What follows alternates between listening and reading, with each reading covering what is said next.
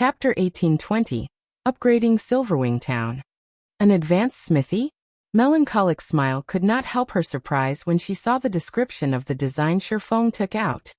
At this point in time, she was quite knowledgeable about advanced constructions. Every advanced construction had functions that far surpassed their basic counterparts. Moreover, they had their own specialties. However, designs for advanced constructions were extremely difficult to acquire. Although Melancholic Smile was initially excited at the identity of the design, seeing the materials and space needed to construct the advanced smithy dampened her mood quickly. The advanced smithy required not only 2,000 pieces of extremely valuable mana, but also 1,000 advanced magic cores and 500 earth fire crystals. The mana required wasn't too much of a problem, as Silverwing had collected quite an amount during this period. As for the advanced magic core, it was a rare material that could be obtained only from the bosses of level 50 and above team dungeons. However, the drop rate wasn't 100%, so it was extremely valuable. On the market, one advanced magic core sold for 5 gold. 1,000 advanced magic cores would mean 5,000 gold. As for the earth fire crystal, it was even more valuable, as it could be acquired only in the fields, particularly mountainous regions with fiery environments. It was one of the main materials needed to produce high-ranking fire resistance equipment. Although the market value of earth fire crystal was roughly 5 gold, due to its rarity and the demand, it was almost impossible to find large quantities of earth fire crystal for sale.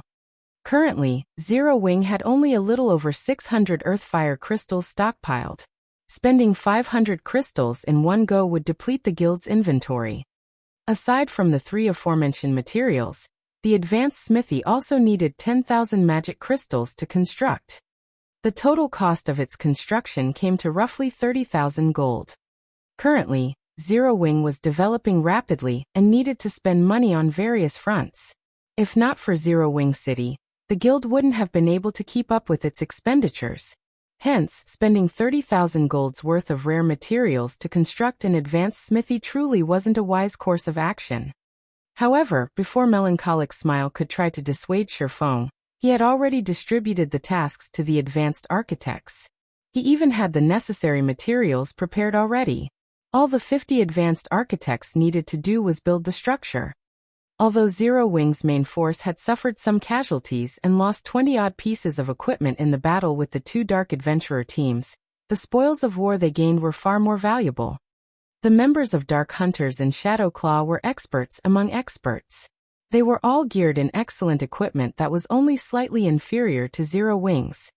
However, while the quality of the equipment Silverwing looted was indeed slightly inferior to the equipment it lost, the quantity easily made up for the poorer quality. In total, Silverwing had gained over 400 pieces of level 50 secret silver equipment and 60+ pieces of level 50 fine gold equipment. After deducting the compensations and rewards given out, Silverwing had still netted more than 10,000 gold from that single battle. However, even if one had 10,000 gold, they would be hard-pressed to acquire so many pieces of up-to-date top-tier equipment. Although the profits from this battle were not enough to cover the construction cost of the advanced smithy, the advanced smithy served a great purpose. As an advanced construction, it could elevate the prosperity and popularity of a town by a significant margin. At this point, Silverwing Town already possessed sufficient basic constructions and security to get upgraded into an intermediate town. Now, it just had to accumulate sufficient popularity and prosperity. However, constructing the advanced smithy wasn't an easy task. Aside from advanced architects, it needed one player capable of drawing advanced magic arrays, because the advanced smithy required the inscription of many magic arrays. For the following period, Silverwing could be seen busily inscribing magic arrays onto the constructed walls and floors of the advanced smithy. Someone looking at Silverwing Town from some distance away would notice that a section of the town's outer area had suddenly been cordoned off, and something big was under construction there. This situation immediately attracted the attention of many resting players. Nowadays, Silverwing Town had already become the most popular town in the Orc Empire. Many guild players seeking to grind in the Orc Empire, or raid the teleportation war fortresses, chose to rest in Silverwing Town. Even though the war fortresses in question were very far away from Silverwing Town, players still chose Silverwing Town over other guild towns in the Orc Empire. One reason for this was the EXP buff that players could accumulate by resting in Silverwing Town, which would help greatly in leveling up. Another reason was the battle arena in the town. However, contrary to expectations, the high mana environment of Silverwing Town wasn't the reason why its battle arena was popular. Instead, the main reason for its popularity was the fact that the town was now a hub for players originating from various kingdoms and empires. Due to this situation, experts from different countries could spar with each other. Being able to spar with a large number of different experts of the same combat standard was a tremendous benefit for experts seeking to improve themselves. Now that Silverwing Town had already become the #1 town in the Orc Empire, if not for the limited space, its player population could easily exceed 1,500,000. Damn. Silverwing Town is already crowded enough. Yet Zero Wing is actually wasting such a large, empty space on another building. That's right. With the number of buildings in the town continuously increasing, the number of players the town can accommodate will keep declining. I'm not even sure if I can squeeze my way into the town tomorrow. The players resting in a nearby bar could not help but frown when they saw the stadium-sized structure under construction. There were simply too many players trying to enter Silverwing Town right now. To make sure Silverwing Town operated normally, Zero Wing had made it so that players who weren't Zero Wing members could stay in Silverwing Town for only 10 hours a day. If players refused to leave the town once their allocated time was up, the NPC soldiers would either forcibly remove them from the town or outright kill them. Yet, despite this restriction, Silverwing Town was still packed all day round. At this point, Zero Wing had limited the number of players allowed inside the town at one time to just 800,000. If latecomers wished to enter the town, they would have to wait for someone to exit it. Hence, as more buildings rose in the empty spaces in town, the number of players allowed in would be reduced. Time passed quickly. When Shifeng finished inscribing the last magic array, 8 hours had already elapsed. The 50 advanced architects had taken only 4 hours to construct the physical structure of the advanced smithy. It's finally done. Shifeng sighed ruefully as he looked at the completed advanced smithy. Although the smithy had only 3 floors in total, it was over 20 meters in height. The advanced smithy before him was definitely a cut above basic smithies, which were only 4 meters in height. This was something that could be seen from the building's external appearance alone. However, the inside of the building was even more amazing. As Shifeng had personally inscribed every magic array, he had a general idea of the magic array's abilities. The advanced smithy could not only repair and produce custom-made weapons and equipment, but also break down weapons and equipment, and return to players some materials used to make those items.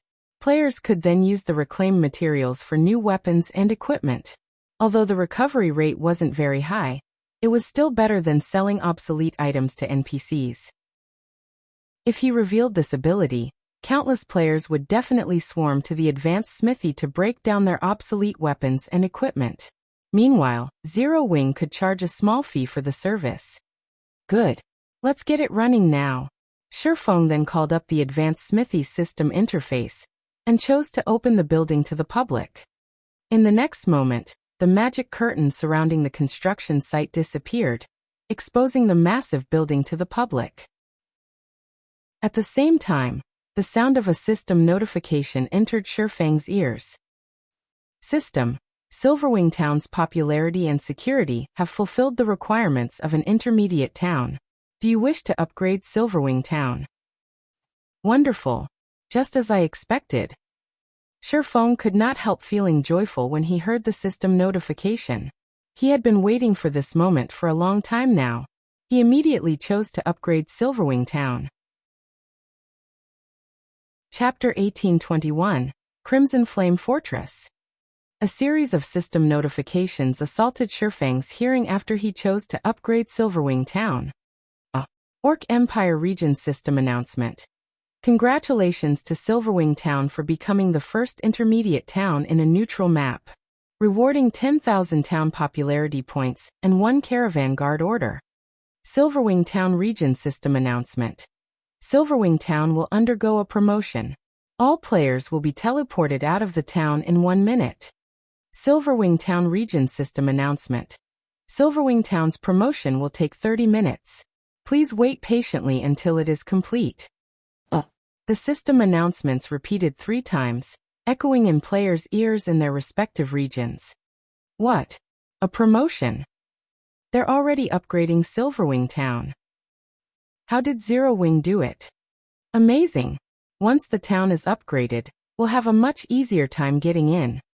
For a time, Silverwing Town's players were in an uproar over the sudden promotion. As for the various large guilds' upper echelons, they wore solemn expressions when they received a report on this matter. The fat piece of meat that was Silverwing Town had already been tempting to the various major powers, and they had been trying to find a way to claim it for themselves, but the improvement speed of the town's defenses was simply absurd. The NPC soldiers the town had recruited were also becoming increasingly powerful. Including the 5 magic towers, none of these superpowers felt powerful enough to capture Silverwing Town. Hence, they decided to continue accumulating their strength for now. However, Silverwing Town's promotion to an intermediate town was a huge problem. Not only would Silverwing Town be able to construct more defensive structures, but the number of NPC soldiers it could hire had also increased from 1,000 to 2,000. That would effectively double the town's defensive capabilities. In terms of basic attributes, NPC soldiers were far superior to players. In addition, Silverwing Town's soldiers were more than 10 levels higher than current players. If players wished to deal with these NPCs, they would have to employ Zerg tactics. Now that the town had twice as many NPC soldiers to protect it, they would need at least twice the manpower to defeat these NPCs, making Silverwing Town even more difficult to capture. Shortly after the system announcements, the players in Silverwing Town were all teleported a considerable distance away. However, instead of leaving the area, the teleported players stood outside of the town. In fact, players who grinded in the Orc Empire hurried to join the crowd. Meanwhile, news of Silverwing Town's promotion quickly spread to the various superpowers. Zero Wing is impressively efficient. It's a pity that there is no longer a point in upgrading Silverwing Town, Yuan Tiexin said, sighing slightly when he read the report he had just received. Uncle Yuan, now that Silverwing Town has been upgraded to an intermediate town, it will be able to accommodate more players and increase Zero Wing's income by multiple times. Why would that be pointless? Purple Jade asked curiously. I guess it's expected that you don't know. Yesterday, I received news stating that 9 Dragons Emperor has secretly joined hands with Blackwater and Beast Emperor, and they are preparing to raid the Orc Empire's Crimson Flame Fortress, Yuan Tiexin said. The Crimson Flame Fortress is located in the Orc Empire's inner region, and on one of the safer paths to the Orc capital city. In addition, the fortress offers teleportation services. Once the Crimson Flame Fortress has been captured, it'll generate massive profits for the 3 involved parties. It'll also allow them to raid the Orc capital city far more quickly. What? That's the Crimson Flame Fortress. Based on our investigations, its raid difficulty ranks among the top 5 teleportation war fortresses in the Empire. It is too difficult for current players to raid, and on top of that, dark players will definitely try to interfere. Do they really dare to raid the Crimson Flame Fortress? The news astonished Purple Jade. There were countless orcs inside the Crimson Flame Fortress, and the lowest leveled among them was level 60, with the highest leveled orcs being level 75. Furthermore, the fortress was protected by many war weapons and mythic orcs. That is exactly why 9 Dragons Emperor and Blackwater are working with Beast Emperor. Based on what we know so far, Beast Emperor will guard the battlefield with his evil beast army. Meanwhile, Blackwater and 9 Dragon Emperor's armies will be responsible for sieging the fortress. With the evil beast army in their way, the dark guilds and dark players won't try to interfere, Yuan Tiexin explained. Once they capture Crimson Flame Fortress, Silverwing Town's status in the Orc Empire will become quite awkward. Thus far, the secret pavilion had only conducted a preliminary investigation on the regional dungeon, Orc capital city. Even so, the resources they had discovered had far exceeded their expectations. Not only did the regional dungeon offer a large number of magic crystals, but players would also level 50% faster if they grinded in the area. Most importantly, the orc capital city, an intermediate city, could be captured. If one captured this intermediate city, they would earn just as much profit as the secret pavilion's magic crystal vein earned. Moreover, they wouldn't need to station a large force of players to protect the city long-term. If Blackwater and Nine Dragons Emperor acquired the orc capital city, with the wealth of resources they earned through the city, they could easily destroy Silverwing Town. The two entities might even be able to threaten Zero Wing's safety in Starmoon Kingdom. This was because Beast Emperor bore an irreconcilable vengeance against Zero Wing. Setting aside the fact that Beast Emperor had a significant portion of his foundation within Starmoon Kingdom, and would need to take over the kingdom to further his development, the secret pavilion had recently learned that of the 5 precious evil god apostle slots Beast Emperor had, Shifeng had destroyed 2. This loss had severely impacted Beast Emperor's development. If Beast Emperor got his hands on the orc capital city's resources, he'd have a good chance of taking over Starmoon Kingdom and yanking Zero Wing out of the game by its roots. Uncle Yuan, why don't we notify Zero Wing? Purple Jade asked. Forget it. Even if Zero Wing found out, there is nothing it can do. Although Zero Wing's main force had displayed outstanding combat power in the Eclipse Gate, this revelation will not change Zero Wing's situation. While Zero Wing is fully capable of defending its territory, it simply doesn't have enough forces to launch an offensive assault on Beast Emperor. This is also the greatest problem that upstart powers with little to no background normally face, Yuan Tiexin said, shaking his head. Had Zero Wing agreed to partner with us, they might have been able to stop Beast Emperor's group. However, with Zero Wing's current forces, even if they gain the full support of Phoenix Rain, Beast Emperor is impossible to stop. In God's domain, many upstart powers rose to prominence every day, but these powers had a fatal flaw. They were ignorant of greater powers. They all deemed themselves capable of rivaling true superpowers. Although Zero Wing was superior to most of the up-and-coming powers in God's domain, it wouldn't be easy for the guild to become a true superpower. There would be plenty of other powers trying to use Zero Wing as a stepping stone and rise to prominence themselves. Meanwhile, in the Orc Empire's Silverwing Town. After a half-an-hour wait, the recently promoted Silverwing Town appeared before the crowd. Silverwing Town now occupied twice as much space as the old version.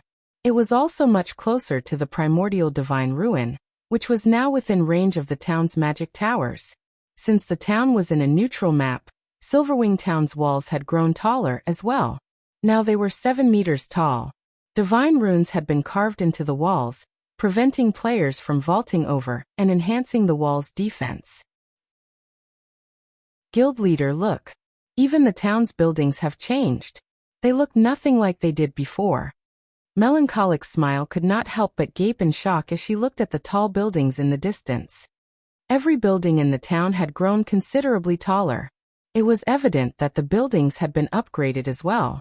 Rather than a town, Silverwing Town looked like a basic city. Have everyone prepared to reopen Silverwing Town to the public, Shifeng said, nodding. He had spared no expense in outfitting Silverwing Town with the most extravagant buildings he could afford precisely for this moment. This was also Neutral Town's secret. Chapter 1822, Town Opening Silverwing Town. Under Shifeng's command, it took less than 20 minutes to complete the preparation work for Silverwing Town's reopening. Moreover, thanks to the reserve NPC guards Magic King Craig Midlands had prepared beforehand, and the large number of NPCs that had come looking for work after the town's promotion completed, they had quickly filled the additional 1,000 NPC soldier slots Silverwing Town had gained. Craig Midlands himself had inspected all 1,000 of these new NPC soldiers. Due to Silverwing Town's steady development, not only had more NPCs arrived to apply for a soldier position, but higher, quality NPCs had applied. Normally, when a basic town was upgraded to an intermediate town, it would struggle to fill the additional 1,000 soldier slots within a short time. The town would be fortunate to recruit around 300 Tier 1 NPCs. and a dozen Tier 2 NPCs during the first week after the town's promotion. Most NPCs that applied were only elite rank. The town would slowly have to accumulate, nurture, or replace its NPC soldiers to increase the number of Tier 2 NPC soldiers it had. Yet, due to Craig Midlands' fame, over 3,000 NPCs had applied to work for Silverwing Town as soon as the promotion was complete. Including the 300 Tier 1 NPCs Craig Midlands had kept on reserve. It took no time for Silverwing Town to recruit 1,000 NPCs. Among the NPCs recruited, over 100 were Tier 2 NPCs, with the rest being Tier 1 NPCs. Normally, an intermediate town would need around 2 weeks to accumulate 100 Tier 2 NPCs. More Tier 2 NPCs would only show up and apply to work for the town after it increased its popularity. After all, Tier 2 NPCs were not abundant in God's domain. Even Zero Wing City only had a little over 2,000 Tier 2 NPC soldiers thus far, while the rest were Tier 1 NPCs. However, although Silverwing Town had plenty of high-quality NPC soldiers, Zero Wing had spent over 20,000 gold to outfit these NPCs with proper weapons and equipment. In God's domain, NPC soldiers did not come with their own items. Like players, they had to be armed. This was an important factor in strengthening a town's defenses. Of course, some NPCs would bring their own weapons and equipment when applying to become soldiers, but their items were usually low quality. They were much weaker than the standardized weapons and equipment the system provided. Naturally, the combat power these NPCs would be able to display would depend on the quality of their weapons and equipment. For example, an NPC with bronze equipment and an NPC in mysterious iron equipment would have around a 20% difference in combat power. While 20% might not seem like much to players, but it was a lot for NPCs, who possess much higher basic attributes. When Stone Forest Town and Zero Wing City had been constructed, Zero Wing had lacked funds. Shifeng had only been able to outfit his NPC soldiers with the cheapest bronze weapons and equipment available. He had only started to upgrade the NPC's gear after the guild had money to spare. A large fraction of the investments needed to develop a town had to be spent on the NPC soldiers' weapons and equipment. In addition, these weapons and equipment needed regular repairs, which would also cost a considerable amount of money. These reasons were why most of the various large guilds avoided owning too many towns. This even held true for the various superpowers. Although the superpowers occupied many towns, they would not arm every one of them to the teeth. Instead, they would focus on developing a few select towns. However, arming the NPC soldiers with better items was why many first-rate guilds' headquarters were able to withstand sieges from super first-rate and super guilds. The longer a town developed, the stronger the NPC soldiers guarding it would become.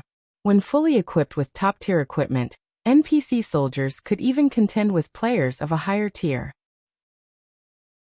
Fortunately, with the exception of some extremely powerful top-tier equipment, the majority of the weapons and equipment NPC soldiers used could be purchased from the system with coins. There was no need for players to invest time and effort into farming weapons and equipment. Hence, Shifeng had spent over 20,000 gold to arm the newly recruited NPCs. A full set of level 50 to 100 bronze equipment would cost 2 gold coins. This was extremely cheap compared to players' equipment. However, as equipment quality increased, so did the price. Level 50 to 100 mysterious iron equipment cost 10 gold per set, while secret silver equipment cost 100 gold, fine gold equipment cost 600 gold, dark gold equipment cost 1,500 gold, and epic equipment cost 6,000 gold per set. With how many NPC soldiers a town had, it was no exaggeration to say that a town's development was a bottomless pit financially. For Silverwing Town, Shifeng had decided to arm the Tier 2 NPCs with secret silver equipment and Tier 1 NPCs with mysterious iron equipment. Although Zero Wing had earned a lot of funding through Zero Wing City and Stone Forest Town, Shifeng planned to invest the majority of that money in the Lost Town. The Lost Town was, after all, far more important and valuable than Silverwing Town. Guild leader, we have assigned duties to all of our NPC soldiers. Should we open the town now? Aqua Rose asked. Smiling, she looked at the rows of WH-equipped NPCs before her. Due to their continuous investment in Silverwing Town, these NPC soldiers had far better equipment than those in Stone Forest Town and Zero Wing City. Among the initial 1,000 NPC soldiers, over 100 Tier 2 NPCs wore fine gold equipment, while the remaining NPCs wore secret silver equipment. This was unimaginable for other guilds. Normally, other guilds would, at most, arm their NPC soldiers with mysterious iron equipment, spending the majority of their money on building the town's infrastructure. "Alright, let's open the gates," Shifeng said, nodding.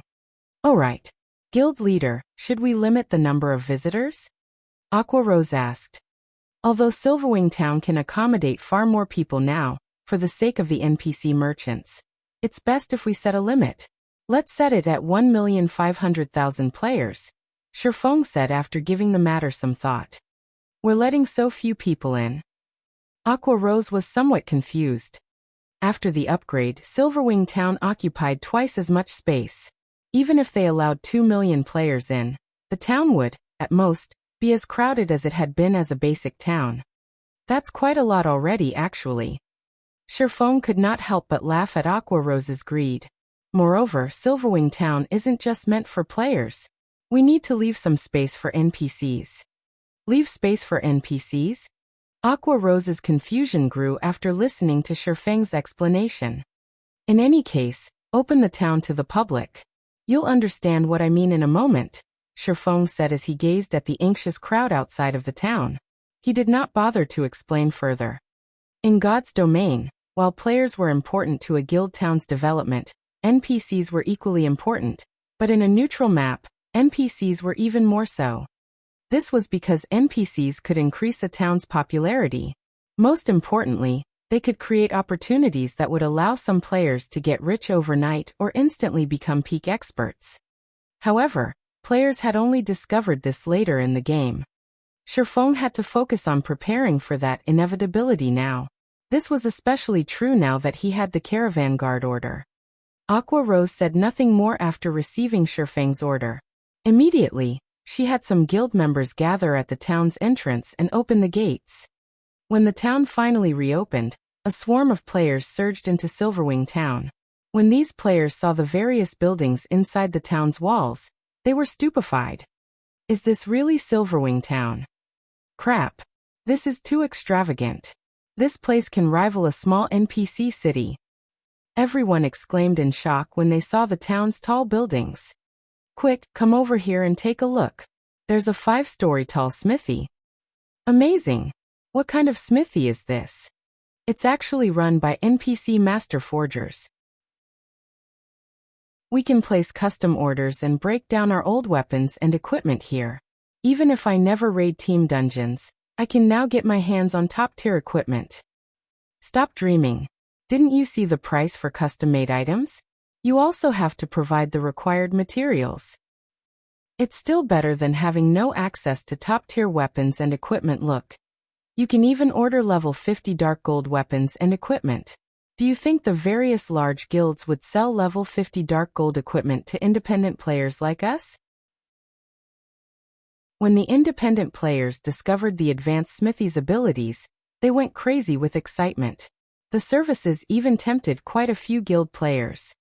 While the players in Silverwing Town discussed the advanced smithy, Shifeng paid a visit to Starmoon Kingdom's Star Moon City.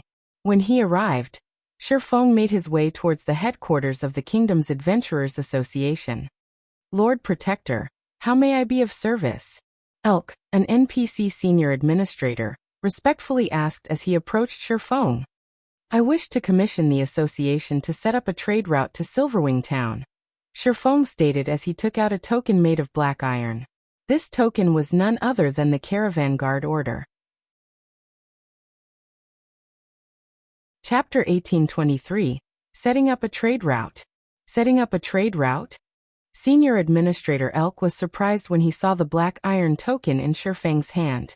He then warned Shifeng, Lord Protector, although you have a Caravan Guard order and indeed qualify to set up a trade route to a town, I must warn you that it is not such an easy task.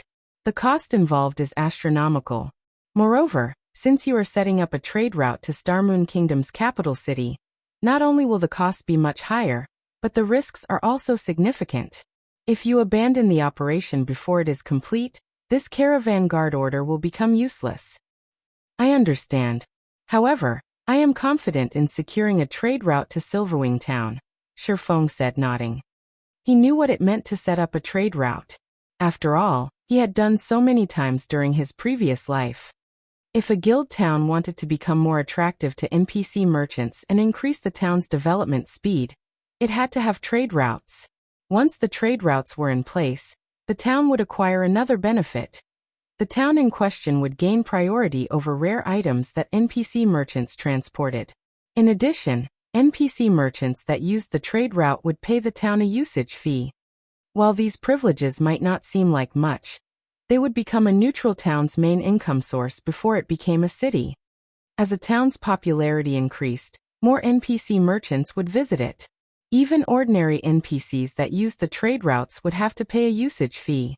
The trade route would become a safe path to the town, and would include high-tiered NPCs to escort visiting and departing NPCs.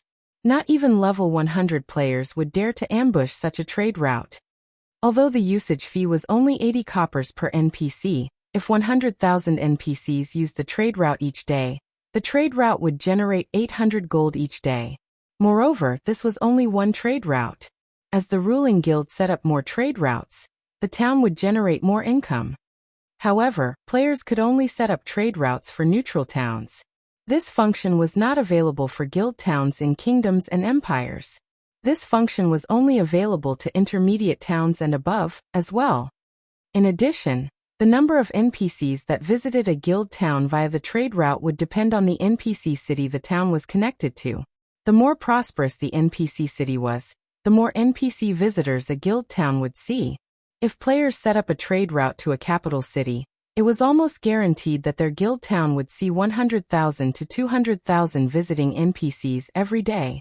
If the trade route were connected to an ordinary NPC city, the town would only receive around 20,000 to 50,000 NPCs. However, the more prosperous an NPC city was, the more difficult it would be to set up a trade route. Aside from a revenue source, trade routes were a good method for players to acquire rare resources. Not all of an NPC merchant caravan's goods were available to players. A considerable portion would be reserved for other NPCs.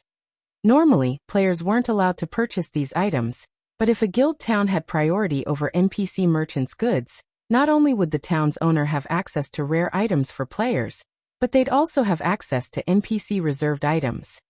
Many of the NPC reserved items were materials that were very difficult to purchase via the player market. Sometimes NPCs even sold large quantities of magic crystals. Only, they cost significantly more than the market price. Even so, this was a valuable opportunity for guilds. While it was easy to convert magic crystals into coins, the opposite wasn't. This was especially true with a large stock of magic crystals. However, NPCs were different from players. NPCs had a much easier time acquiring magic crystals, because NPCs occupied most or veins that were capable of producing magic crystals, and within kingdoms and empires' borders. It was fairly normal to find NPCs who sold magic crystals, carrying a stock of 5,000 to 10,000. On the other hand, one would be hard-pressed to purchase 5,000 to 10,000 magic crystals from players.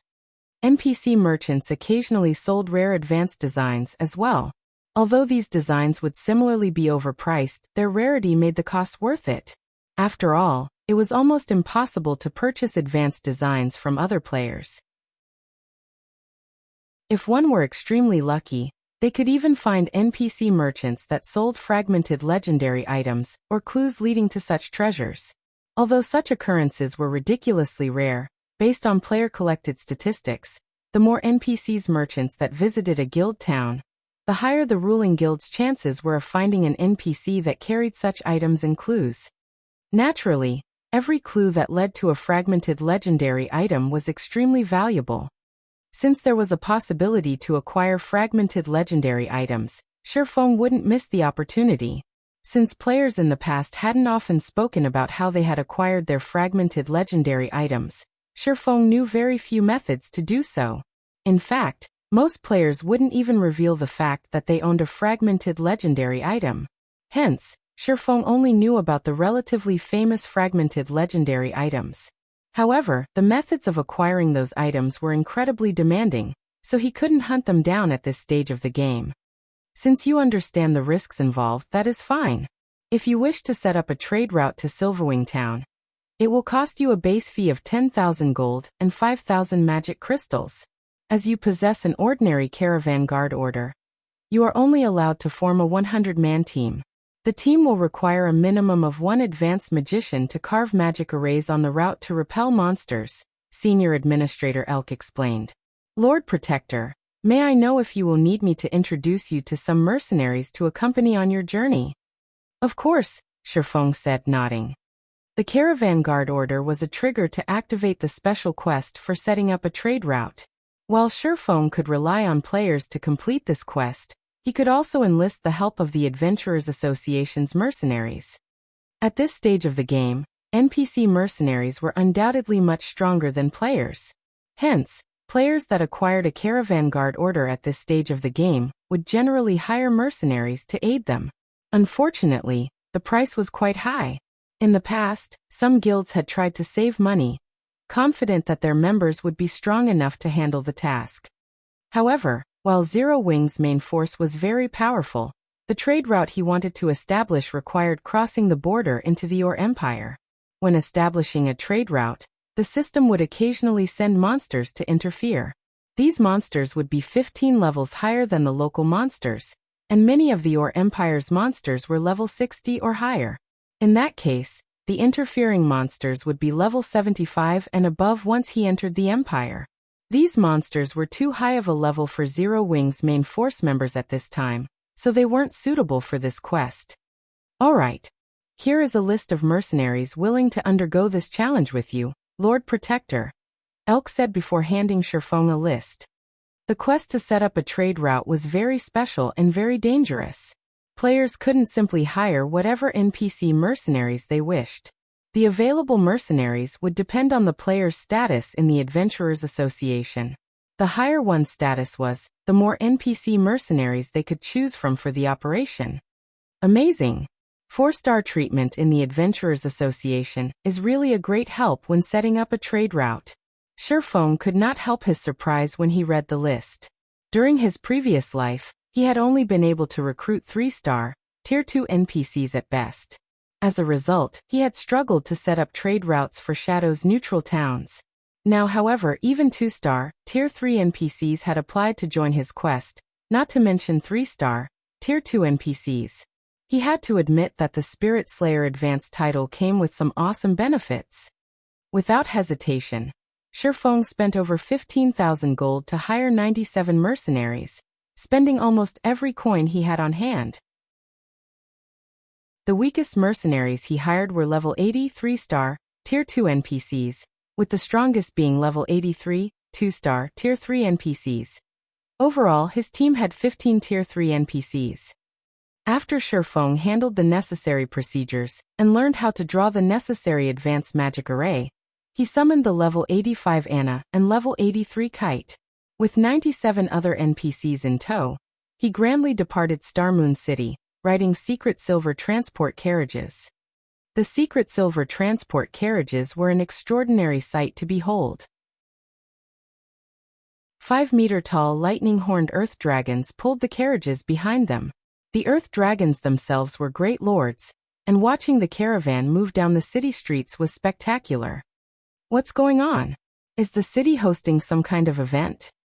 That's not it. Look. The lead transport carriage's driver is a player. Could this be a player-triggered event?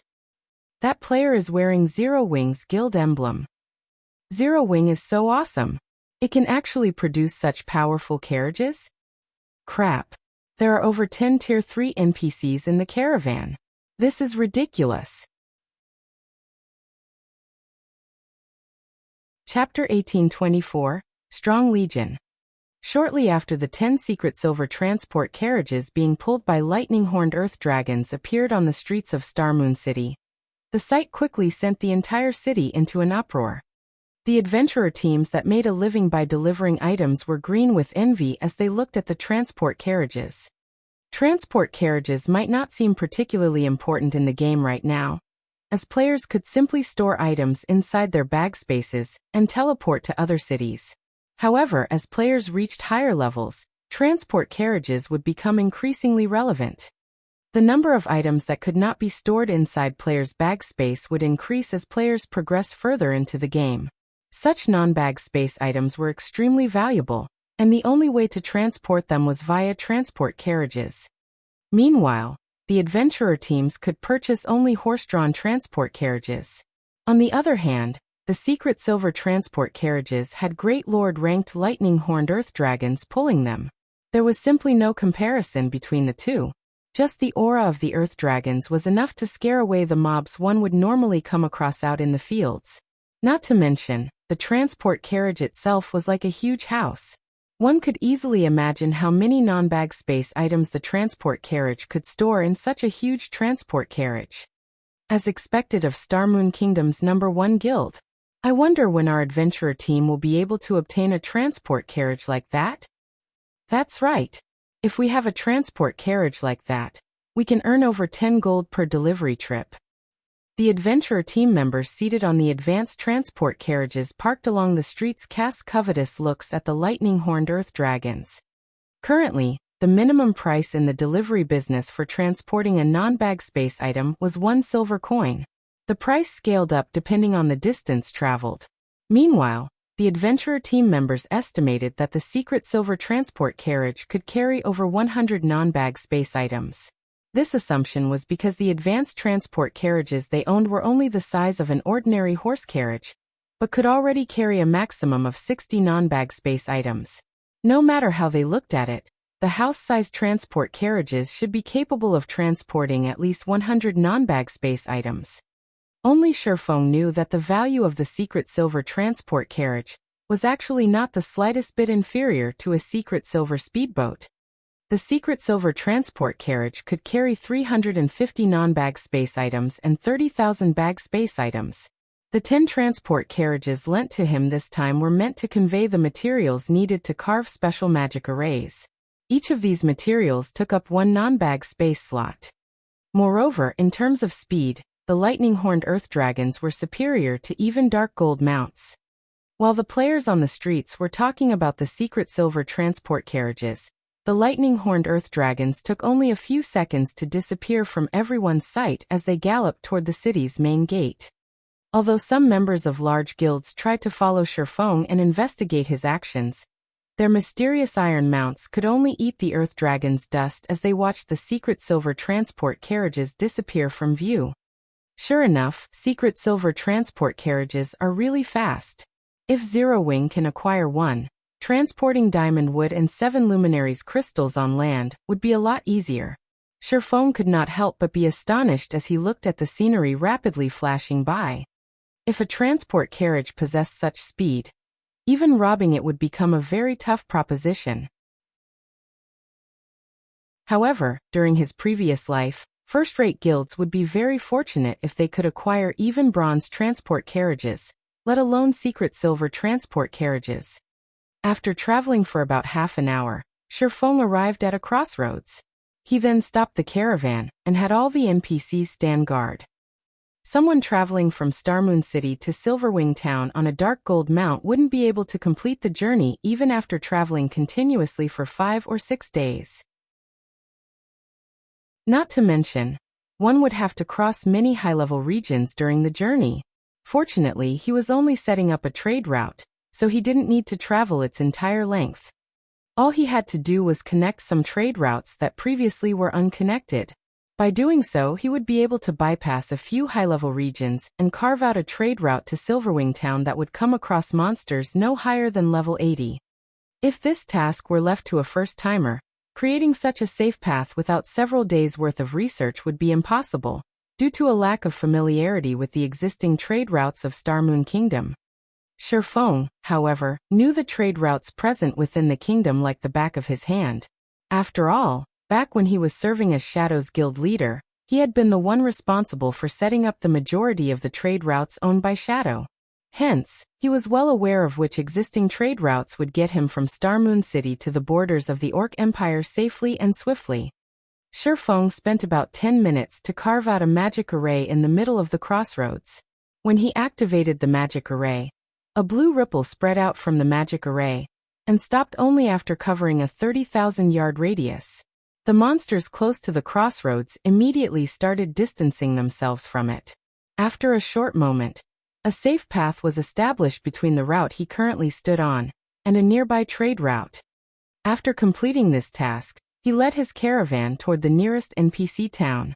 He then used the teleportation array there to travel to another NPC town and continued connecting other independent trade routes. Throughout his journey, he caused quite a commotion across the entire Starmoon Kingdom.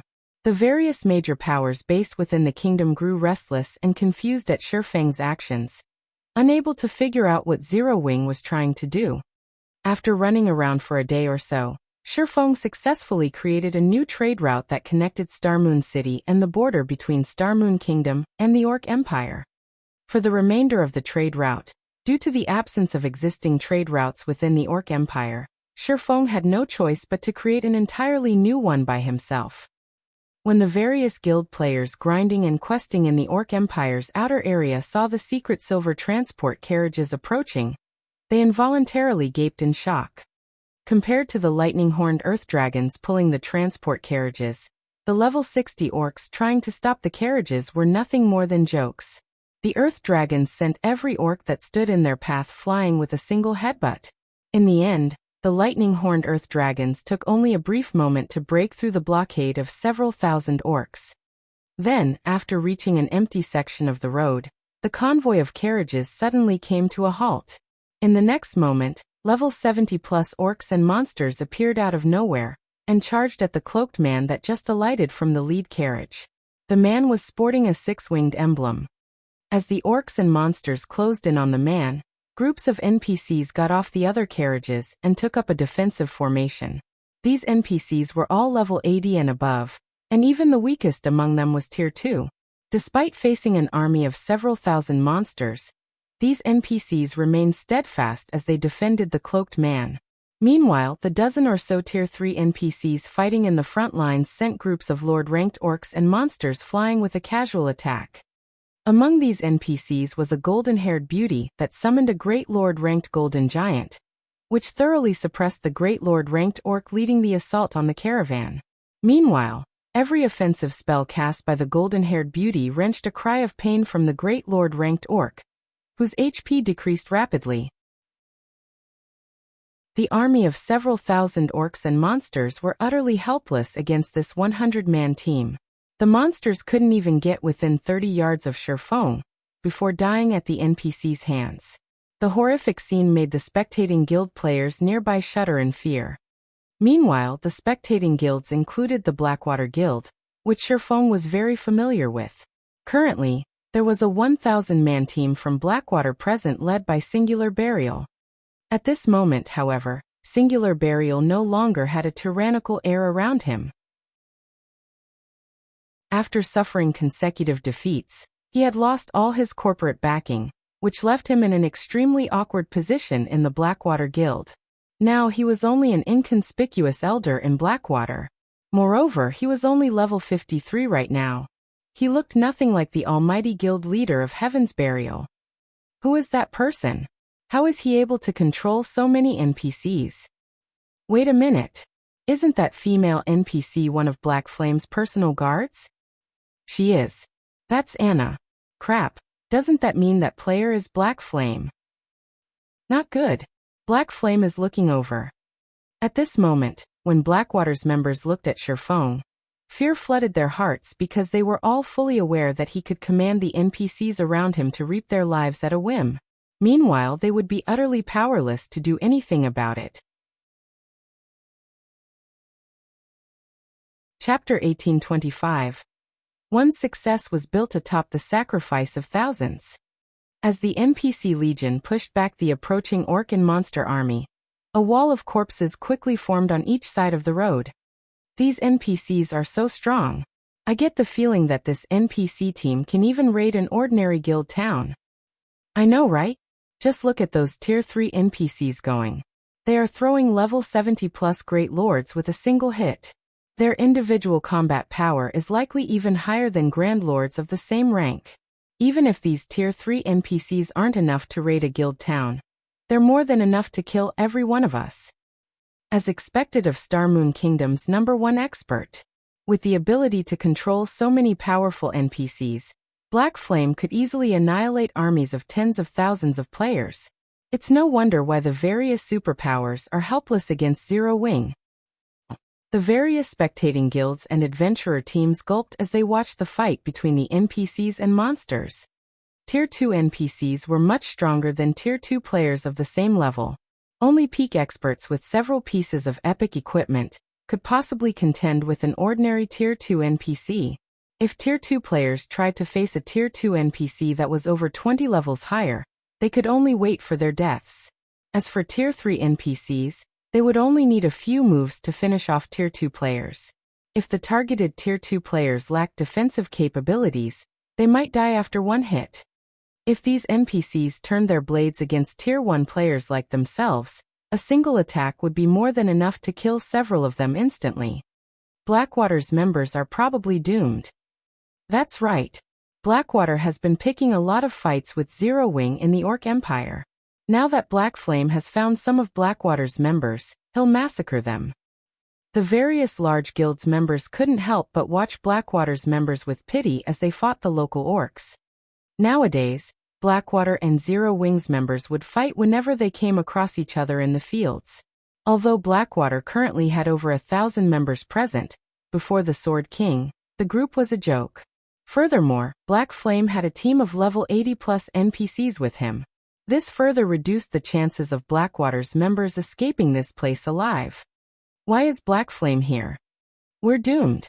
We're doomed. Fear colored the faces of Blackwater's members as they watched Shifeng. They had experienced the man's might firsthand, so they knew just how powerful he was. Black Flame was truly unstoppable. He could easily single out and kill a specific player while surrounded by an army of tens of thousands. Although their team currently had over 1,000 well-equipped elite and expert players, Black Flame could annihilate them all by himself. Their only option was to run. If others heard their thoughts, they'd be a laughingstock. If 1,000 elite players simultaneously attacked a single expert, one move should be enough to end the battle. Even a peak expert would try to avoid a 1,000-man enemy elite team. How could a lone player possibly defeat an army of elite players? However, they knew very, very well that the likelihood of such a situation was high. Not only did Black Flame possess multiple large-scale destruction spells, but he also had ridiculous movement speed. He also had enough strength to contend with mythic monsters. In addition, he was capable of summoning powerful monsters. It wasn't an exaggeration to call Black Flame a one-man army. Damn it! Why is he here? Singular Burial paled when he saw Shifeng's cloaked figure. Looking at Shifeng now, Singular Burial was no longer as confident as he had been in the past. He harbored no thoughts of fighting Shifeng as he knew that doing so would be a waste of energy. In fact, it would only lead to a quicker death. Singular Burial could not understand why Shifeng had come to a backwater place like this. They were currently in the Orc Empire's outer region. For an expert of Shifeng's caliber, only grinding or questing in the Empire's core would be worth his time. He had struggled to stabilize his standing in Blackwater. In the hopes of elevating his position in the guild, he had been doing his best to raise the Heaven's Burial members that had followed him to join Blackwater. Yet before his efforts could bear fruit, he had encountered Shifeng. "Commander, what should we do?" Daybreak Fog revealed a somber expression when she saw Shifeng, as well. After Heaven's Burial disbanded and Flame Blood was crippled, over half of Heaven's Burial's main force members had chosen separate paths. Because of this, their positions in Blackwater had plummeted. Among their 1,000-man team, only 100 or so were experts. While this might be a high number compared to other 1,000-man elite teams, it was nowhere near enough to deal with Shifeng. To Shifeng, their experts were no different than the team's elite players. The Swordsman could kill them all with one hit. "We don't have any other choice. Have everyone slowly retreat. We can't afford another loss. Get ready to use the Tier 3 group instantaneous teleportation scroll to send the main force away from this place. Everyone else should spread out and run. Absolutely do not fight Black Flame, Singular Burial said, gnashing his teeth. The Tier 3 group instantaneous teleportation scroll was extremely valuable, an item he had obtained after completing a difficult team quest. It was also the only life-saving tool he had to save his team. However, the teleportation scroll could only teleport a maximum of 100 players. He couldn't transport his entire team. I understand. Daybreak Fog nodded. She then took a silver magic scroll from her bag and eyed Shifeng's every movement. If she noticed the slightest change, she'd activate the scroll immediately.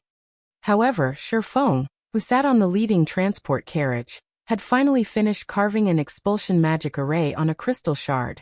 He then tossed the crystal to the ground before him and started chanting an incantation. Very quickly, the crystal merged with the earth. A slightly incomplete magic array then formed beneath Shifeng's feet. Seeing this, Shifeng took out several light blue crystals to complete the array.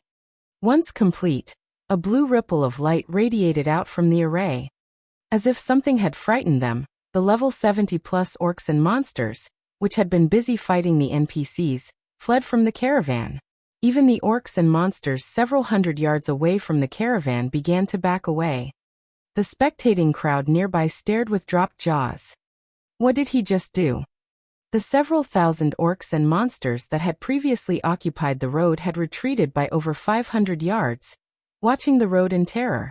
Every monster as far as the eye could see did the same. Not one dared to approach the road. Once Shifeng finished his work, he collected the leftover materials. As he returned to the transport carriage, he noticed a 1,000-man legion backing away from his position. Singular Burial? Shifeng quickly spotted Singular Burial among this 1,000-man legion. However, his old enemy watched him cautiously. Seeing this, Shifeng could not help but sigh inwardly. Currently, Singular Burial wore a mix of level 50 secret silver and fine gold equipment. Aside from the man's longbow, Shifeng could easily discern the rank of his other items. Looking at him now, it was hard to believe Singular Burial had once been the guild leader of an almighty guild in Starmoon Kingdom. This was the cruel reality of God's domain. In God's domain, one's success was built atop the sacrifice of thousands. After a glance at Singular Burial, Shifeng climbed back onto his transport carriage and had the convoy continue down the road. If he did not complete the trade route quickly, the expulsion magic arrays he had already set up within the Empire would begin to disappear. This was the time limit players had to endure. The system would not allow players to take their sweet time when establishing a trade route. As for killing Singular Burial and the others, he had no interest in such a task. Moreover, with Singular Burial's current state, he didn't consider the man a threat. After realizing that Shifeng was leaving without a fight, Blackwater's members breathed a deep sigh of relief. Commander, Black Flame left. Daybreak Fog could not help but cry out with joy when she saw Shifeng drive his transport carriage away. When Shifeng had turned to look at them, she had nearly used the precious group instantaneous teleportation scroll out of anxiety. Yes, he left. Singular Burial wore an expression of mixed indignation and sadness as he watched Shifeng leave. He had noticed a hint of pity in Shifeng's eyes. This discovery had dealt an unprecedented mental blow. Is he trying to say that I don't even qualify to face him now? Chapter 1826, Vulcan's Sigh. After Shifeng left, all of the various large guilds' members visibly relaxed. Black Flame is leaving, just like that? He doesn't intend to deal with Blackwater's members? My guess is that Black Flame finds it beneath him to deal with them. I've watched the battles that occurred at the primordial divine ruin. Black Flame had soloed a mythic monster. Then he sent both Blackwater's army and the evil beast army running with their tails tucked between their legs. A measly 1,000-man elite team probably isn't worth his effort. Black Flame is too strong. His presence alone was enough to make the various large guilds shrink back with fear. It's no wonder why Black Flame is recognized as Starmoon Kingdom's #1 expert. He is far stronger than those famous peak experts. The adventurer teams watching from a short distance away were shocked when they looked at the various guild players, who watched the departing convoy cautiously. They had never thought that the presence of a single player would be enough to deter so many guild players. They had all heard many rumors about Black Flame, but they had assumed the rumors were jokes and baseless assertions. However, they simply treated those rumors as jokes and baseless assertions. However, after seeing the man in person today, they finally understood that the rumors were actually true. In fact, Black Flame was even scarier than the rumors made him out to be. Because of this discovery, many of these independent players, who hadn't been interested in joining any guild, began to have second thoughts. They all considered joining Zero Wing, especially the Swordsman players. This was especially true for Swordsman players. Unbeknownst to Sherfong, his casual action of sparing Blackwater's members had made many independent players in the Orc Empire reconsider their position about joining his guild. At the same time, news of Sherfang's appearance in the Orc Empire had reached the various dark players hiding in the Empire. "Commander, we have discovered Black Flame." "Where?" "He's near the Orc Empire's border. However, there are quite a number of NPCs moving with him. Taking him out won't be easy. Follow after him for now. I'll gather our members and head over as soon as possible. As long as our Wind's Arrow Adventurer team kills Black Flame once, we'll qualify to join Dark Soul. We cannot miss this opportunity, so follow him closely." Understood. The various Dark Adventurer teams operating within the Orc Empire began to make their way toward Sherfong. Some time ago, the Dark Knight Empire's Dark Soul had placed a bounty on Zero Wing. For each Zero Wing upper echelon killed, one could earn a Dark Mutation slot. If one managed to kill Zero Wing's guild leader, regardless of whether an individual or an entire team completed the task, both would be welcome to join Dark Soul. Individuals would be given command of a new adventurer team in Dark Soul. To players that operated in the Dark Soul's reputation was equivalent to that of a super guild. Joining the Dark Alliance and become one of its commander-level figures was no different than becoming the vice guild leader in a super guild. Why wouldn't such an offer be tempting? The various Dark Adventurer teams and several Dark guilds began an enthusiastic search for Black Flame. Although Black Flame was very powerful, even giants would fall against overwhelming numbers. God's Domain also had many special methods to kill players. Dark Soul had not specified a requirement to defeat Black Flame with raw strength. The lightning-horned earth dragons dashed down the Orc Empire's gravel roads. As Sherfong ventured deeper into the Orc Empire, stronger monsters and orcs showed up to hinder his progress. Initially, most of the monsters had only been chieftains, but now, lords began to target his caravan. If not for the lightning-horned earth dragons being level 80 great lords, the monsters in their way would have stopped the caravan long ago. Sure enough, it really is difficult to set up a trade rule in a land ruled by the dark forces. Sherfong inwardly celebrated as he watched one lord-ranked orc get knocked aside after another.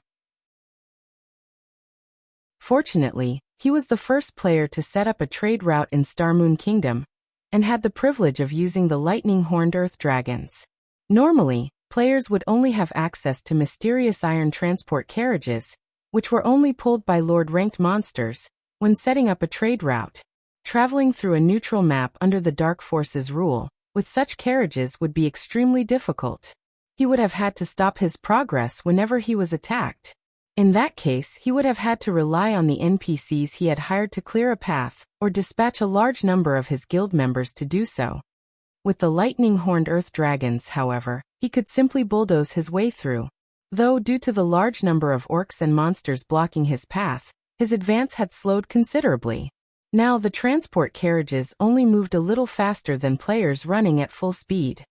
Meanwhile, this was only the beginning of the Dark Forces territory. As Sherfong traveled deeper into the Empire, he would encounter more numerous and powerful orcs and monsters, which even the Tier 3 NPCs accompanying him would have some trouble with. After about 8 hours, Sherfong arrived before an orc fortress. According to the system map, the fortress was the final point for the trade route. This quest, Does it really want me to build the expulsion magic array inside the fortress?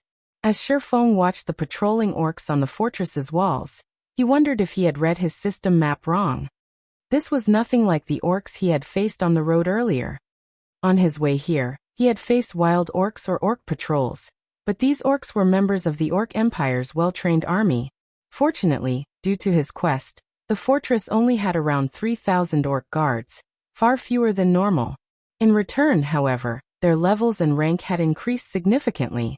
Now the weakest orc guarding the fortress was a chieftain, with the majority of the orcs being lords. The leader of these creatures was even a level 80 mythic-ranked orc general. After spotting Shifeng's caravan, the orc general raised its greatsword with one hand and loosed a furious roar. Suddenly, the army of 3,000 orcs stationed inside the fortress flooded out of the fortress's gates and marched towards Shifeng's caravan. Sturdy, shield-wielding orcs occupied the front line while agile, bow-wielding orcs moved at the rear. The orc army's approach even made the NPCs with Shifeng nervous. Shifeng could see well over 100 Great Lord-ranked orcs and over a dozen Grand Lords. This force was on an entirely different level than the caravan's contingent. As Shifeng wondered if something had gone awry, the sound of a system notification reached his ears. System, you have triggered the epic trade route quest Orc King's Ambitions. You may choose to accept or abandon this quest. If you complete this quest, you will receive a commendation from Starmoon Kingdom and qualify to build an airport. Abandoning this quest will not affect your original trade route quest.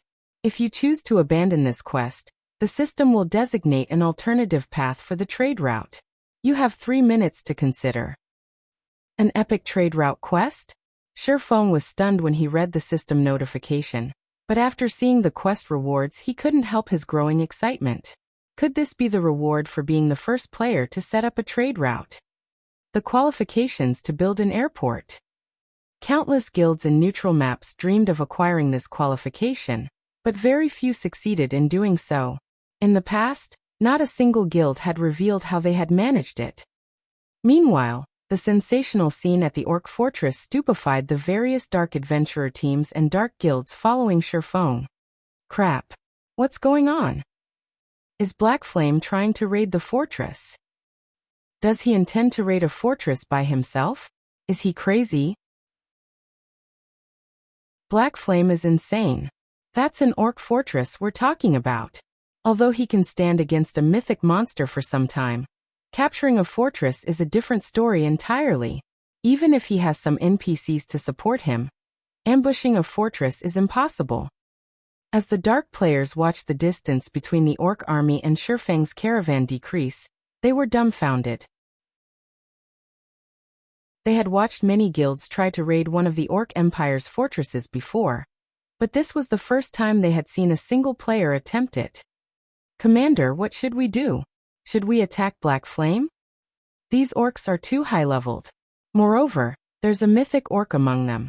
If we attack carelessly, we might get dragged into the fight. Let's wait.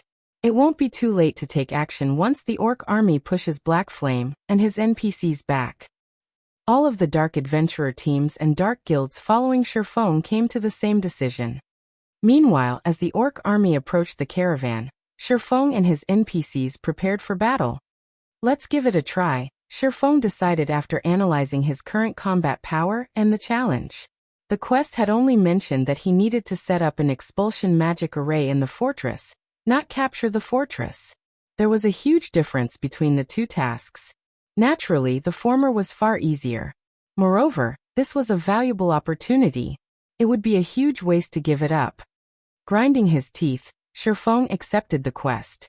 He then pulled a magic scroll with crimson divine runes from his bag. This magic scroll was none other than the Tier 4 continuous use magic scroll, Vulcan's Sigh, which he had acquired from the gold magic crystal treasure chest in the Eclipse throne. The magic scroll was even more valuable than ordinary epic equipment. Vulcan's Sigh was also an extremely rare summoning scroll. He had hoped to save the scroll as a trump card for any future guild wars, but using it to complete this epic trade route quest was worth the expenditure. Following which, Shifeng injected 1,000 magic crystals of mana into the magic scroll and activated it. In the next moment, a crimson, threefold magic array manifested beneath Shifeng's feet. The sky also began to transform, and the earth started to quake. Why did the sky suddenly go dark? Everyone noticed dark clouds block out the sun. A moment later, the space around Shifeng began to freeze. The spectating dark players felt a powerful aura assault their minds and bodies. Chapter 1827. Battle of Monsters. As the dusky space froze, over 24 magic arrays appeared in the cloudy sky, radiating a light that illuminated the orc fortress and its surroundings. As these magic arrays manifested, the dark players felt their aura's intensity increase, making their bodies feel much heavier than a moment ago. As the heavy feeling grew, they began to panic. What's going on? Why can't I move? What did Black Flame do? Everyone quickly discovered that they couldn't even move a finger, much less walk away. They felt as if time had stopped. Moreover, they weren't the only ones subjected to this phenomenon. Even the orc army had fallen deathly silent. Some orcs had even lost strength to stand and fell to a knee, terrified. Following which, the sky shattered and formed a massive black hole. If one looked closely, they would notice a pair of flaming eyes, as large as small mountains within the black hole. As these eyes appeared, the pressure on the players present increased yet again. Immediately all of the orcs, including the mythic ranked orc general, slumped to the ground and shuddered in fear. What's going on? It's over. We're doomed. Damn it. This must be a trap Black Flame set up. We've been tricked. As the dark players looked up at the massive pair of eyes, they sensed their impending death and destruction. They weren't even ants before the owner of those eyes. As long as the creature willed it, its aura alone would slay these players. It wouldn't even need to attack. The players from the various dark adventurer teams and dark guilds suddenly regretted their decision to target Shifeng.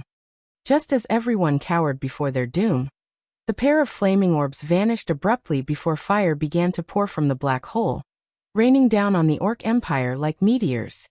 Boom, boom, boom. A series of explosions shook the orc fortress and the area. The ground trembled so violently that the dark players, who stood quite a distance away, nearly lost their footing. The shower of fire continued for 6 seconds, transforming the earth under the orc army into a burning hellscape. By the time flames stopped pouring out of the black hole, the chieftain-ranked orcs had been wiped out while the lords sustained heavy injuries. The several thousand dark players gasped when they saw this outcome. With one attack, Shifeng had obliterated half of the entire orc army. However, before the crowd could recover from their shock, the fire on the battlefield converged and transformed into easily over 100 flame giants. The weakest among these flame giants was a level 80 High Lord, whereas the strongest 5 were level 82 Grand Lords. Vulcan's Sigh is actually so powerful? Even Shifeng was astonished as he gazed at the flame giants. He had assumed that he'd be lucky to summon even one Grand Lord. He had never expected for Vulcan's Sigh to summon such a powerful legion of flame giants. After the single activation of Vulcan's Sigh, Shifeng noticed that the magic scroll had lost half of its durability. In other words, Vulcan's Sigh was a continuous-use magic scroll that could only be used twice. Moreover, he would have to wait 2 natural days before he could use the scroll again. He could not use it consecutively. However, Shifeng was very satisfied with the result. Although most Tier 4 continuous-use magic scrolls could be used 4 to 6 times, their effects couldn't compare to Vulcan's Sigh. The Flame Legion's arrival instantly disrupted the orc army's formation. The 20-meter-tall Grand Lord-ranked flame giants sent over a dozen orcs flying with a single slap. In terms of strength, even the Grand Lord-ranked orc warriors were no match for the Grand Lord-ranked flame giants. For a time, the legion of flame giants brought chaos to the orc army. The battle between the flame giants and orcs was earth-shattering. Sounds of slaughter and explosions echoed across the barren plains that surrounded the orc fortress, stupefying the dark players that hid in the distant forest.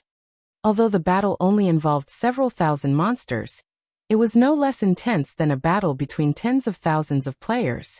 If players joined this fight, even the shockwaves from the orcs and flame giants clashing would vaporize them.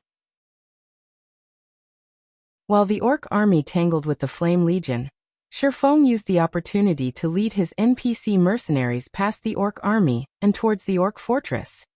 He did not need to exterminate the orc army to capture the fortress. He only needed to set up the expulsion magic array inside of it. Moreover, Shifeng did not think that he could defeat the orc army. The army was led by a mythic orc, after all. Although the flame giants were powerful, a mythic ranked creature could easily suppress them. Furthermore, the Flame Legion was badly outnumbered. It was only a matter of time before the orcs wiped the legion out. When Shifeng was within 500 yards of the fortress, the level 80 orc general discovered his group. With a roar, the orc general raised its great sword, firing a chilling beam attack at the Grand Lord ranked flame giant before it. The attack sent the flame giant flying back as a layer of ice formed on the ground before the orc general. The mythic orc then led a group of subordinates as they ran down the icy path its attack had created to block the fortress's entrance with their bodies. Other orcs also began to abandon their fights with the flame giants, charging towards Shifeng's group. Sure enough, they won't let me through so easily. Shifeng smiled bitterly as he looked at the orc general before the fortress's entrance. He then turned toward Anna and ordered, "Do it!" Nodding, Anna began to chant as she approached the orc general. When less than 100 yards separated the two, Anna finished her spell and pointed her staff at the orc general. Suddenly, a level 85, tier 4 Valkyrie descended from the sky. Using an advanced instantaneous movement, the Valkyrie instantly appeared before the orc general and swept the lightning spear in her hands at the mythic orc. Boom!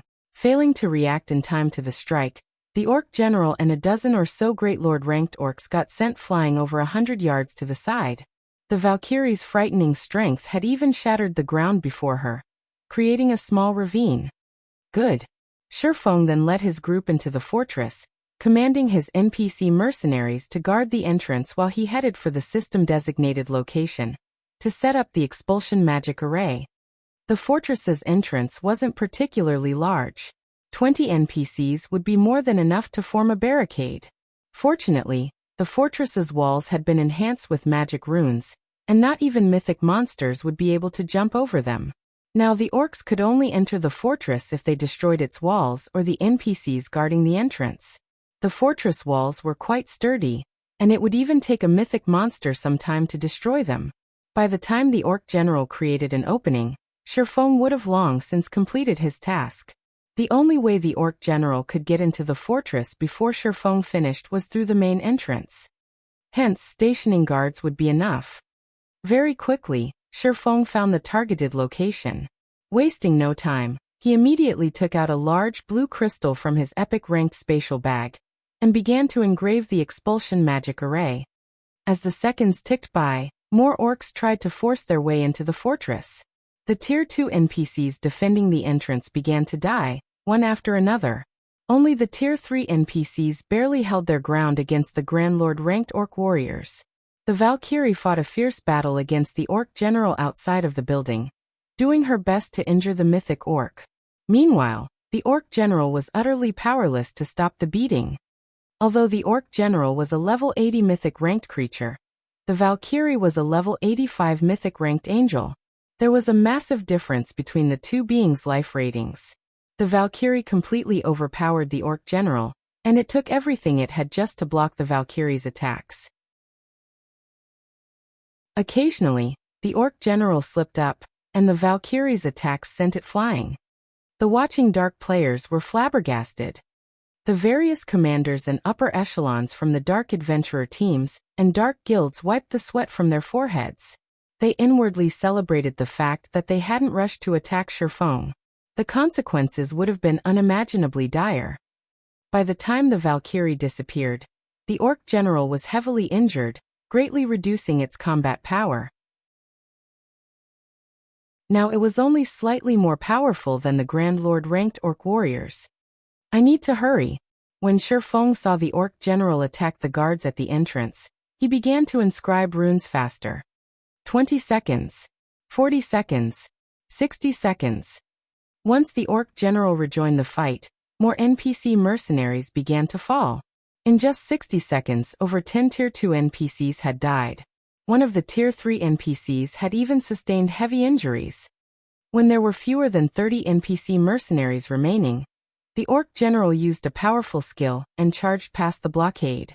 Upon entering the fortress and spotting Shifeng, the orc general roared and swung its great sword at the offending swordsman. Suddenly, a cold energy beam shot toward Shifeng, and everything it passed froze. While inscribing the magic array, Shifeng couldn't move without canceling the inscription process. He'd have to start all over again. Hence, Shifeng had no choice but to activate absolute defense. After the energy beam disappeared, everything except for Shifeng's immediate surroundings had frozen solid.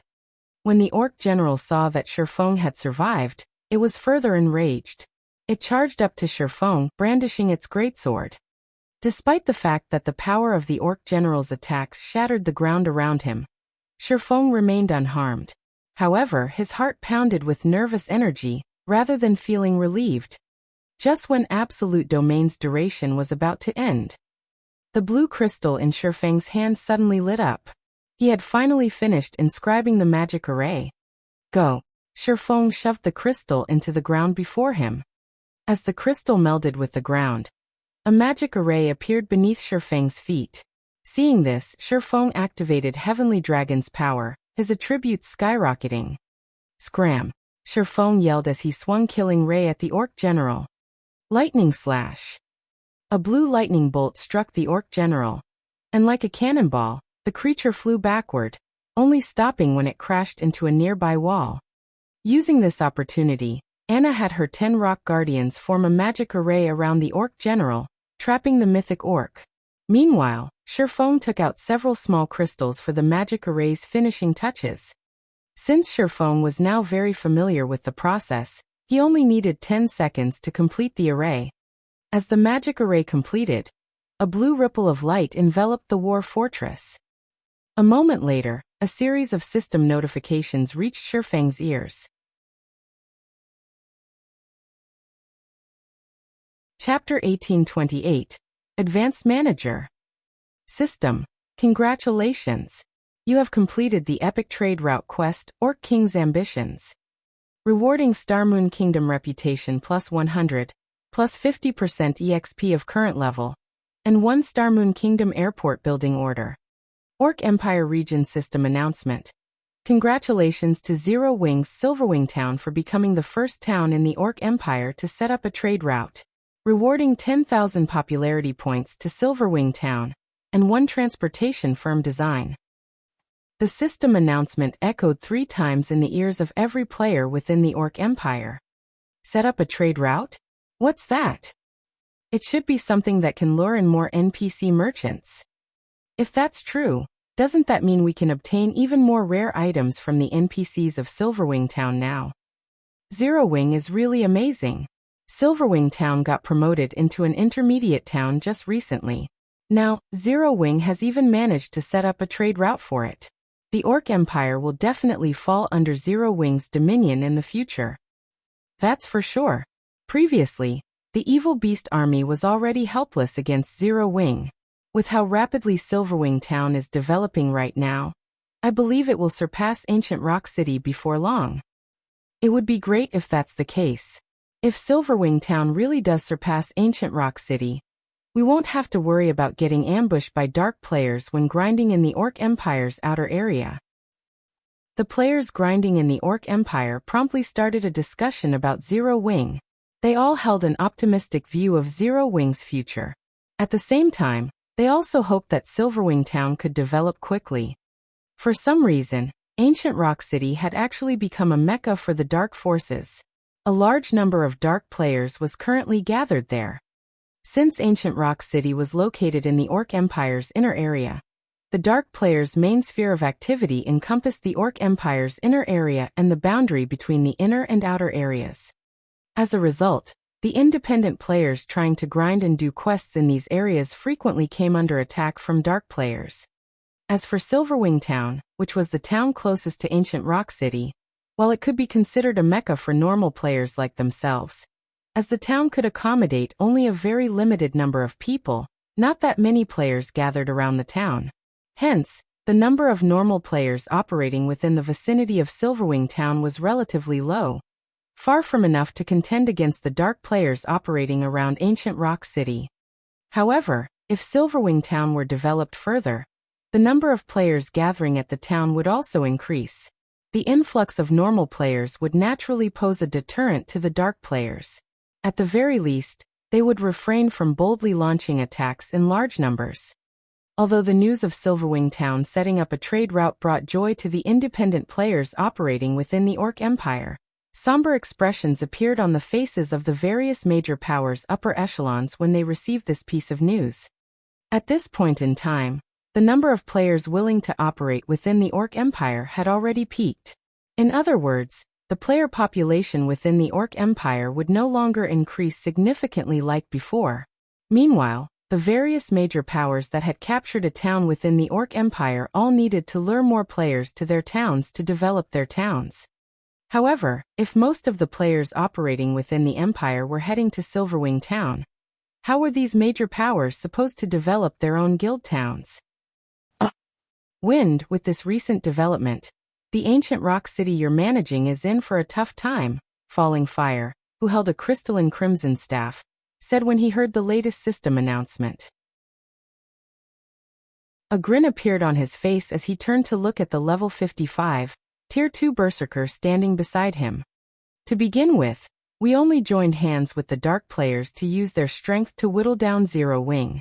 This change will bring no loss to the evil god's temple, Wind Hunter said indifferently. Moreover, no matter how Zero Wing develops Silverwing Town, it is already too late. Don't you agree? Indeed. While Zero Wing's Black Flame is indeed very scary, unfortunately for him, a guild can't become strong just by relying on one person. At the end of the day, a war between guilds is decided by the financial strength and foundations both sides possess, Falling Fire said as he looked at the Crimson Flame Fortress, whose defensive magic array had already been shattered. We'll let Zero Wing maintain its arrogance for now. As long as we capture the Crimson Flame Fortress, Zero Wing's existence will be over. The Crimson Flame Fortress was one of the most important fortresses within the Orc Empire's inner area. It was also one of the relatively safe transport hubs in the Empire. Capturing the Crimson Flame Fortress would be equivalent to taking control of the majority of the players heading to the regional dungeon Orc capital city. The amount of coins and resources they could earn from the fortress would easily surpass that from ancient Rock City at its peak. At the same time, their control of the Crimson Flame Fortress would essentially allow them to bar Zero Wing from entering the Orc capital city. This would render all of Zero Wing's efforts in the Orc Empire useless. In the long run, their alliance would grow increasingly stronger in the Orc Empire, whereas Zero Wing would weaken. After accumulating sufficient strength, they could then capture Silverwing Town and destroy Zero Wing, permanently relegating the guild to history. Elsewhere, due to Sherfone completing the expulsion magic array, the Orc army trying to kill him was subjected to a powerful pressure from the magic array. Even the Orc general's reactions turned sluggish under the pressure, allowing the swordsman to evade the Orc general's attacks, albeit barely. Just as Sherfone was trying to think of a way to escape, a series of war cries suddenly came from outside the fortress. In the next moment, an army of NPCs suddenly appeared roughly 1,000 yards away from the fortress and charged toward it. Although there were only 1,000 NPCs in this army, they were all very high-leveled, at least level 100. In God's domain, level 50 was a major turning point. Likewise, level 100 was also a very important turning point. A level 100, Tier 2 NPC would make short work of a level 95 Great Lord. Meanwhile, among the NPCs galloping over, the weakest one was a level 100 Tier 2 NPC. Claude, the NPC leading the charge, was even a level 120, Tier 3 Knight Captain. Although Claude was only Tier 3, he was not in the same league as ordinary Tier 3 NPCs, because Claude was fully equipped in epic equipment. The silver spear he wielded was even a fragmented legendary weapon. His combat power was no doubt at the peak of Tier 3. He could even go toe-to-toe with ordinary Tier 4 mythic monsters. Shortly after these NPCs appeared, they quickly engaged the Orc army in battle. Riding atop a one-horned beast, Claude swung his spear at the orc warriors that were trying to force their way through the entrance. Claude's spear transformed into a silver streak of light, tearing a hole through space as it swept at the orc warriors. 2 level 80 Grand Lord ranked orc warriors went flying. Meanwhile, the Lord ranked orcs, which were caught in the crossfire, were killed on the spot. In the blink of an eye, Claude cut open a path in the orc army and charged straight into the fortress. Reinforcements? Sherfong was both joyful and confused at Claude's appearance. He had never thought that the system would provide such a service after he completed his quest. In the eyes of a level 120 Tier 3 NPC, the level 80 Mythic ranked Orc General was no different from a common monster with a lot of HP. Claude sent the Orc General flying with every one of his attacks. As Claude and the Orc General clashed, the Orc General's HP continuously decreased. When the Orc General's HP fell to 50%, the Mythic Orc let loose a frustrated and indignant roar. In the next moment, the battling Orc army started retreating. As for the Orc General, it too backed up to the top of a fortress wall, then jumped off and escaped. After the Orc army fled, Claude approached Sherfong. Lord Protector, thanks to your efforts, we were able to set up this important trade route. From now onward, Starmoon Kingdom's army will be managing this place to assure the trade route's security. Meanwhile, as you are the pioneer of this trade route, are you willing to pay 60,000 gold to repair this secret stone fortress and become its advanced manager?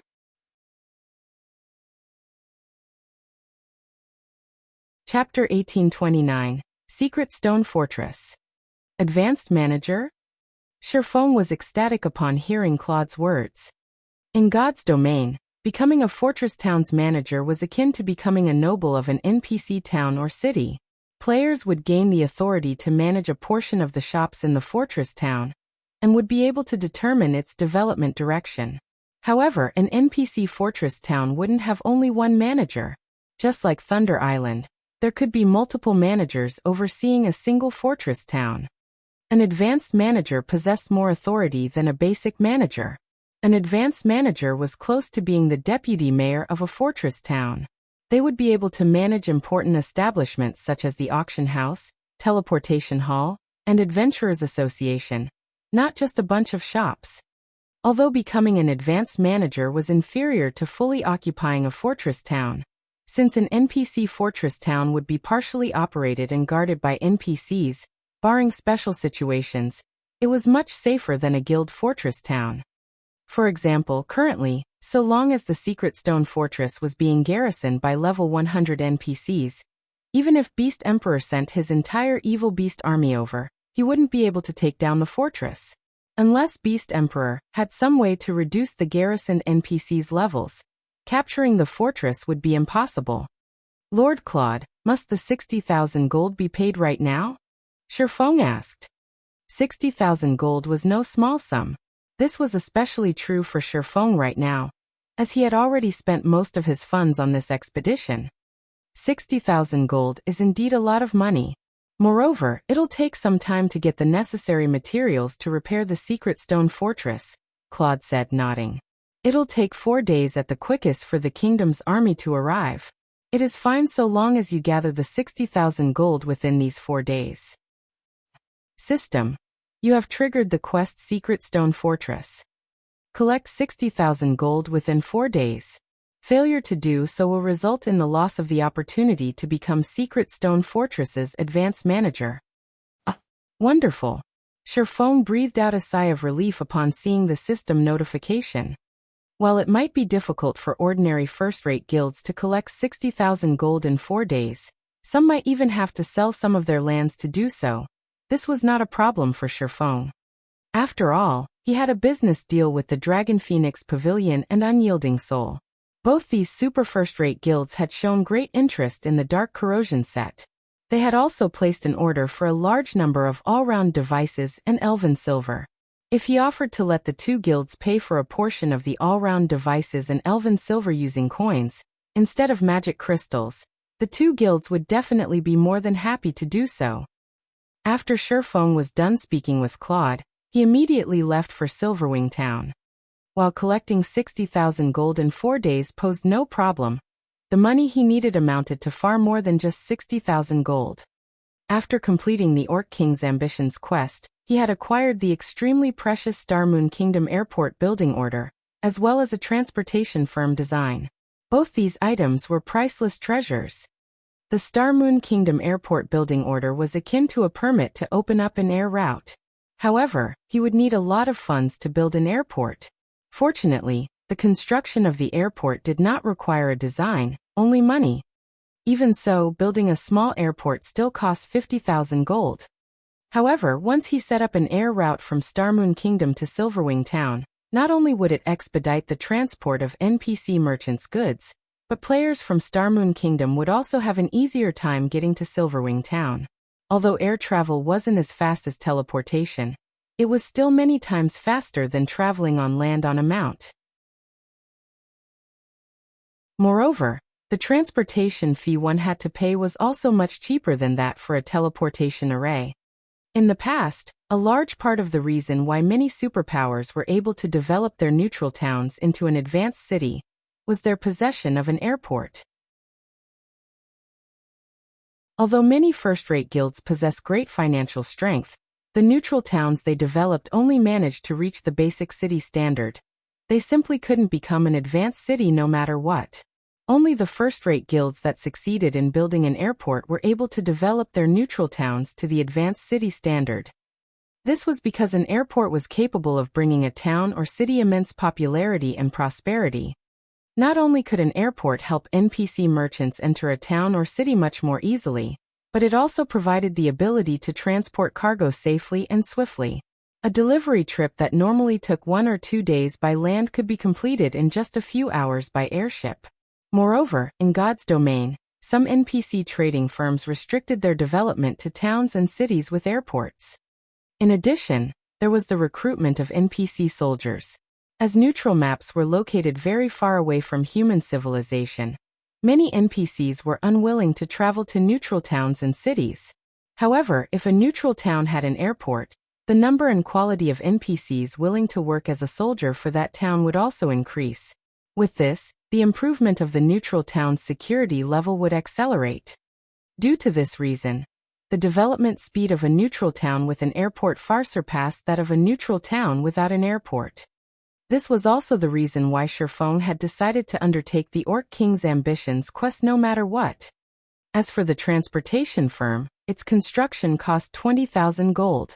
The transportation firm was something that would be of great help to the players developing in the town where the firm was based. Once he constructed it in Silverwing Town, players would be able to pick up transportation quests in Silverwing Town. When players completed these quests, they could not only obtain a large sum of coins, but also accumulate transportation firm contribution points. Players could then spend the CPs and coins they earned to purchase items that were exclusively traded between NPCs. To players that were incapable of raiding high-difficulty team dungeons, this was a good opportunity to acquire top-tier weapons, equipment, and tools. In the past, the transportation firm was actually much more popular than even the auction house. Normally, NPC auction houses hosted auctions only once a week. However, the transportation firm would stock up on new items every day. Moreover, the more prosperous the town or city a transportation firm was based in, the better the quality of the items sold. Hence, in the past, any guild town or city that housed a transportation firm had become a holy land for independent players. Meanwhile, the airport and transportation firm would complement each other. If he could build both in Silverwing Town now, he might not even need a month to upgrade Silverwing Town into an advanced town. However, building these two constructions would cost an astronomical number of coins. Hence, he needed to take action as soon as possible. The moment Sherfong exited the secret stone fortress, the members of the various dark adventurer teams and dark guilds immediately shifted their gaze to him. "Commander, should we move out now?" A level 54 assassin asked, licking his lips as he turned to look at the level 54, Tier 2 ranger standing beside him. The other adventurer teams and guilds seemed to be getting ready to take action as well. After the battle with the orcs ended, the NPCs following Sherfong had also disappeared. The various dark players hiding in the forest grew restless at this development. Although they had seen Black Flame's strength, the remuneration offered by Dark Soul was simply too tempting, so much so that they were willing to risk attacking Black Flame. After all, so long as they succeeded, what awaited them was a life of glory and financial security.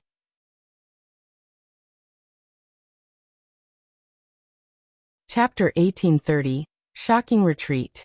Hearing the words of the assassin, the other players belonging to the same Dark Adventurer team started looking around curiously. Just like the assassin had said, their adventurer team wasn't the only one taking action. The members of the 24 or so other adventurer teams, and several dark guilds around them, had also started sneaking closer to Shifeng. It was obvious that these dark adventurer teams and dark guilds were growing impatient. In God's domain, the dark forces were constantly oppressed.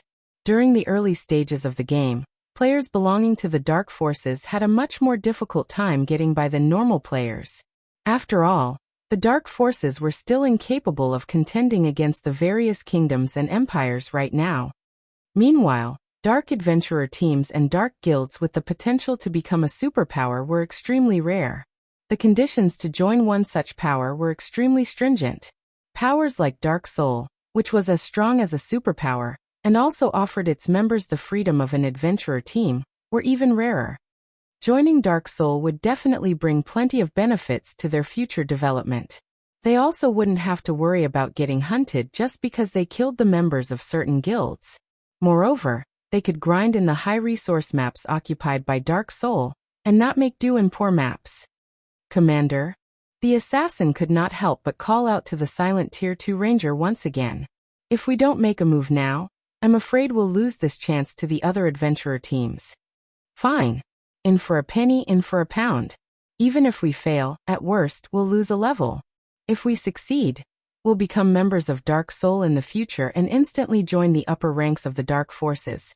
The gruff man carrying an exquisite crystalline longbow said, nodding. A hint of killing intent flashed across his eyes as he looked at Shifeng. Dark players had a much more difficult time getting by than normal players. The difficulty of finding a strong support to rely on as a dark player was also much greater than what normal players faced when trying to join the various superpowers. Now that there was an opportunity to join Dark Soul, how could he possibly let this chance get away? When the 24 or so members of the adventurer team heard their commander's words, they immediately revealed fierce expressions. They then followed their commander and slowly inched their way toward Shifeng. At this moment, aside from this one adventurer team, the several thousand other dark players hiding in the forest were also entering a combat-ready state. Some stealthed assassins had even gotten within 200 yards of Shifeng already. Black Flame has many means of escaping. We must not let him get away from us. First, form an encirclement around him. Then use war bondage to trap him here. Once the battle starts, use your silencing skills on him right away. We must finish him in the first exchange. A level 54, Tier 2 assassin clad in dark gray robes said to the 30+ assassins around him through the team chat. As long as we kill Black Flame, everyone in our Poison Blade Guild will get to join Dark Soul. Then, we'll be able to live like kings in the Dark Knight Empire. We won't need to fear even super first-rate guilds. When their leader said that, the eyes of the 30+ level 53 and level 54 assassins glowed with excitement. Their guild, Poison Blade, was a relatively ordinary dark guild in the Dark Knight Empire. Normally, they could fight only second- and third-rate guilds. When facing first-rate guilds, they had no choice but to run away. As for super first-rate guilds, these existences were no different from gods to them. Let alone provoking one. They didn't even dare to come into contact with one. When they thought about how they wouldn't need to fear Crimson Emperor and Unyielding Soul after joining Dark Soul, they could not help but feel excited. As they entertained visions of such a future, their footsteps as they approached Shifeng became much lighter than before. Their auras also became gentler. At this moment, one could say that their focus had reached unprecedented levels. Only Shifeng existed in their eyes right now. 150 yards. 100 yards. 80 yards. As these assassins closed in on Shifeng's rear, They also grew increasingly nervous. When the assassins were within 50 yards of Shifeng, a low voice suddenly entered everyone's ears and echoed loudly in everyone's mind. Scram! Before anyone could react, Shifeng abruptly turned around and unsheathed Killing Ray. He then swung the sacred sword at the air before him. Suddenly, countless arcs of lightning formed before Shifeng and joined together to form a blue river. Like a primordial beast, the blue river of lightning scorched everything in its path, spreading out in a cone covering an 80-yard radius. Before the stealthed assassins could even react, countless arcs of lightning had already devoured their bodies. After a brief moment of exposure, the assassins' bodies then transformed into streaks of light and disappeared from the area. As the lightning river gradually dissipated, the other dark players, who were still a distance away, could not help but gasp. In just one hit, Shifeng had killed over 70 stealthed assassins. Right now, numerous pieces of shiny equipment littered the scorched ground.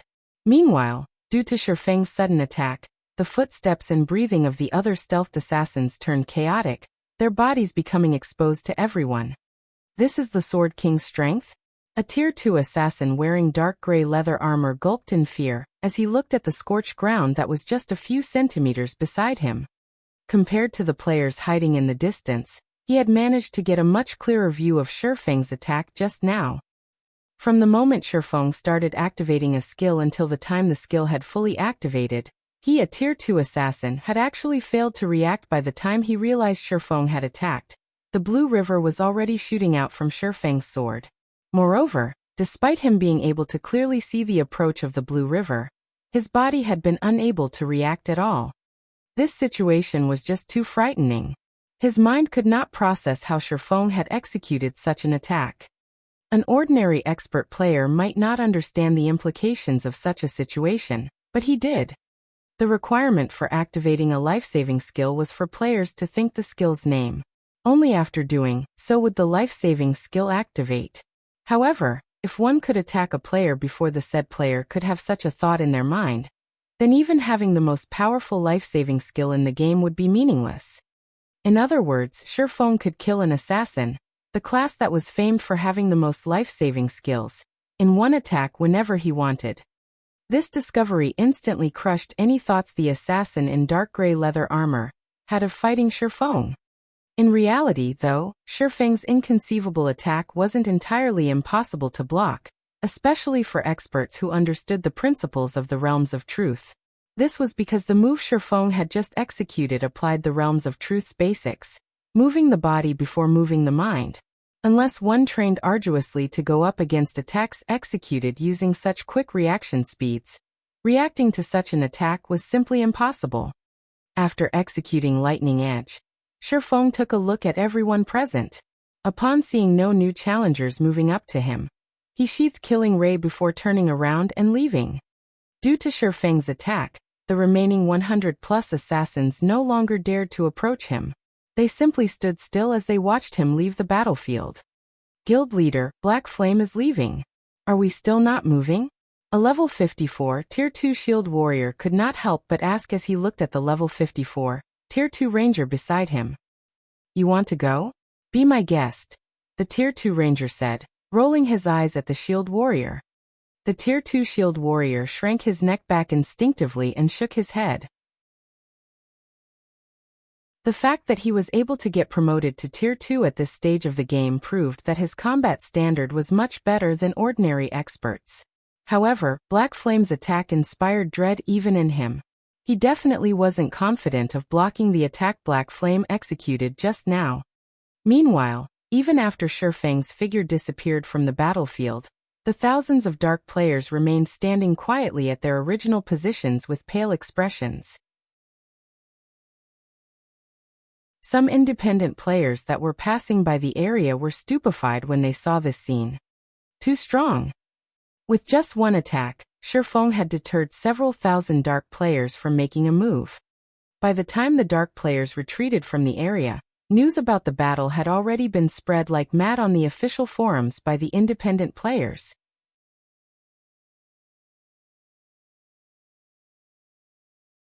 Chapter 1831. or Empire's #1 swordsman or Empire, Silverwing Town. After Shifeng shook off the Dark Player's pursuit, he immediately returned to Zero Wing's residence in Silverwing Town to make arrangements for the transport and purchase of products from NPC merchants. Although he had already set up the trade route, the collection of usage fees from the NPCs who used the trade route would have to be carried out by both players and NPC soldiers. In addition, players would need to be present in person to purchase the goods that were meant to be sold to NPCs. Hence, he would need to assign considerable manpower to handle these tasks.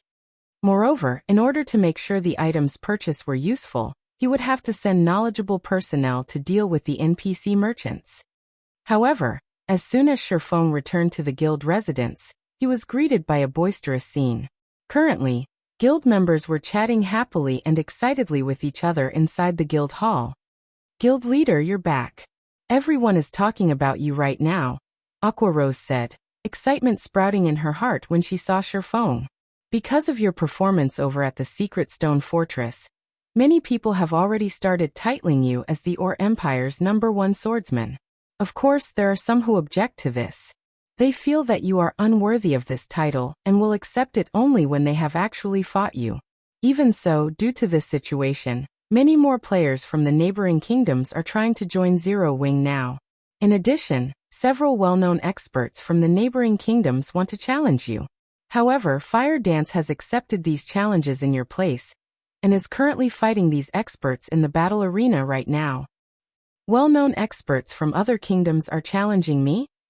Shifeng could not help but smile upon hearing this. This is a good opportunity. He had never thought that his battle over at the Secret Stone Fortress would spark such a development. Before today, he had received many challenges from experts before. However, back then, these had been limited to the experts of Starmoon Kingdom.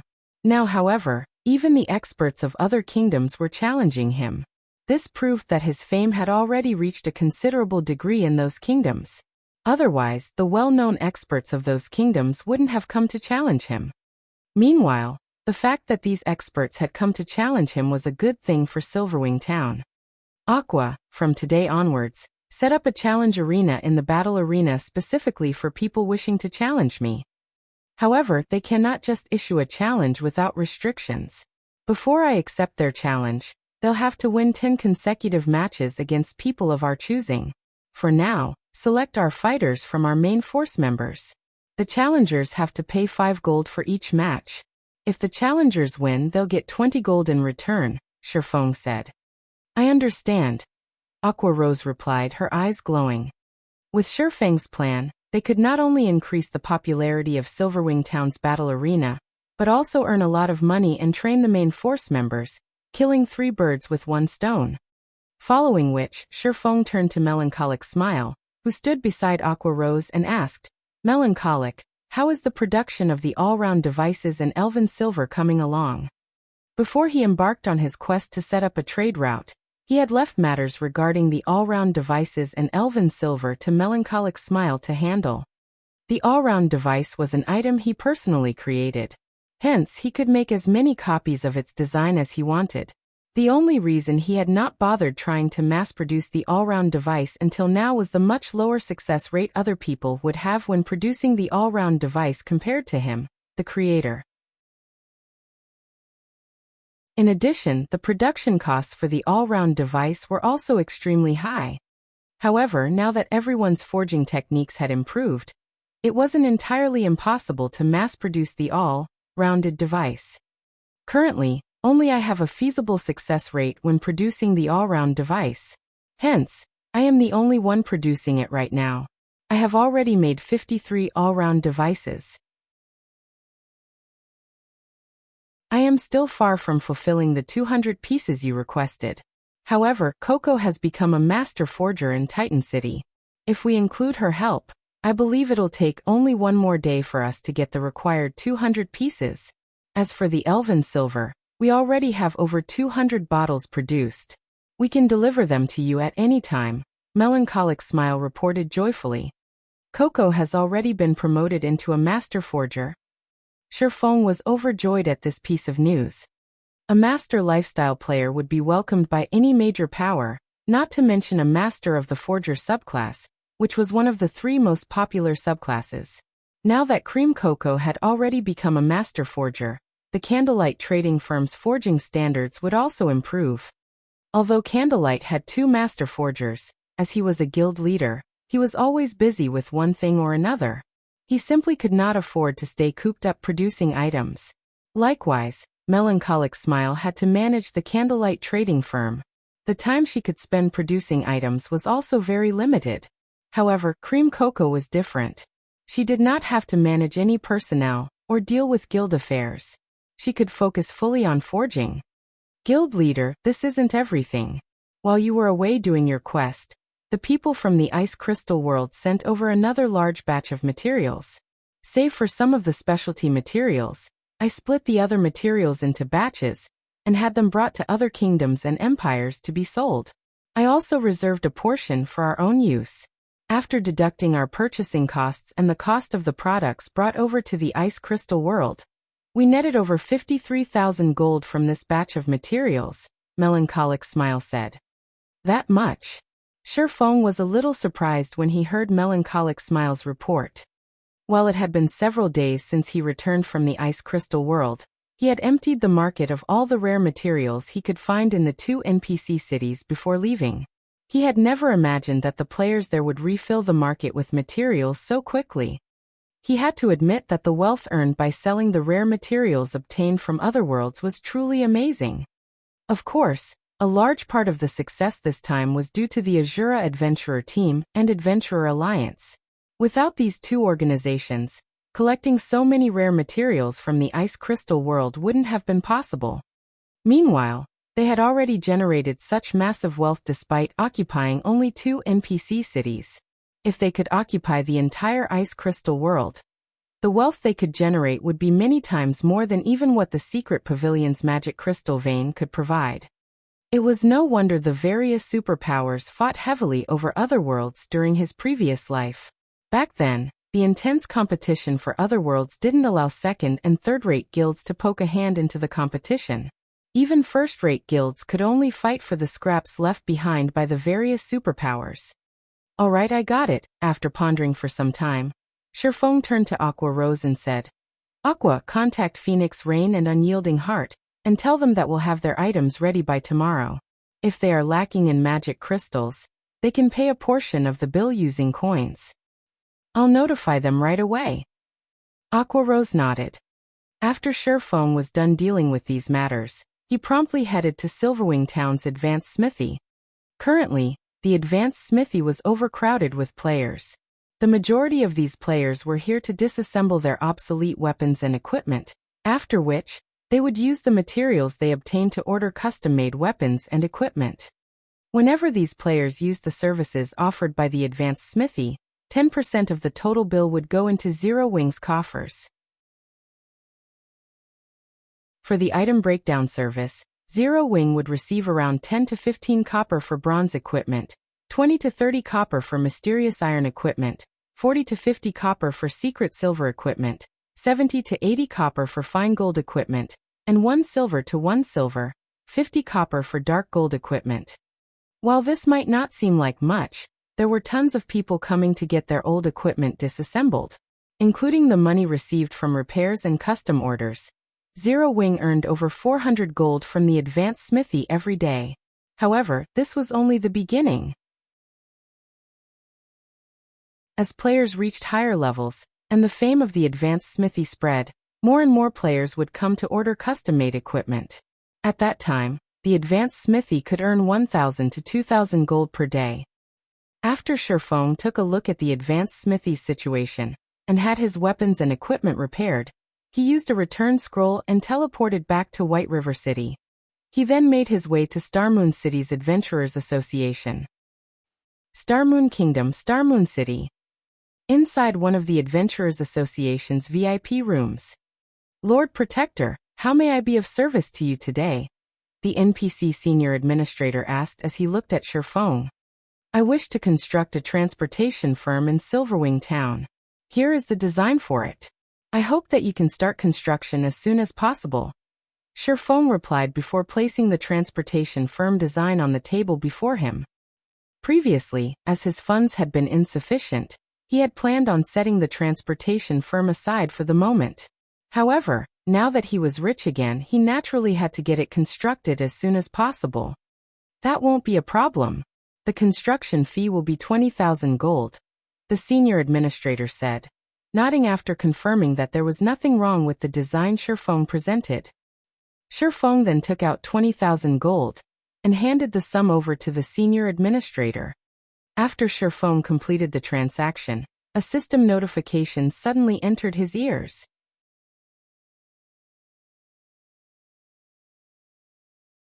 Chapter 1832, 3 Great Trading Firms. System. Congratulations. You are the first player to have constructed a transportation firm, rewarding 1 silver Twin Lions trading firm token. The system announcement repeated 3 times, the system's emotionless voice echoing in Shifeng's ears. Upon hearing these words, Shifeng fell into a daze that lasted for a long time. A silver Twin Lions token? Shifeng stared in shock at the silver token in his hand. Carved on this circular silver token was the image of 2 lions. There were also golden divine runes etched along its rim. It radiated an extremely ancient aura, obviously having existed for a very long time. Lord Protector, congratulations on obtaining this Twin Lions trading firm token. You are now a silver VIP of the Twin Lions trading firm, one of God's domain's 3 most ancient trading firms. It is very difficult to become one of the trading firm's VIPs. This token will be of great help to you when you are doing business or transporting goods. Lord Protector, please make sure to keep the token secure. You will not be given a new one if you lose it, the NPC senior administrator explained.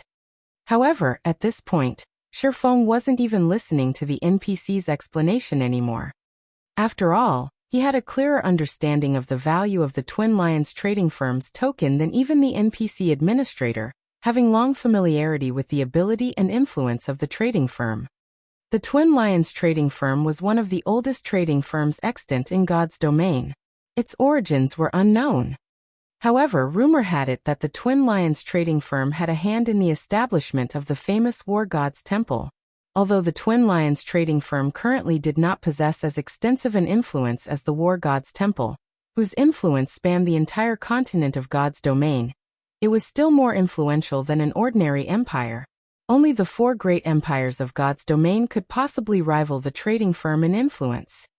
Meanwhile, to guilds, the Twin Lions trading firm was much more important than even the 4 great empires. In fact, the trading firm's importance to guilds surpassed the War God's temples. This distinction was because the Twin Lions trading firm's trade routes covered over half of the entire continent. Anyone ferrying non-bag space items would prefer to use the trade routes of the trading firm, as these were much safer than the trade routes operated by players. Aside from the greater danger, player-operated trade routes were far less efficient. By using the Twin Lions trading firm's trade routes, one could save more than half the travel time they would normally need when using a player-operated trade route. However, getting to utilize the Twin Lions trading firm's trade routes was not an easy task. One had to be a member of the Twin Lions trading firm. In other words, they needed to obtain one of the trading firm's tokens. Only then could they transport goods through the trading firm's trade routes. Hence, the various large guilds and merchant players in the past all sought to join the Twin Lions trading firm. Of course, the benefits and treatment one received depended on one's status in the Twin Lions trading firm. VIPs not only got more discounts, but also had access to trade routes that were normally not open to lower-ranking members. This was especially true for trade routes in neutral maps. In addition, higher-ranking members also had the privilege of hiring NPC escorts from the Twin Lions trading firm. For example, in the past, due to Shadow's low ranking in the Twin Lions trading firm, Shifeng had no choice but to lead the guild's delivery runs himself. As a result, they frequently came under attack from NPC bandits. Had Shadow's ranking been enough in the Twin Lions trading firm to hire NPC escorts to serve as a deterrence, the guild's caravans wouldn't have come under attack so frequently.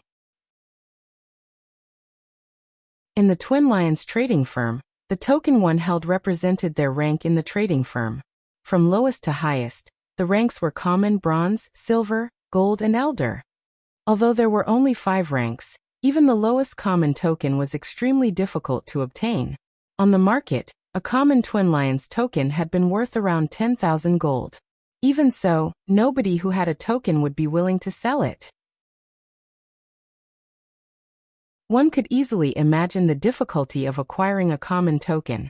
In addition, the Twin Lions trading firm acknowledged only the token and not its owner. There was no way to upgrade a token's rank. The number of tokens distributed also had a limit, and the tokens would all drop upon death. Hence, many players and powers had sought to steal the tokens in the past.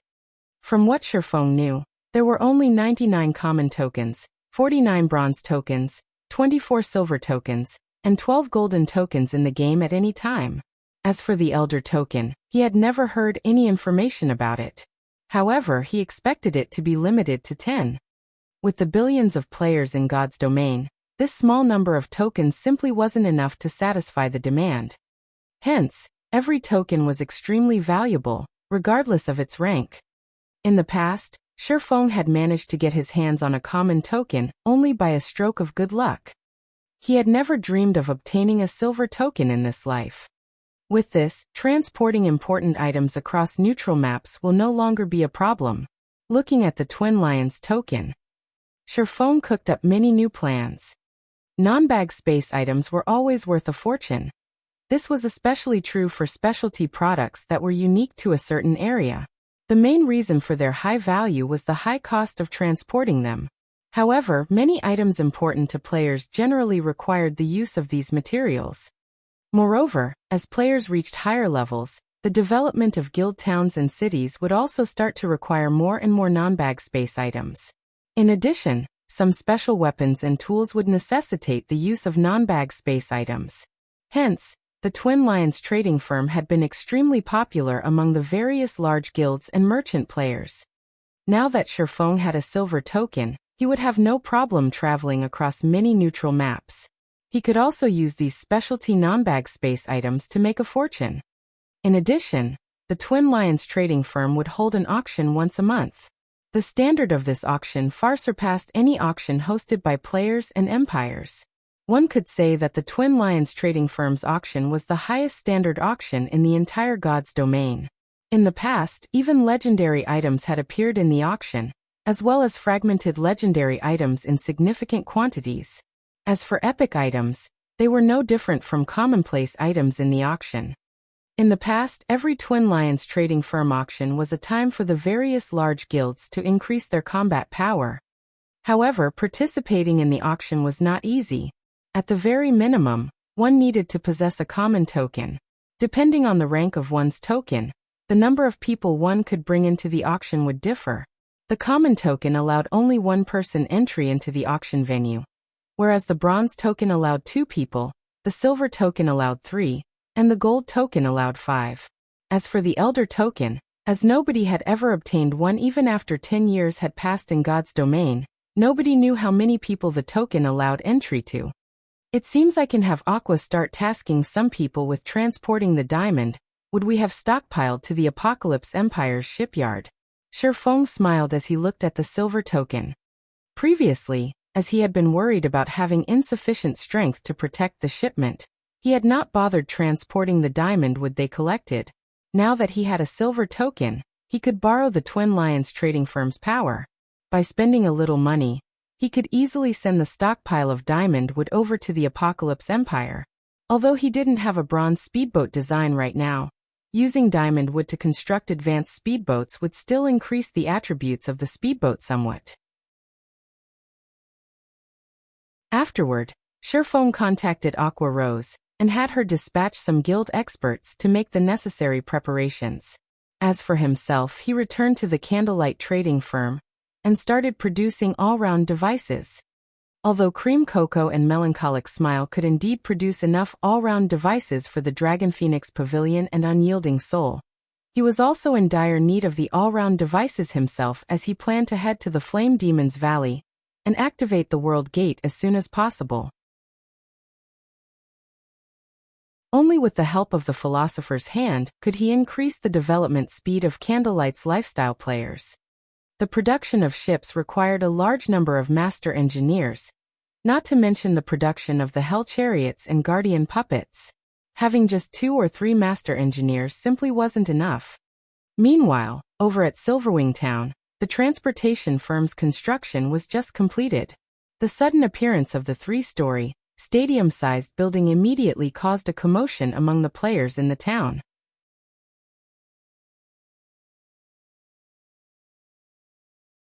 Chapter 1833. Gathering at Silverwing Town. The 3-story tall transportation firm was located close to Silverwing Town's main entrance. Meanwhile, 10 level 100 NPC guards stood before the entrance, one of which was a Tier 3 guard captain. The guard captain carried a great sword on his back and wore silver armor. Due to the strict atmosphere around him, players kept a wary distance from the transportation firm, only daring to glance at the building from far away. However, although players did not dare approach the building, one NPC merchant after another nonchalantly entered the firm. Large caravans also moved their goods into the building on a regular basis. After several minutes, the stadium-sized building was crowded with carriages and NPCs. Many players mustered their courage and entered the building after such a lively scene. Amazing! There are so many NPC merchants here. Upon entering the transportation firm's first-floor hall, the curious players immediately spotted many NPC merchants lined up at the front counter, handling some formalities. There were easily over 1,000 NPC merchants in the building, some of which had set up stalls in front of their parked carriages, selling a variety of precious items. The scene was simply dazzling. Meanwhile, the most eye-catching thing in the transportation firm had to be the gigantic crystal hovering in the center of the hall. The crystal displayed the transportation quests available today, and their corresponding rewards.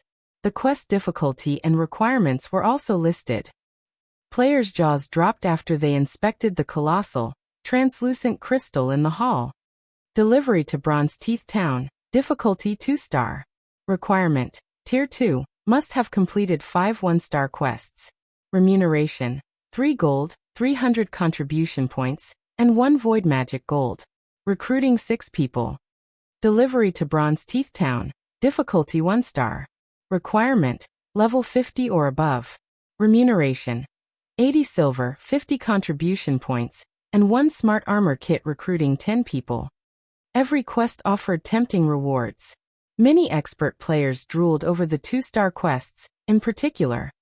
At this stage of the game, many expert players wouldn't earn 3 gold even after a full day of grinding.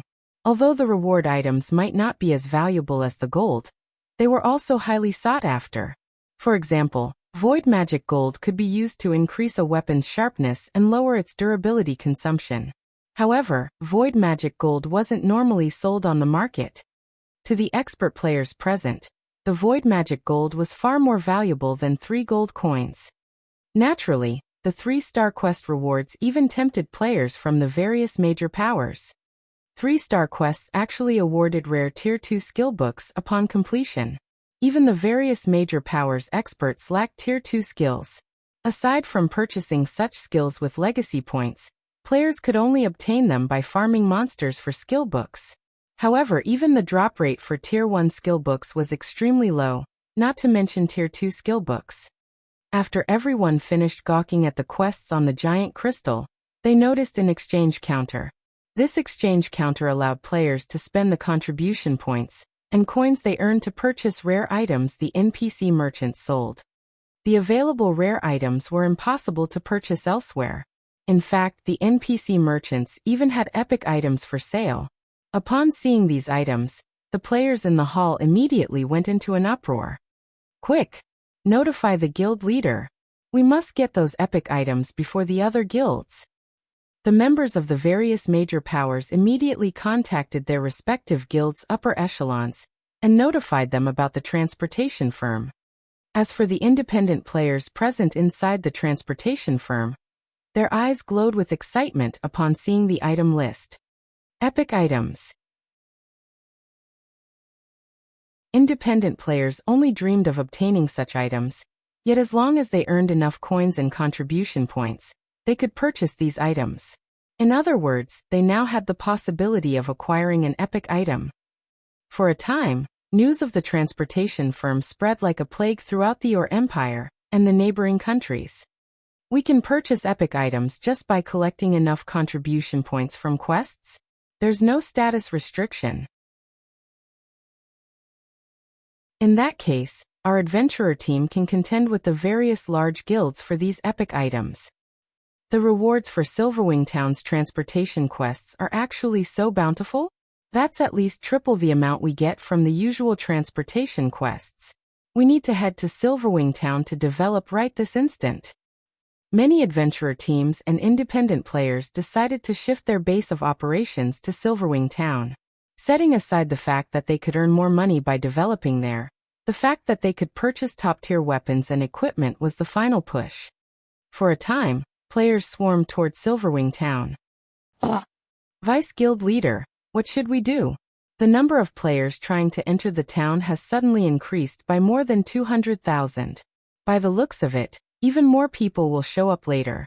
However, we've already reached the town's entry limit of 1,500,000 players, and the players waiting outside are making a huge fuss. Yaya, Aqua Rose's assistant, said as she ran up to Aqua Rose, who was currently swamped with work. I understand. Temporarily increase the town's entry limit to 1,800,000, Aqua Rose said, nodding as she pinched the bridge of her nose. Due to the transportation firm's appearance, many merchant players had contacted her, expressing their interest in renting a shop in Silverwing Town long-term. Some top adventurer teams had even asked to garrison in Silverwing Town. These top adventurer teams had declared their willingness to purchase private houses at a high price and sign a garrison agreement with Zero Wing. She never thought that Silverwing Town would become the focal point of the Or Empire and its several neighboring countries. This had all happened so suddenly, and she hadn't been prepared. Meanwhile, Sherfong, who currently forged all-round devices in the Candlelight trading firm, remained ignorant of the situation. He simply focused on forging and increased the pile of all-round devices on his table. After working for more than half a day, Sherfong received joyous news. Liangjing, his temporary assistant, had finally come to a compromise with Xiaoyu and would officially join God's domain today. Moreover, she had already joined Zero Wing and used a guild transfer scroll to teleport to White River City's guild residence. To help her acclimate to God's domain, Sherfong decided to have her assist Melancholic Smile in managing White River City's Candlelight trading firm for the moment. This way, Melancholic Smile could somewhat relax. So this is the Candlelight trading firm? Liangjing, who wore a set of long, white robes and held a wooden staff, couldn't help but gape at the towering building before her. In her opinion, a virtual reality game was only a form of entertainment. However, after logging into God's domain, she discovered that this game was no different than reality. In fact, she felt that her senses in the game were much sharper than her senses in the real world. If not for the diamond markers and HP bars hovering above the players around her, she'd even have suspected that she had been transported into another world. Aside from God's domain's realism, the number of players she saw in the city also shocked her. She had never thought that White River City would have so many players. The city's commercial district where she currently stood was even livelier than Jinhai City's commercial district. Meanwhile, the most eye-catching building in the district actually belonged to Zero Wing. This was simply inconceivable. Are you Liangjing, the person the guild leader mentioned? While Liangjing tried to process the new information and environment, she noticed a mellow voice. Turning towards its origin, Liangjing discovered a beautiful young woman in a luxurious dress. Upon hearing this woman greet Liangjing, nearby players shot the new woman envious glances. What's going on? Liangjing was even more confused upon noticing players' reactions.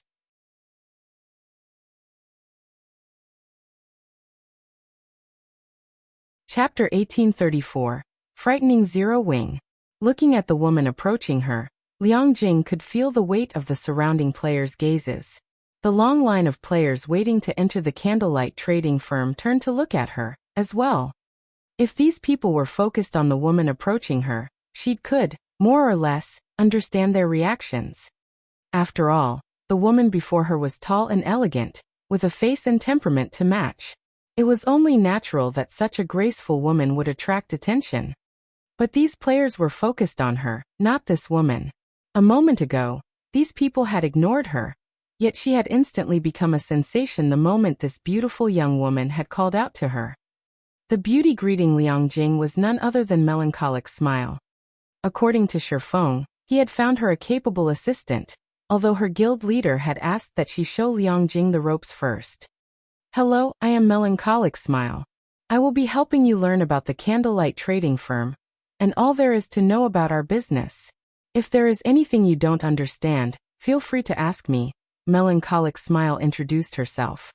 After Melancholic Smile's introduction, the nearby players went into an uproar. Crap! Who is that woman?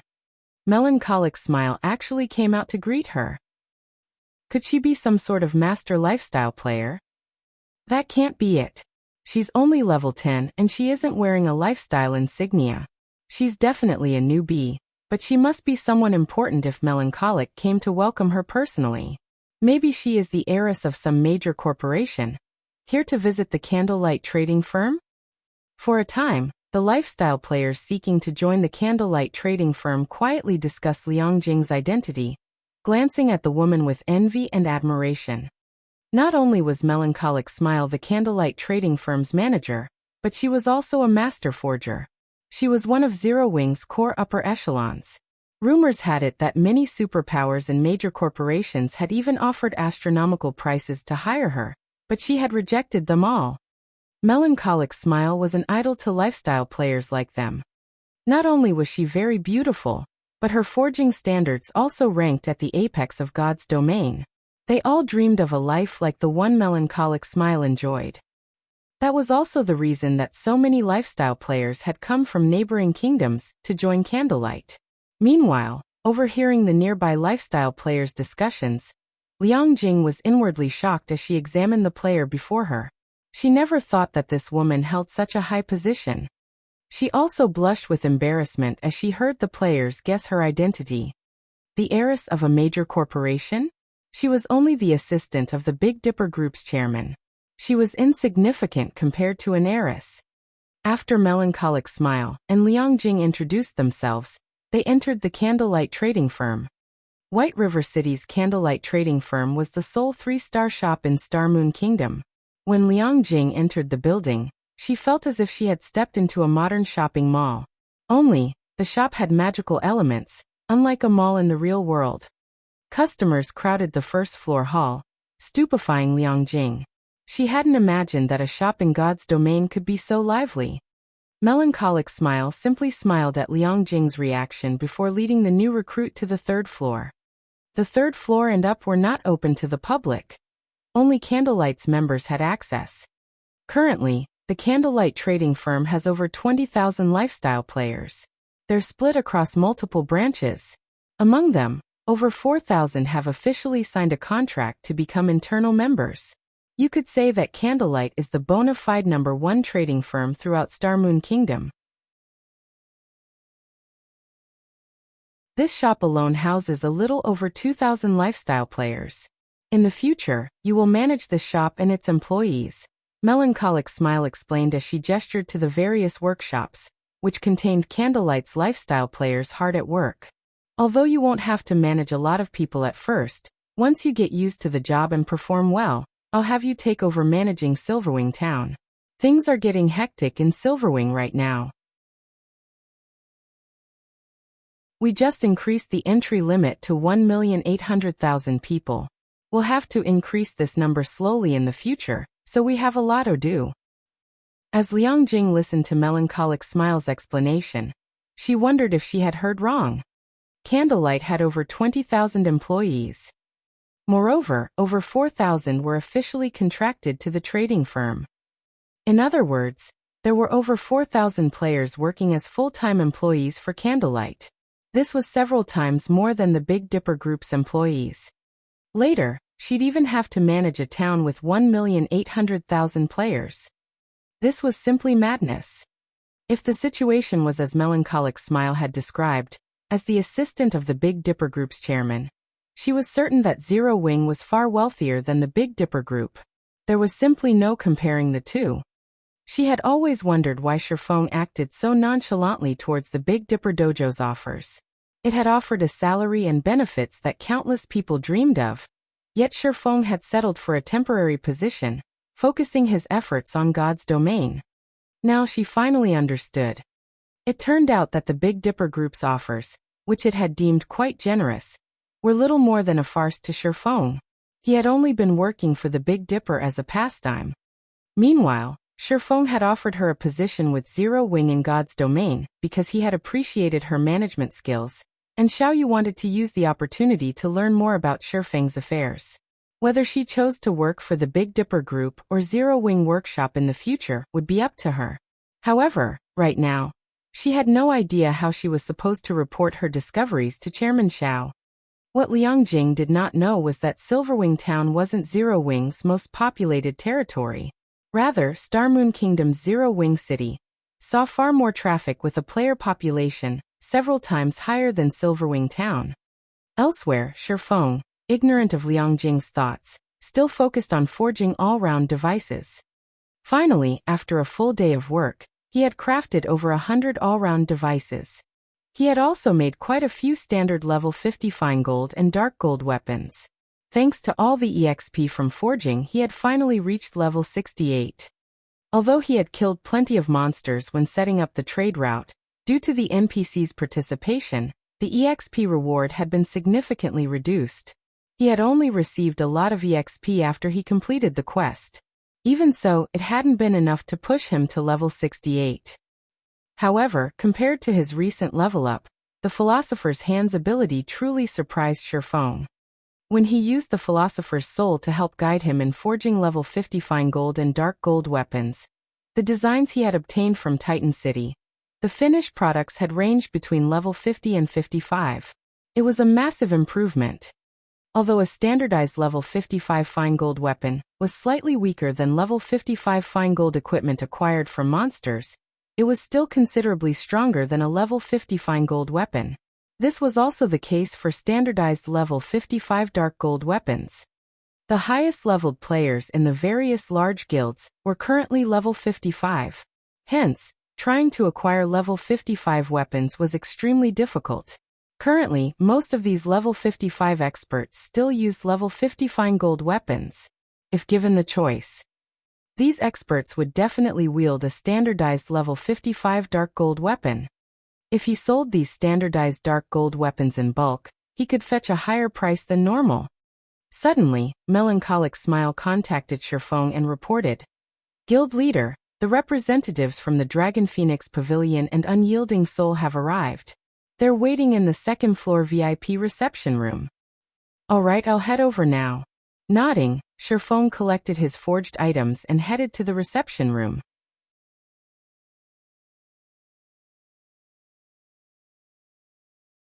Chapter 1835. Massive Profits. Candlelight Trading Firm's VIP Reception Room. Currently, Phoenix Rain, Blue Phoenix, Unyielding Heart, and Mu Lingsha waited in the reception room. "Uncle Heart, are the items you mentioned really that effective?" Mu Lingsha asked worriedly. "The guild has employed various methods, but we still haven't made it into the Dark Battleground's inner region. Moreover, the Silent Water's corrosion is extremely powerful. Even the rare Advanced Toughness potion only extends our survival rate a little. We've shed all pretenses with the Starline Corporation already, and are engaged in an all-out war with them. We can only spare a very limited amount of resources. If we spend so many magic crystals, and these items end up being useless, it'll be disastrous." When she had asked Unyielding Heart to lead a team in assisting Zero Wing, she had assumed that the guild only needed some help with a slightly difficult quest. Yet when Unyielding Heart had returned, he had told her that Zero Wing had secured the Hell Mode Eclipse Throne's first clear. The report had left her flabbergasted. She had never realized that Zero Wing's main force was so powerful. Moreover, Unyielding Heart had praised Zero Wing's Black Flame. His praise was rare, even in Unyielding Soul. Unyielding Heart had gone on to mention that Zero Wing possessed some special tools that could help them deal with the Dark Battleground's severe environment. This revelation had further increased her shock. Truthfully, she wanted to believe Unyielding Heart's claim, but she couldn't bring herself to do so. Their guild had expended a lot of effort to reach the Dark Battleground's inner region, but every method they tried had been a failure. She had even worked herself to the bone to find a solution to this problem. Yet, Unyielding Heart had told her that Zero Wing had 2 items that could help their survival in the map. Moreover, Zero Wing could produce enough of these items for a 100-man team. Miss Mu, you can rest assured, Unyielding Heart said with a bitter smile. Over the past few days, Mu Lingsha had repeatedly asked him the same question. Yet no matter how many times he explained the situation, the young lady refused to believe him. However, it wasn't as if he couldn't understand her feelings. At this point, Unyielding Soul and Starlink, the Starline Corporation's guild, were engaged in a bitter war. As a result, Unyielding Soul spent a frightening amount of resources each day. Meanwhile, purchasing 100 all-round devices and 100 bottles of elven silver would cost them 40,000 magic crystals. And since Zero Wing had produced the items within 3 days, as per their agreement, Unyielding Soul had to pay an additional 5,000 magic crystals. For the guild, 45,000 magic crystals were by no means a small amount. If after paying so many magic crystals, the items were useless, they'd cry with regret. Mu Lingsha found it difficult to respond to Unyielding Heart's comment. She could only hope these items would be as helpful as he claimed. Big Sis Rain, Unyielding Soul's representative, seemed worried about something. Do you think they plan on backing out of the purchase? Blue Phoenix asked as she eyed Mu Lingsha's worried expression. Giggling, she continued. If they do, we'll get to purchase their share as well. Then we'll have a much easier time exploring the Sea of Death's inner islands. Why would they possibly back out? Phoenix Rain asked, chuckling. Unyielding Soul has fought several large-scale battles against Starlink in the Dark Knight Empire, and desperately needs weapons, equipment and war weapons. Both guilds are furiously fighting for the high-resource maps that yield weapons and equipment.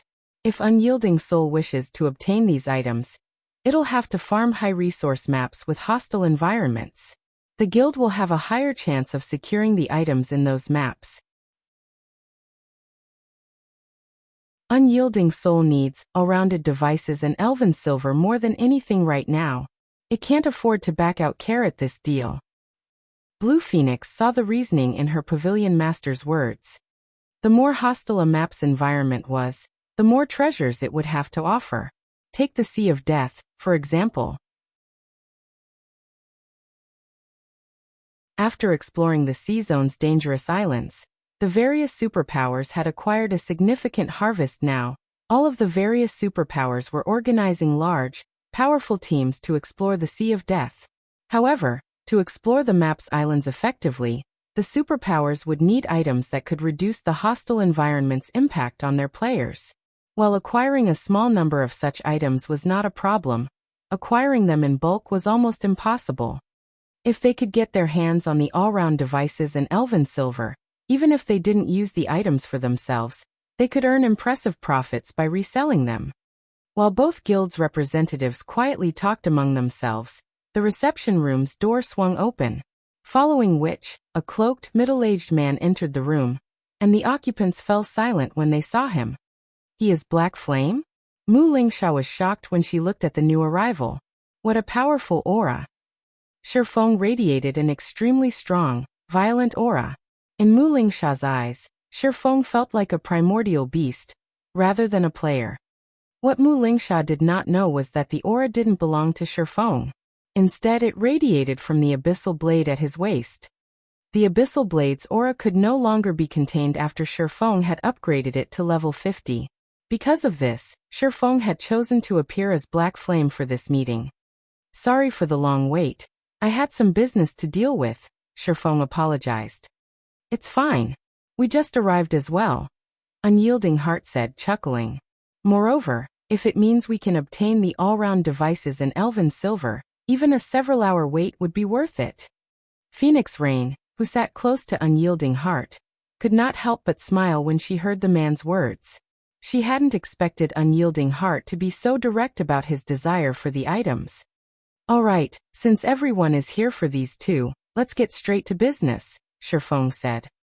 He then took out the all-round devices and elven silver he had prepared and placed them on the table before him. After working around the clock with my people, we forged a total of 400 all-round devices and 450 bottles of elven silver. According to our previous agreement, 200 of each item will go to the Phoenix Pavilion Master, while 100 of each item are reserved for Brother Heart. As for the 5,000 magic crystals we agreed on before, we'll just forget about that. I'd like to sell the remaining 100 all-round devices and 150 bottles of elven silver via a private auction. You may bid for these extras with coins. May I know your opinions about this arrangement? All right. I have no problems with that. Upon hearing that Shifeng had so many extra items, Phoenix Rain could not help but inwardly celebrate. I don't have any arguments either. Unyielding Heart nodded in agreement. Only, he slightly regretted his previous decision. Had he known Zero Wing was capable of producing so many all-round devices and elven silver, he would have ordered more. However, when he considered his uncertainty about how useful the elven silver would be against the silent water, he dismissed his regret.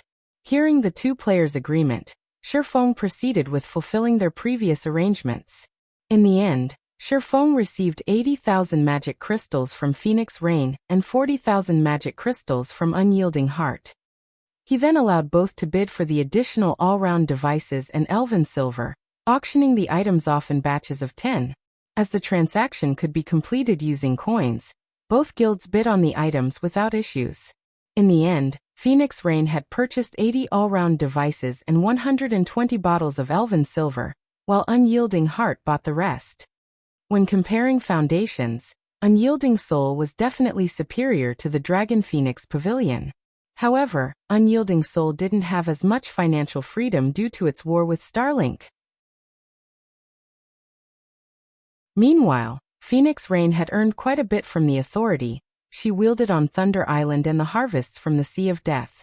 Hence, in terms of financial strength, the Dragon Phoenix Pavilion was currently stronger than Unyielding Soul. After selling the extra items, Shifeng had made over 20,000 gold.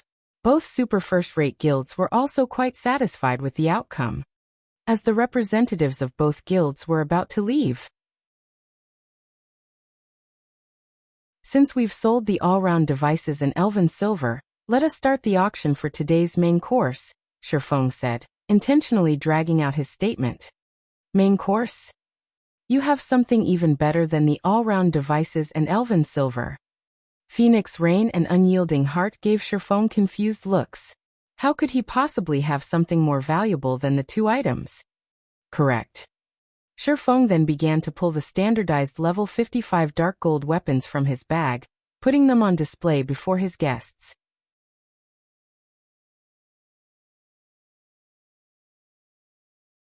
Chapter 1836 Arming Teams. The one-handed saber Shifeng placed on the table looked quite modest, like a very ordinary weapon, yet it radiated the glow unique to dark gold weapons. A dark gold weapon that can be used up to level 55. When Phoenix Rain and Unyielding Heart looked at the dark gold weapon, they could not help their confusion. In terms of attributes, it was only slightly better than a level 50 dark gold weapon. While it might be very tempting to ordinary expert players, to guild upper echelon like themselves, it was nothing special. Although a level 55 dark gold weapon was indeed very valuable, in terms of usefulness, there was simply no comparison between it and the all-round device or elven silver. Not to mention, the level 55 dark gold weapon Shifeng just took out did not possess any special traits. It neither added any resistances nor granted extraordinarily high attributes. Hence, they found it truly confusing that Shifeng was treating this weapon as the finale item. Just as Phoenix Rain and Unyielding Heart were wondering what Shifeng's intention was by taking out such a plain dark gold weapon, Shifeng took out another weapon from his bag and placed it on the table. This time, it wasn't a saber but a great sword instead. He's selling two items? Blue Phoenix, who was watching from the side, was also baffled by this situation. Let alone two level 55 dark gold weapons. Even two epic weapons wouldn't be enough to tempt representatives of super first-rate guilds like Phoenix Rain and Unyielding Heart. However, just as Blue Phoenix was having such thoughts, Shifeng proceeded to take out another weapon from his bag. Moreover, he showed no signs of stopping, even after revealing the third weapon. 3, 5, 8. By the time 10 level 55 dark gold weapons were laid out on the table, Phoenix Rain's and Unyielding Heart's expressions had changed. While level 55 dark gold weapons were not that easy to obtain, with the current strength Zero Wing's main force possessed, they understood that Zero Wing definitely could acquire some. If it were only 2 or 3 dark gold weapons, they wouldn't have felt particularly surprised by the situation. However, having 10 level 55 dark gold weapons was an entirely different story. As you can imagine, I am able to obtain quite a number of these level 55 dark gold weapons. These 10 articles are merely samples for you to see. What do you think of these weapons? Shifeng asked, smiling as he looked at the two people wearing serious expressions before him. Currently, he had produced only 10 level 55 dark gold weapons. It wasn't that he did not wish to produce more, but that he lacked the materials to do so. While the materials needed to produce these weapons were not very rare, and were available in the market, they were not usually sold in large quantities. Collecting a sufficient amount would take considerable time.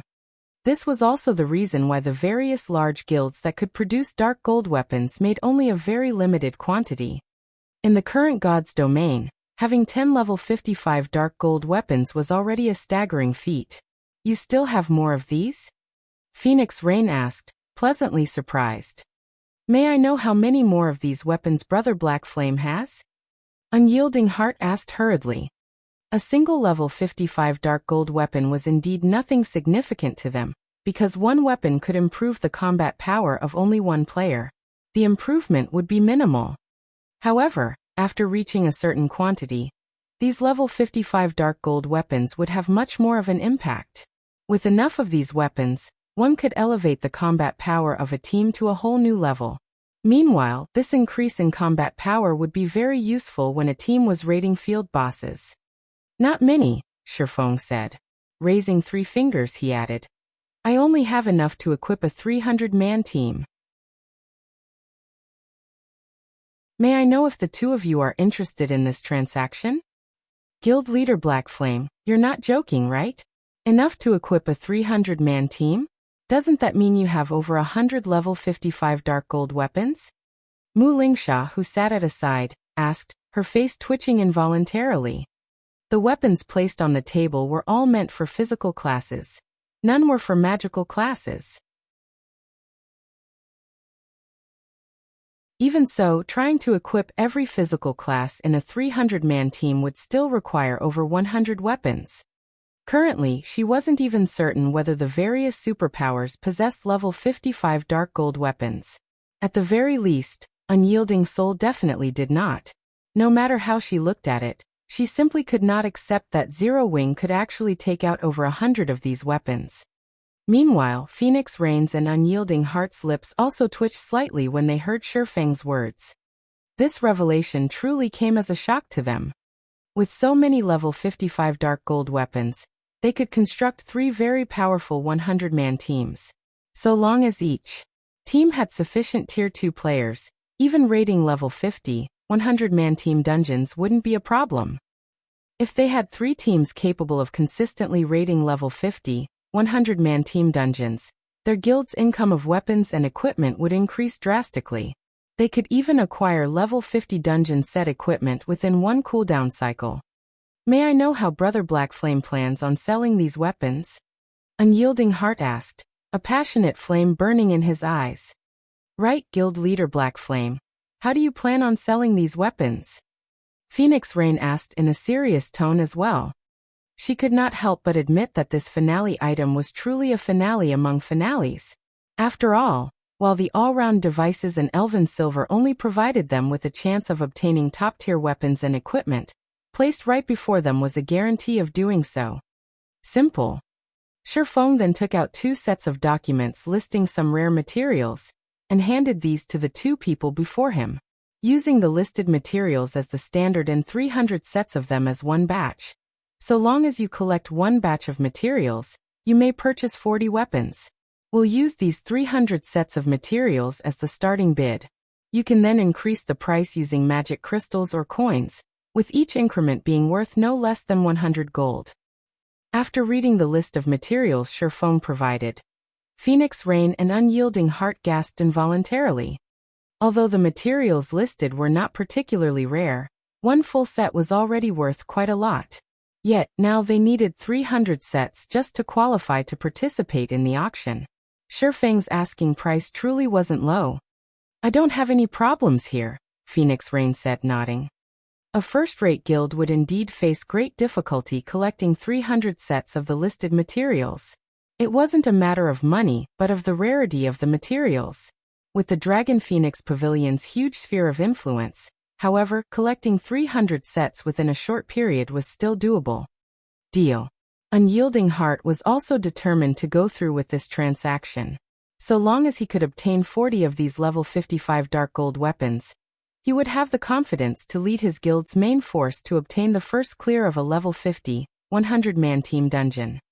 Moreover, in terms of ability to collect resources, his side was much stronger than Phoenix Rain's. After all, the Dragon Phoenix Pavilion was an alliance of two guilds. Phoenix Rain could mobilize only half of the guild's resources at most. "Since both of you are fine with this, let us start the auction now then." Upon seeing that both sides found his proposal acceptable, Shifeng grew even more joyful. Truthfully, even he felt that the amount of materials he was asking for was a little excessive, and he expected that the two guilds might balk at the condition. After all, even the current Zero Wing wasn't capable of collecting 300 sets of the materials at short notice.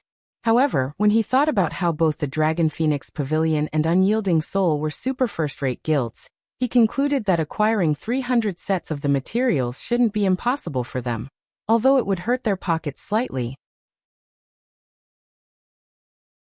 By setting such a high price in the first place, so long as he could acquire 300 sets of the materials required, given his production success rate, which was above 30%, he could instantly earn not only his cost, but also quite an amount of materials to arm Zero Wing.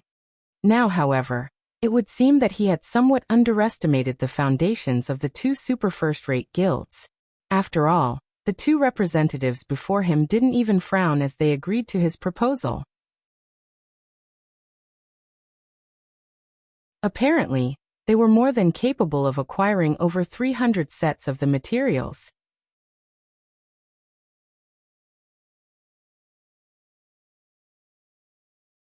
Chapter 1837. Titan Guard Upgraded.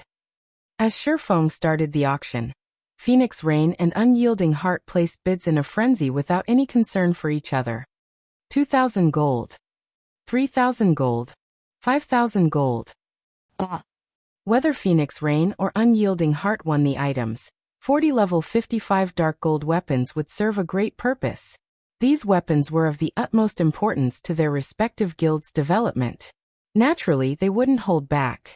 Rather than increasing the bid in 100 gold increments, they increased it by 1,000 gold increments. In just a few minutes, the price had reached 24,000 gold with Unyielding Heart's bid.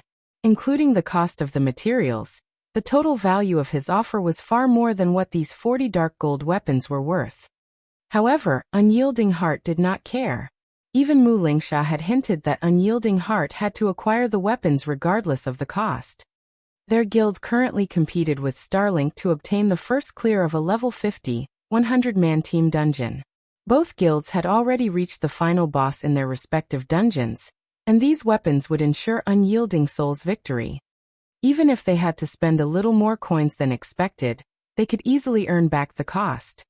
30,000 gold. Phoenix Rain instantly raised the price by a significant margin. She had already acquired the all-round devices and elven silver, but if she had these dark gold weapons as well, capturing the Sea of Death's inner islands would become far easier. After competing for several more minutes, Phoenix Rain won the first batch of weapons for 40,000 gold and 300 sets of materials. Unyielding Heart then claimed the second batch for 43,000 gold and 300 sets of materials. Although he wanted to win the last batch as well, due to lack of funds and these weapons' ordinary nature, he didn't go all out in the bidding. As a result, Phoenix Rain won the third batch of weapons for 41,000 gold and 300 sets of materials. Super first-rate guilds really are rich. After Shifeng signed a contract with both sides, Joy filled his heart, although he didn't show it. He had to admit that becoming a master forger really was beneficial. Just by selling 3 batches of standardized dark gold weapons, he had earned 124,000 gold and 900 sets of materials. This price far exceeded his initial expectations. Now he had the money to construct the airport and repair the secret stone forest, in addition to enough materials to arm Zero Wings members.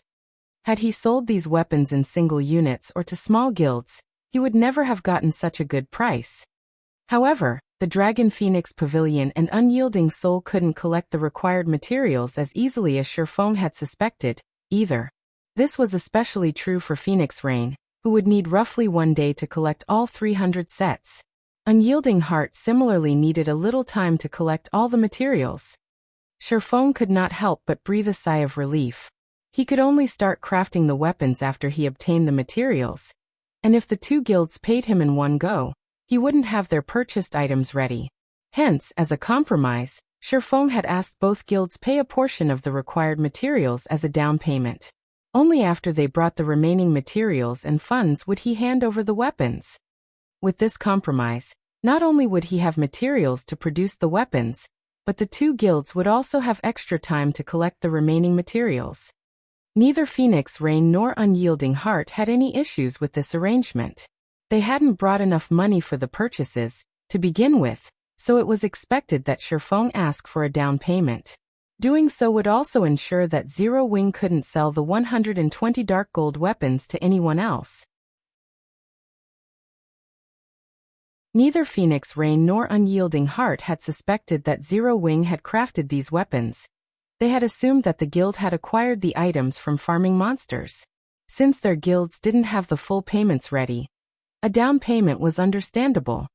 Phoenix Rain and Unyielding Heart had their subordinates deliver the agreed-upon down payment, which was 30% of the full amount.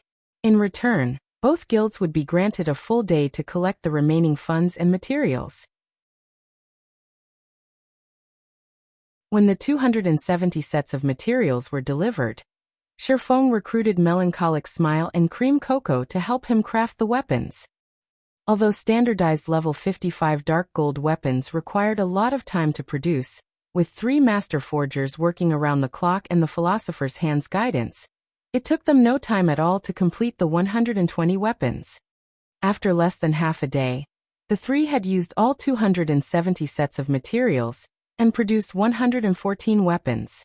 Including the original 10 Shifeng had made, they had a total of 124 level 55 dark gold weapons now. Once the weapons had been forged, Shifeng left the transaction's follow-up work to Melancholic Smile.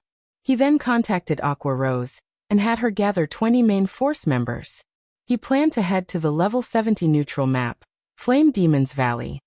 After his trade with the Dragon Phoenix Pavilion and Unyielding Soul, Shifeng realized that he had to prioritize unsealing the Philosopher's Hand fully. Partially unsealing the Philosopher's Hand had already been so profitable. If he could fully unseal it, he could nurture a large number of master lifestyle players. Not only would he be able to arm Silverwing Town to the teeth, but he'd also be able to fortify the Lost Town. Then he wouldn't have to worry about the Evil God's Temple, which grew stronger with each passing day in the Orc Empire. He wouldn't have to worry about Blackwater either. He could definitely afford a battle of attribution with both the Evil God's Temple and Blackwater simultaneously. After all, war was a competition of wealth and resources. Thinking up to this point, Shifeng felt even greater need to head to the Flame Demon's Valley. In less than half an hour, Aqua Rose had gathered Cola, Fire Dance, Violet Cloud and the other core upper echelons. As the group approached the guild's meeting room, they chatted and discussed the recent challengers they had faced in Silverwing Town's battle arena. After Shifeng had set the battle arena's new rules, quite a few famous experts from the neighboring kingdoms and empires visited Silverwing Town to challenge Zero Wing's guild leader. Some experts had also visited the town purely to spar with Zero Wing's experts. The battle arena's popularity in Silverwing Town had skyrocketed, and it was now even more popular than the battle arena in Zero Wing City. Meanwhile, Cola and the others' arrival in White River City's guild hall had caused a commotion among the other guild members. Now that I'm so close to them, I can really feel how powerful our guild's main force members are. Commander Fire Dance is especially powerful. Recently, I've heard that of all the challenges she accepted, she won every single one of them. I've even heard that she defeated the 5th-ranked assassin in the Black Dragon Empire. Commander Fire Dance has a 3-digit winning streak. That's right. I've also heard that on the latest issue of the God's Domain Experts list, Commander Fire Dance ranks as the 319th expert thanks to her excellent battle records. But I still think that she hasn't revealed all of her strength yet. Her rank will definitely climb in the future. That's only natural. However, the current God's Domain ranking list has changed. Now, if you want to earn a spot on the list or improve your rank, you have to be strong enough and have a dazzling battle record. I wonder when I'll become a main force member. I really want to train directly under Commander Fire Dance. The guild holds a qualifying tournament once a month. You can participate as long as you become a core member. Right. I'll work hard to become a core member first. As the players in the guild hall talked about Fire Dance and the other main force members of the guild, a desire to join Zero Wing's main force overwhelmed them. Meanwhile, Sherfong, who had hidden his appearance under a black cloak, couldn't help but chuckle as he overheard the various conversations. He then made his way toward the guild hall's meeting room. Guild leader, are we going on a major operation this time? Kola asked eagerly after Sherfong entered the room. He had improved significantly in the battle arena lately, and itched to display his new strength. Of course. However, we have to replace your equipment first, Sherfong said, nodding. Replace my equipment? Kola was confused.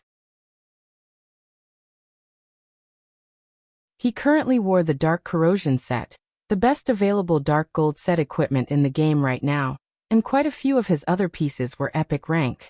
He didn't understand what Sherfong wanted to replace. Give me your shield first, Sherfong said. Shield? Kola revealed an excited expression as he guessed. Could it be? That's right.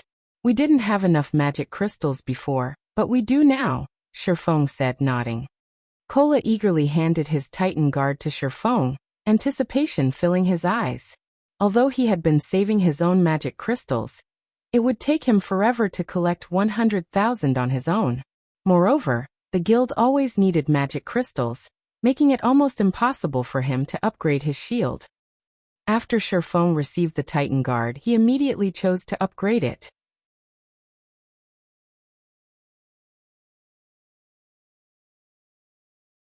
Chapter 1838. Fragmented Legendary Shield's hidden effect inside the resplendent meeting room. After Sherfong clicked to upgrade the Titan Guard, the shield began to glow with a brilliant light that forced the players in the room to close their eyes.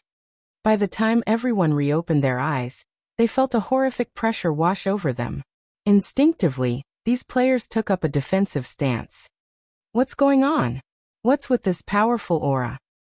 Could it be from that shield? This can't be possible, right? This aura is as intense as that of a mythic monster. All of these players were experts, and they had experienced countless life-or-death battles. They had long since developed senses that surpassed that of a wild beast. If they hadn't known that they were absolutely safe in this meeting room, they would have pulled out their weapons and prepared for combat. Once the intensity of the Titan Guard's aura reached its peak, it began to fade. So this is a fragmented legendary shield? Sherfong was inwardly shocked as he felt the Titan Guard become lighter than it had been. Although the shield had never been particularly heavy, holding it still restricted his movement. Now, however, the Titan Guard was as light as a feather. It felt as if the cold, tough metallic frame were merely an illusion. The shield's hidden effect was truly frightening. It was common knowledge in God's domain that shields were so large, so the MTs could effectively block a boss's attacks. In return, the shields were considerably heavy. Of course, there were lighter shields such as wooden or steel bucklers. Although a buckler was easier to use and gave MTs more freedom of movement, its flaws were apparent with a buckler's small size. Blocking attacks properly was strenuous. This was especially true during a high-speed fight. Hence, the various large guilds MTs usually used large, heavy shields. However, now not only did the Titan Guard possess a huge defensive area, But it was also light. It was a dream shield for any MT. Moreover, compared to the Titan Guard's hidden effect, its new attributes were truly frightening. Titan Guard Shield, Fragmented Legendary Rank. Minimum Equipment Level, 50 Equipment Requirement. Strength 1400 Attributes adjust according to user's level. Defense plus 9450 level 50. Block Rate, 39%. Strength plus 245. Endurance plus 224. Agility plus 190. Defense skill plus 3 levels. Reaction ability plus 2. Strength increased by 35%. Agility increased by 30%. And endurance increased by 30%. Ignore levels plus 20. All item level requirements reduced by 5 levels. When equipped. All magic damage received reduced by 50%. Reaction speed increased by 20%. Paralysis effects reduced by 40%. Frontal damage received reduced by 30%. All resistances increased by 30%. Additional passive skill 1 dash. Guardian Shield. Automatically generates a layer of guardian energy, which can block an attack and absorb a portion of the attack's strength to recover user's stamina every 10 seconds. Additional passive skill 2 dash. Iron Wall. Reduces the impact from incoming attacks by 50%.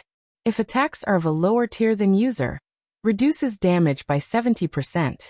If attacks are of the same or higher tier than user, reduces damage by 30%. Additional active skill 1 dash. Titan's Heart. Generates 3 layers of protective energy that absorbs damage equivalent to 10 times of wielder's maximum HP. Increases physique by 30%, reaction speed by 20%, and movement speed by 20% for 45 seconds. During this period, battle recovery improved by 800%, and healing received increased by 100%.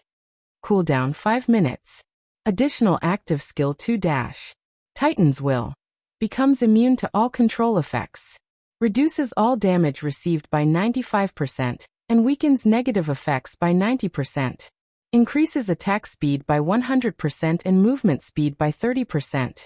Starting movement speed set at 80% of maximum movement speed. Duration 30 seconds.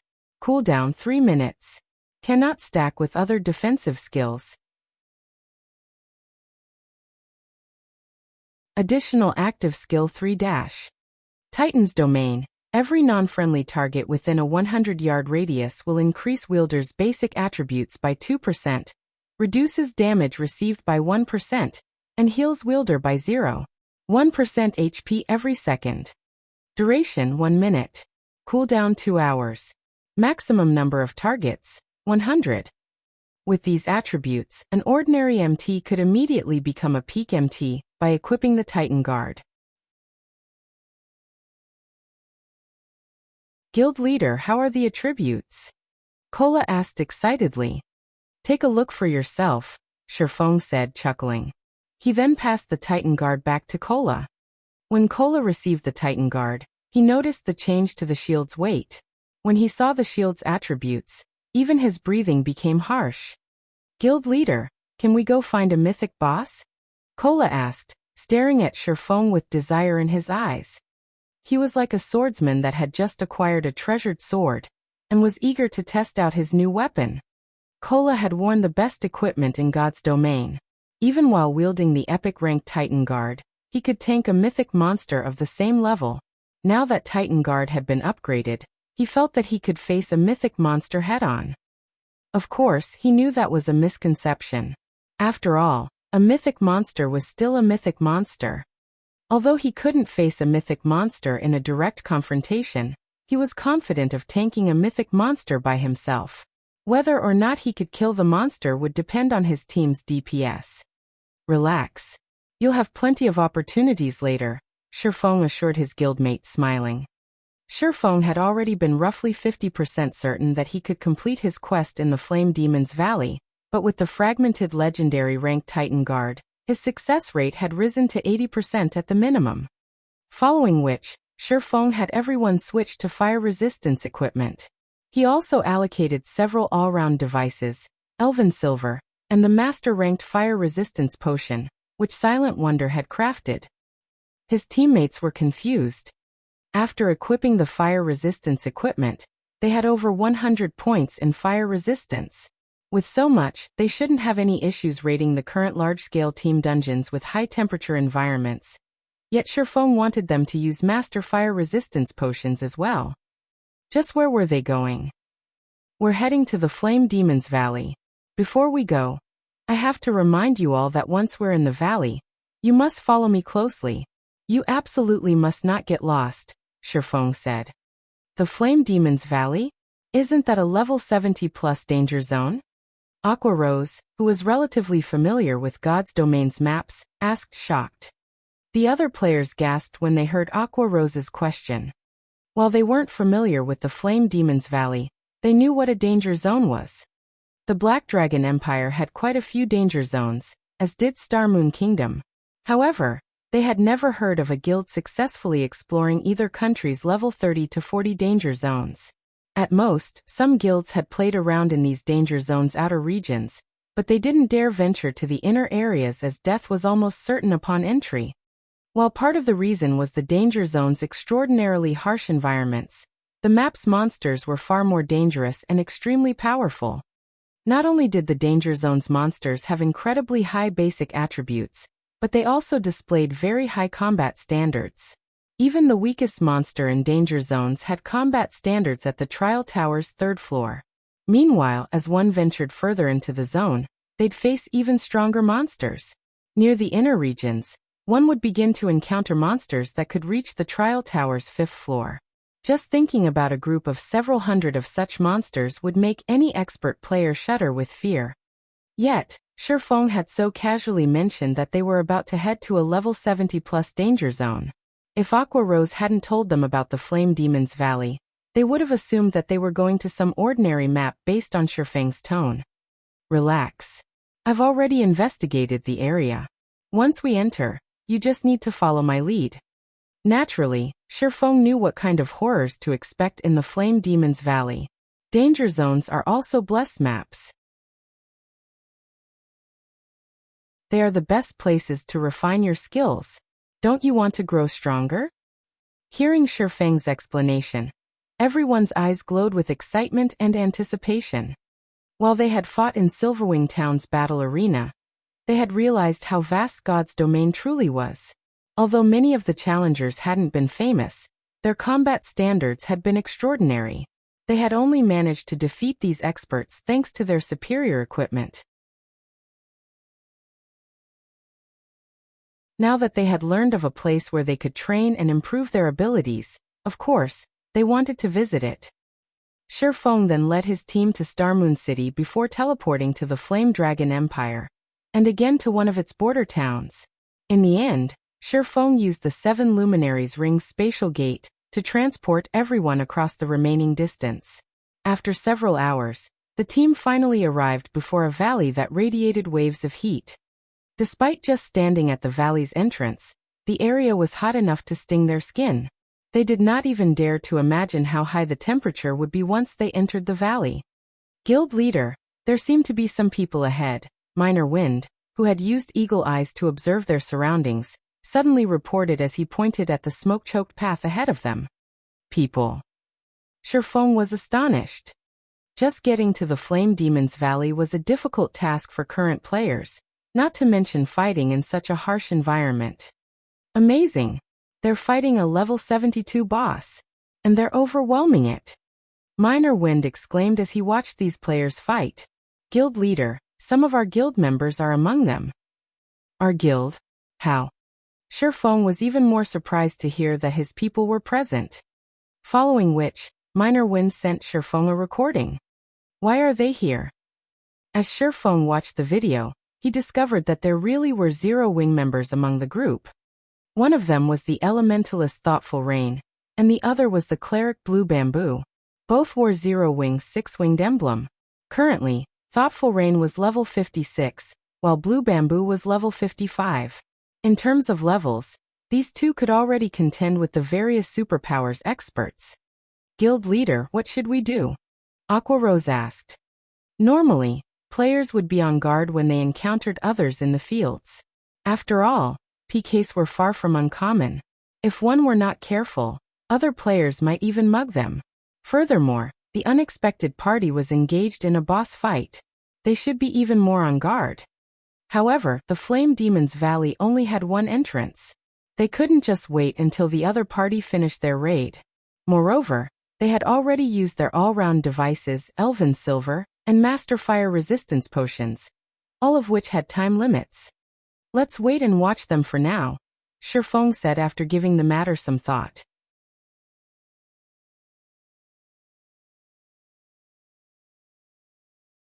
Chapter 1839 Neutral Races.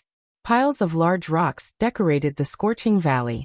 Due to the constant screen of black smoke from within the valley, it was extremely difficult to examine the area with the naked eye. One would be fortunate if they could see up to 200 yards away. Even those with stronger physiques would only see an additional 20 or 30 yards. Only with skills like Eagle Eyes could players see up to 700 to 800 yards. While 700 or 800 yards might seem far, it was nothing to monsters in a level 70+ danger zone. These monsters could normally see up to 500 yards. Due to the level difference between these monsters and Zero Wings players, the monsters would have an easier time discovering them. If they were not careful, the monsters might even notice them from 800 yards away. Under Shifeng's lead, Zero Wings' team quickly moved to 200 yards away from Thoughtful Rain's team. Rocks and smoke obscured their position, so the other team would find it difficult to notice their presence. Isn't that Rain? Akka Rose was a little surprised as she watched Thoughtful Rain in battle. Her combat standard has improved by quite a bit. Thoughtful Rain dealt with 3 level 70 Lord-ranked Flame Demon guards, which moved alongside the boss monster by herself. Yet despite being outleveled and outnumbered, she faced the 3 lords on equal footing.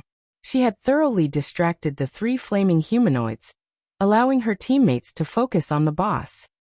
It was evident that her combat standard had already reached the refinement realm. However, Thoughtful Rain's teammates were even more surprising. None of these players were human but foreign races.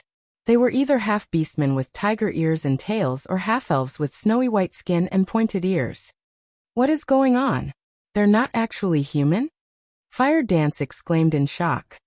Every player on Zero Wings' team was shocked.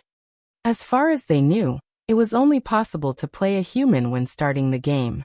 There weren't any other races to choose from. Although they had encountered demon players and monster players, they were transformations. Technically, they still identified as human. However, the players on Thoughtful Rain's team were different. Their initial statistics showed that they weren't humans who could transform. Instead, their races identified as half-beastmen or half-elves. While Shifeng found the situation surprising as well, he did not find it particularly strange. Moreover, he finally understood why these other players were here. In God's domain, players were only allowed to play as human at the start of the game. There were no other racial options to choose from.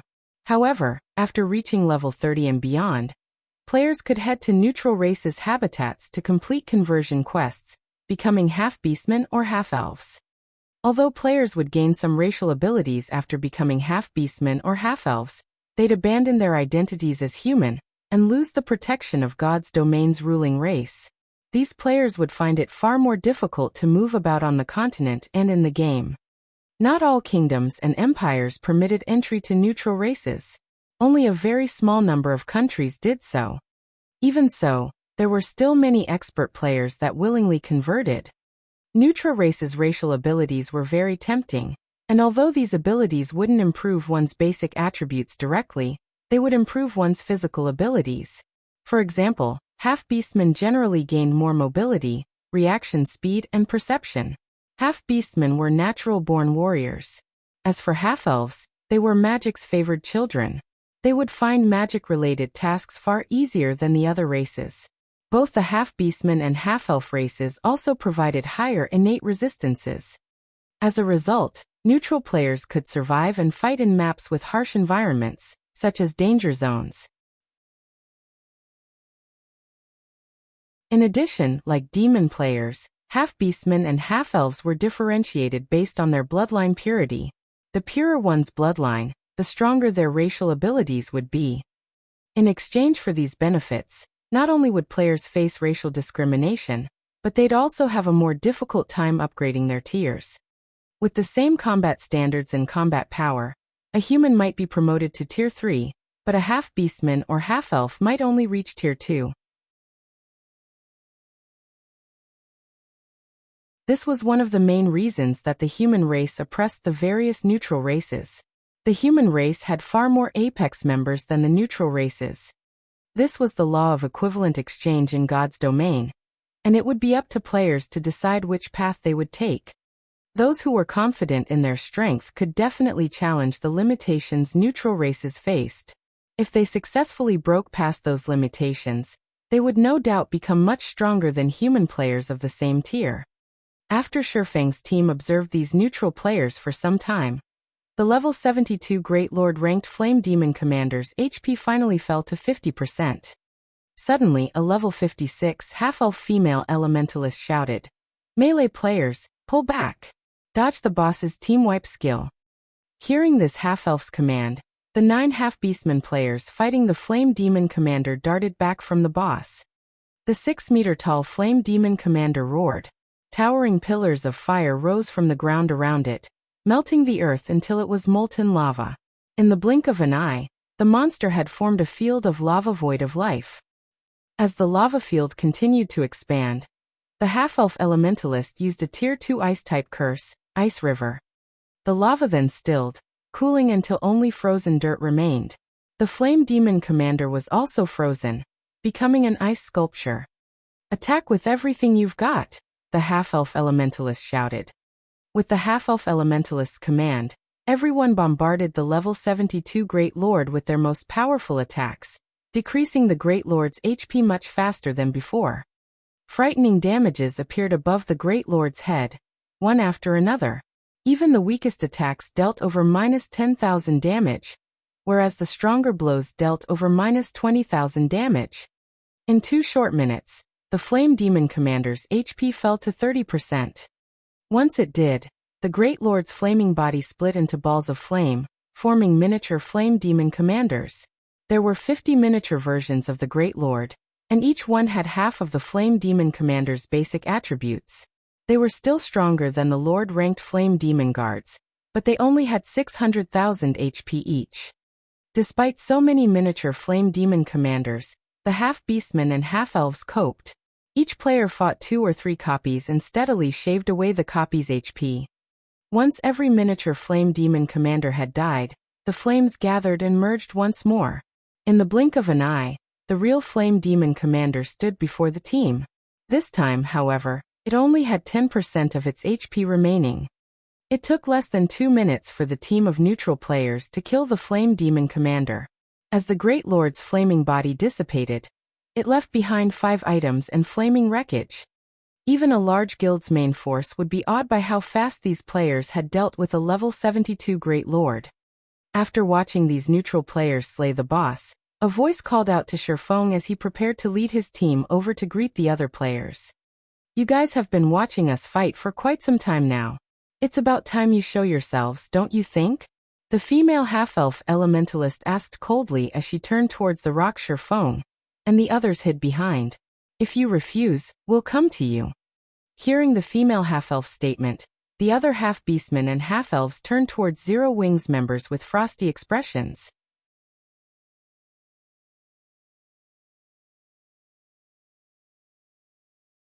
Chapter 1840. No need for explanations.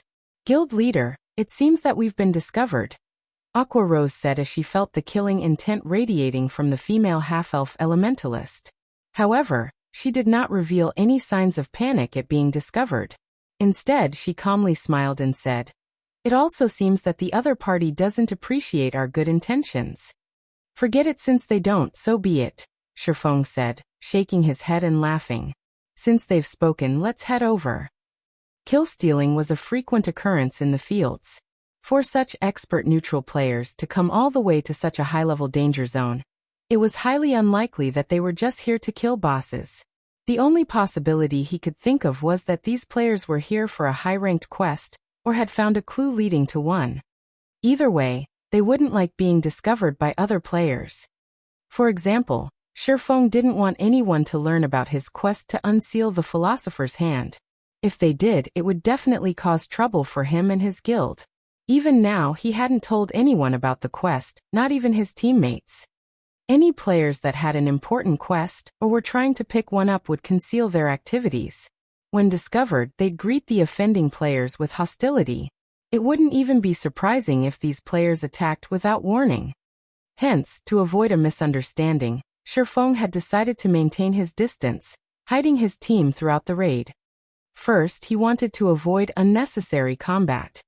Second, Thoughtful Rain and Blue Bamboo were members of this neutral team. If Zero Wings members suddenly showed up in this deserted area, the team would suspect Thoughtful Rain and Blue Bamboo of leaking information. Third, he didn't want others to know what Zero Wing was doing in the Flame Demon's Valley. However, the female half-elf elementalist's perception had exceeded Shifeng's expectations. He had never expected the woman to sense them 200 yards away despite her involvement in the intense battle. Even with his physique, he had barely seen the battle from this distance. The only other player that had seen the battle clearly was Minor Wind, who had activated Eagle Eyes. The other team's members had been busy with the fight, making it impossible to maintain Eagle Eyes. Hence, he hadn't expected to be discovered. However, since the team had noticed them, he had no choice but to reveal himself and see how events unfolded. Meanwhile, the half-beastmen and half-elves warily watched Shifeng's group approach. Guild leader, our tracks have been discovered. Should we kill them? A level 55, tier 2 berserker, a half-beastman in armor and wielding a white bone spear, asked, lacing his words with killing intent. Let's hear them out first. At the end of the day, this map is controlled by the human race. Moreover, we're already halfway through our quest. An interruption will only make it more difficult to complete. The female half-elf elementalist quietly responded. During the battle, she had discovered Shifeng's group, but she had remained silent about it to see what the other players intended at first. She had assumed that the team was here to steal, but even after the boss had died, Shifeng's group had been motionless. This proved that Shifeng's group had no designs on their loot. Even so, she couldn't let the other party follow them. After all, she had an important quest to complete. She could only expose the team and persuade them to leave. Of course, the decision had some risk. If negotiations soured, it was likely they would have to fight each other. If Shifeng's group insisted on following them, she would have to act. Her quest offered an extraordinary reward, which would qualitatively transform their guild. With this reward, it was entirely possible that their guild would instantly become as strong as a first-rate guild. As Shifeng's group increasingly closer to the female half-elf's team, Thoughtful Rain and Blue Bamboo, who were busy with 3 flame demon guards, stared with wide eyes. Rain, aren't they from our guild? Even Vice Guild Leader Aqua and Commander Fire Dance are here, Blue Bamboo said, stupefied. What should we do? Will Big Sis Melody suspect us of leaking information? The team they had joined on this expedition to the Flame Demon's Valley for a quest was extremely important to Melody, the guild leader of Ninth Heaven. This quest could even determine the life or death of Melody's guild. Hence, the woman had repeatedly forbidden them from telling anyone about the quest. Neither she nor Thoughtful Rain had spoken a word of their actions. Yet their guild members had shown up here. At this point, avoiding a misunderstanding was almost impossible. We don't have a choice. We have to explain to Big Sis Melody and hope that she understands. But this is really a terrible coincidence, Thoughtful Rain, who kept the 3 flame demon guards busy, said helplessly. Unfortunately, as Shifeng's group approached, Melody and the other Ninth Heaven members noticed the 6-winged emblem on these players' chests. A 6-winged emblem? Isn't that the same one that Rain and Blue wear? Could they be Zero Wings members? Guild leader, we haven't said anything about this operation to anyone. How could Zero Wings members be here? Could it be? Did Rain and Blue? I knew outsiders couldn't. Suddenly, the half-beastmen and half-elves turned to Thoughtful Rain and Blue Bamboo. Although they did not question the two directly, they watched the women with questioning gazes. Enough. I'll handle this. Melody roared as she shot her team members a chilling look. Let's find out why they're here first. Suddenly, this team of neutral players heard a deep voice. I am Black Flame, Zero Wings Guild Leader.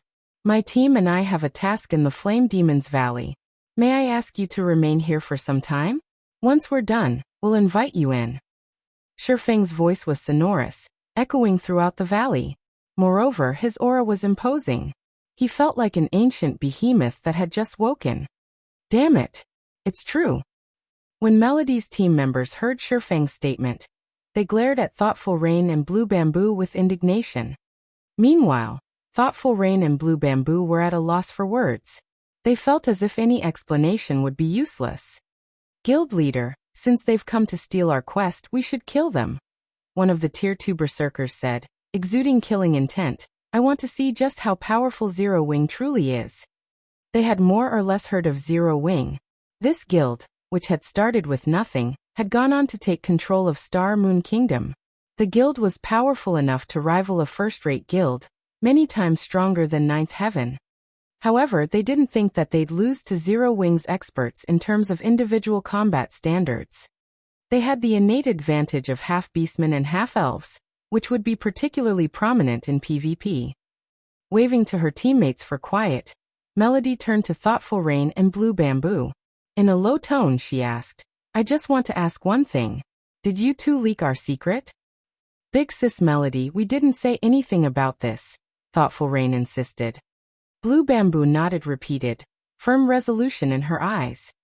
All right, I believe you, Melody said, revealing a gentle smile. She did not think that Thoughtful Rain and Blue Bamboo would betray her trust. She then turned back to Shifeng and said, Hello, Guild Leader Black Flame. I am Melody, the Guild Leader of Ninth Heaven. May I know why we cannot enter? That way, I'll understand what I should do.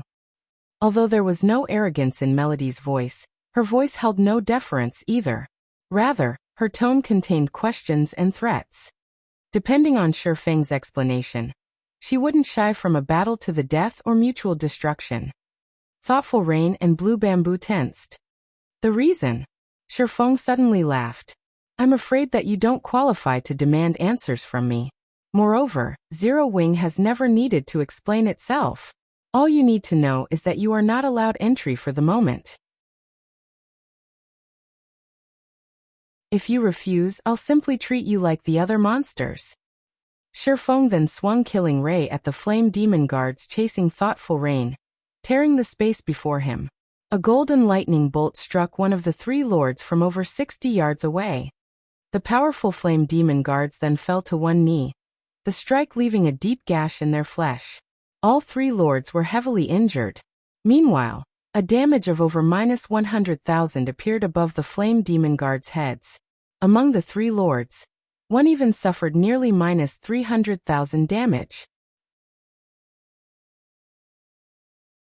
But compared to Shifeng's damage, what truly surprised the other guild leader was his ability to land his attack against the three moving lords without harming Thoughtful Rain, despite being over 60 yards away. Moreover, Shifeng had sent his attack through the other team, striking the Flame Demon guards before they had been able to react. Shifeng's timing and skill usage were godlike. This stunned Melody and the Ninth Heaven members, who had planned to put up a fight. Without another word, Shifeng led his team into the Flame Demon's Valley, leaving the dumbstruck members of Ninth Heaven behind.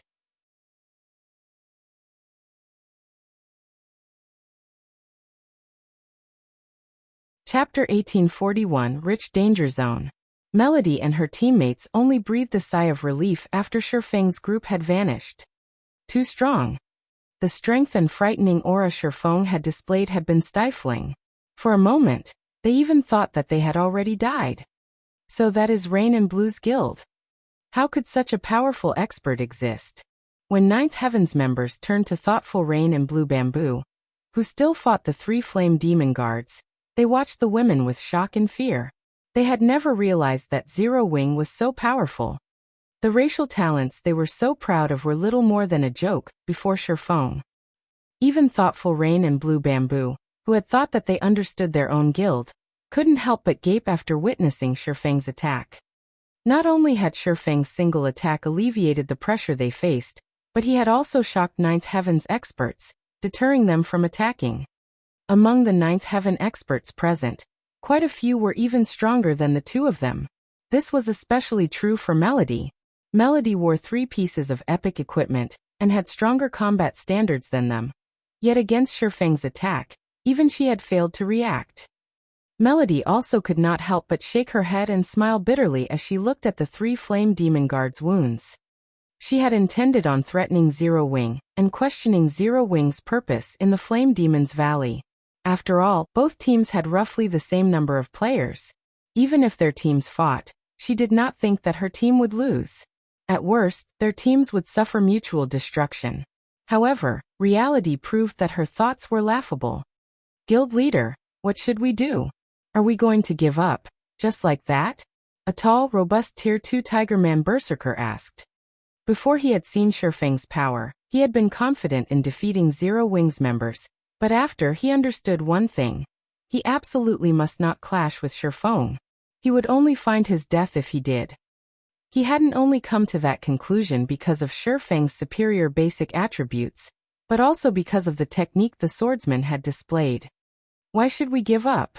We've gone to great lengths to find this quest, and Flame Demon's Valley is so large.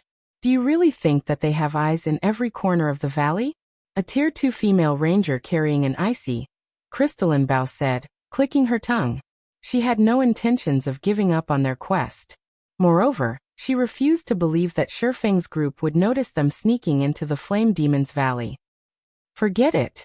Let's just wait here, Melody said, shaking her head. I don't think that Zero Wing is here for our quest anyway.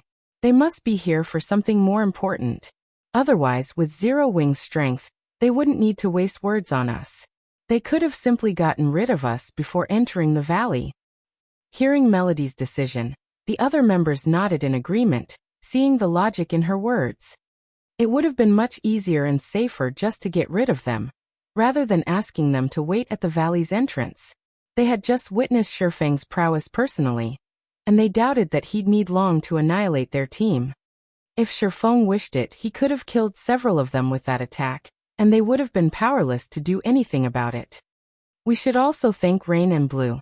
Large guilds generally dislike others following them during a large-scale operation. Generally, they seal off the area. Even if they don't, they tend to get rid of any potential threats. Yet Black Flame had simply forbidden us from entering the valley, rather than kill us. Let's not stir up any more trouble, Melody explained. When large guilds were on an important mission, they definitely didn't show mercy. The fact that they were still alive was all thanks to Thoughtful Rain and Blue Bamboo's membership in Zero Wing. If not for these two women, she didn't dare imagine what kind of outcome her team would have suffered. Upon hearing Melody's explanation, her teammates gave Thoughtful Rain and Blue Bamboo grateful and apologetic looks. They now felt that their decision to invite the women on this mission had been a wise one. Otherwise, they would have likely died an unjust death at the entrance of the Flame Demon's Valley.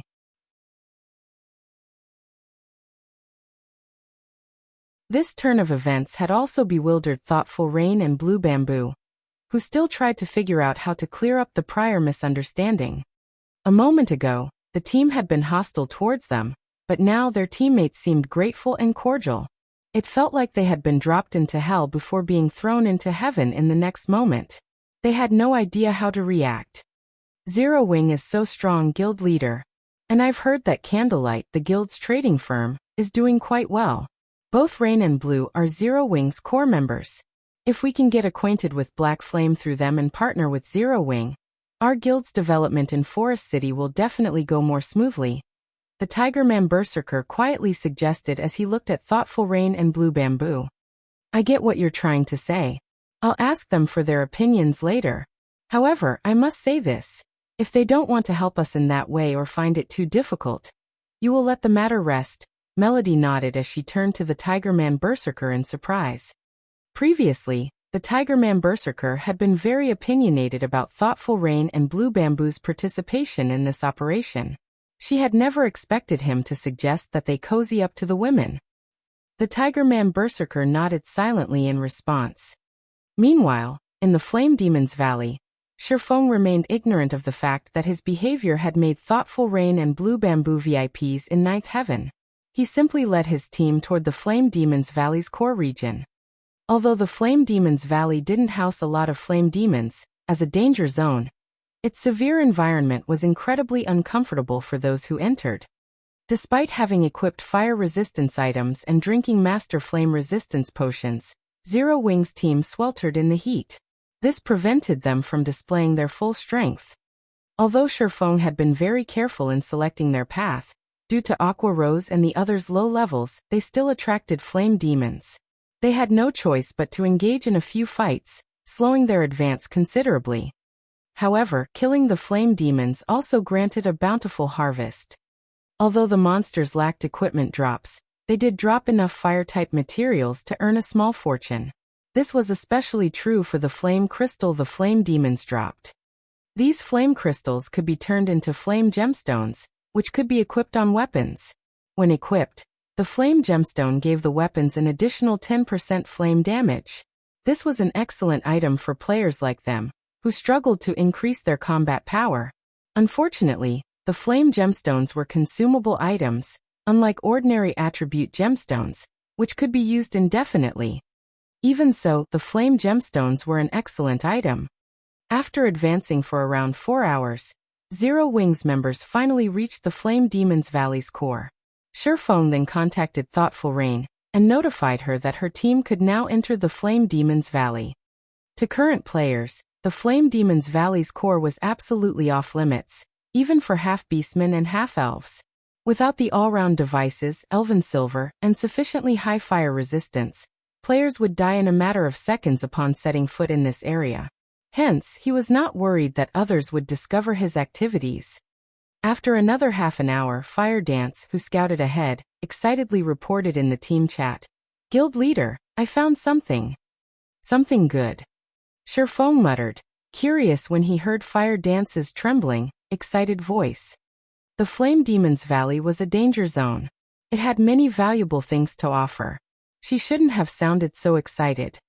"Guild leader, you won't guess what I've found. I actually found an ore vein," Fire Dance proudly proclaimed.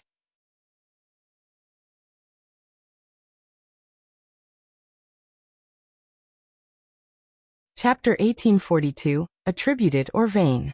Upon hearing Fire Dance mention an ore vein, everyone's eyes glowed with excitement. Ore veins were extremely rare in God's domain, and particularly in Star Moon Kingdom. This was because Star Moon Kingdom was a relatively balanced kingdom. While the kingdom had no lack of herbs, ores, wood, and food materials, it did not specialize in any of these resources. Hence, ore veins were very rare in the kingdom. Whenever one was found, it would be highly contested over. "An ore vein? What type is it?" Shifeng asked curiously. He wasn't particularly surprised by the fact that an ore vein had appeared in the Flame Demon's Valley.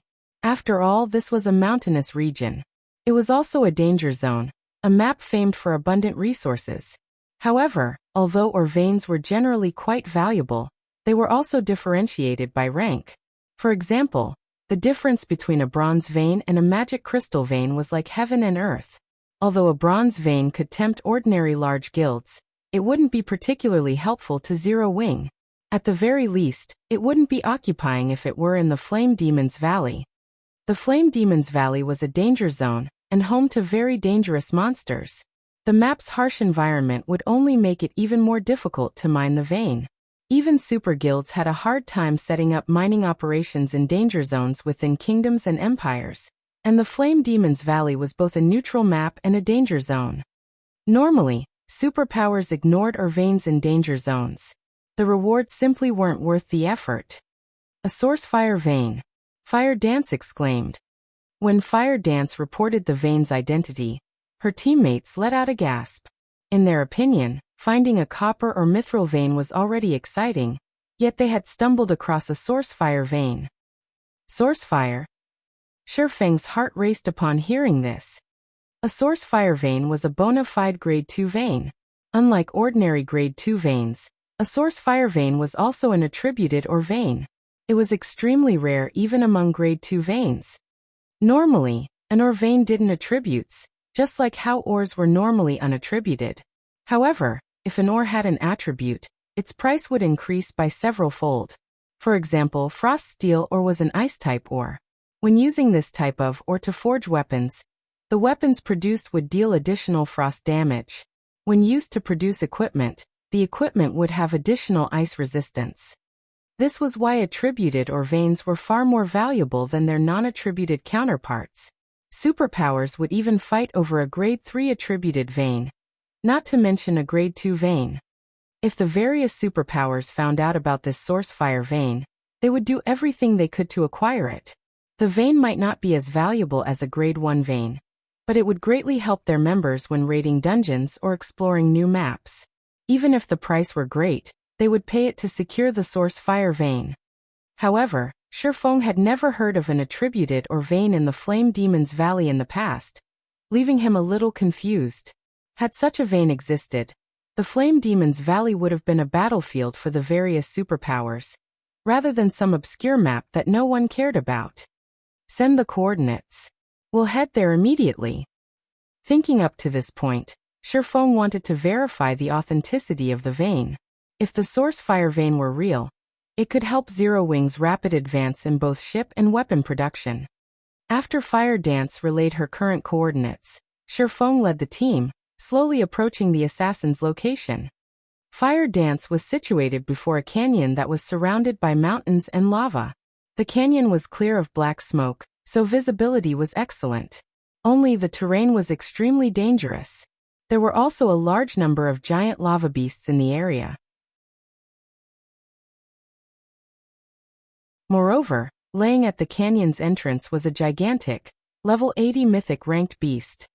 Lava Hound, elemental creature mythic, level 80. HP 450, 000, 000/450, 000, 000. Everyone felt their heads ache when they saw the two-headed lava hound guarding the canyon's entrance. However, they could clearly see a cave in the distance with some crimson ore around its entrance. This crimson ore was none other than Source Fire Oregon. It's actually real.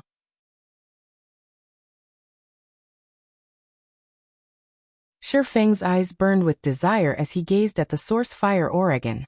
Although the vein seemed small, it was definitely a source fire vein. How unfortunate. There are too many lava monsters nearby. There's even a level 80 mythic monster guarding the canyon's entrance. We don't have a chance of securing the vein, Aqua Rose said, slightly frustrated as she looked at the cave entrance. With their current strength, they might be able to defeat level 60 mythic monsters, but a level 80 mythic ranked monster was still too difficult. Furthermore, they had to fight the lava creature in such an extreme environment. Under such circumstances, they wouldn't be able to defeat the lava hound even if they were level 80. This was because this was a danger zone. The monsters here had much higher combat standards than monsters in a normal map. Including the frightening attributes of a mythic monster, they had no hope against the level 80 lava hound unless they returned at level 90 or 100. Lava creatures were different from ordinary monsters. Players would be subjected to the burning heat radiating from the monster's body if they got close to it. Even if players had sufficiently high fire resistance to avoid taking any damage, they'd still feel the searing pain. This pain would significantly affect players' combat power and prevent them from fighting at their best. However, this was not the most frightening aspect about lava creatures. Lava creatures' corrosive ability was far more dangerous. Weapons and equipment would rapidly lose durability when they came into contact with these creatures. If the items lost all durability mid-battle, they'd be permanently lost. Because of this, players tried to avoid lava monsters as much as possible. Meanwhile, every monster in the canyon was a lava creature. Trying to clear out these monsters long-term would be hell. Not only would they fail to acquire the vein, but they would also sacrifice a large number of weapons and equipment. If they tried to construct a mining base here, a large number of monsters would assault the base during its construction. If the mining base were destroyed, all resources they had invested would be lost. On the off chance that they managed to construct a mining base here, there was also the problem of manpower. Zero Wing simply couldn't afford to station a lot of players here. This was the Flame Demon's Valley's core. Its harsh environment could easily kill the guild's players. Players needed sufficiently high fire resistance to survive here. They were only able to explore this area because they were fully equipped in fire resistance equipment and had consumed master fire resistance potions. If any other player stood in their place right now, the extreme temperatures would have long since claimed their lives. The rest of the team agreed with Aqua Rose's assessment, a little disappointed. While the source fire vein before them was a priceless treasure, they could only afford to view it from afar. Meanwhile, as Shifeng examined the roaming lava monsters, he fell deep into thought. Not many people knew the true value of an attributed or vein in God's domain yet. However, he did. The source fire vein would be particularly valuable to the current Zero Wing. Not only did the vein produce source fire ore, which could be used to increase the guild's overall combat power by a significant margin, but the vein also produced the super rare byproduct, flame source crystals. Flame source crystals were incredibly useful to master alchemists, but they were also one of the main materials to produce the epic set equipment, Broken Steel, a set exclusive to his Blade Saint class. Lava creatures? After carefully observing the terrain and the wandering lava monsters, Shifeng said, "While it would be impossible to set up a mining base here, it isn't entirely impossible to harvest the ore." Guild leader, can we really mine here? Anticipation burned in Aqua Rose's eyes as she looked at Shifeng. Nowadays, fire resistance weapons and equipment were in high demand since the various large guilds had realized how necessary these items were to their development. If Zero Wing could harvest the source fire vein, it would definitely increase the guild's development speed. Given enough time, Zero Wing's members wouldn't be limited to operating near Silverwing town.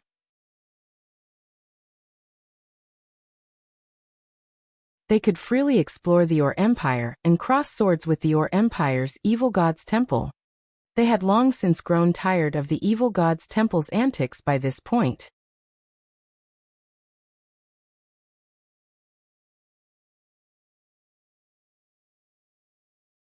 Chapter 1843, Titan's Might.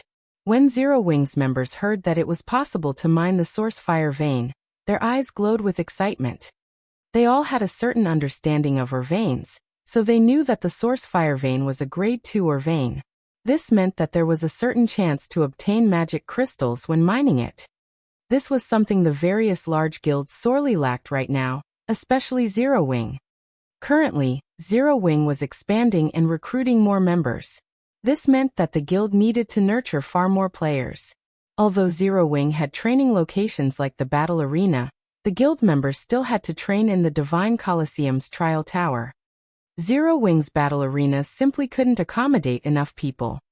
The Trial Tower also provided comprehensive training, testing players' limits. If Zero Wing could acquire a large number of magic crystals, the guild would be able to transform the new recruits into usable combat power. Right now, the majority of Zero Wing's members wouldn't be useful in large-scale combat.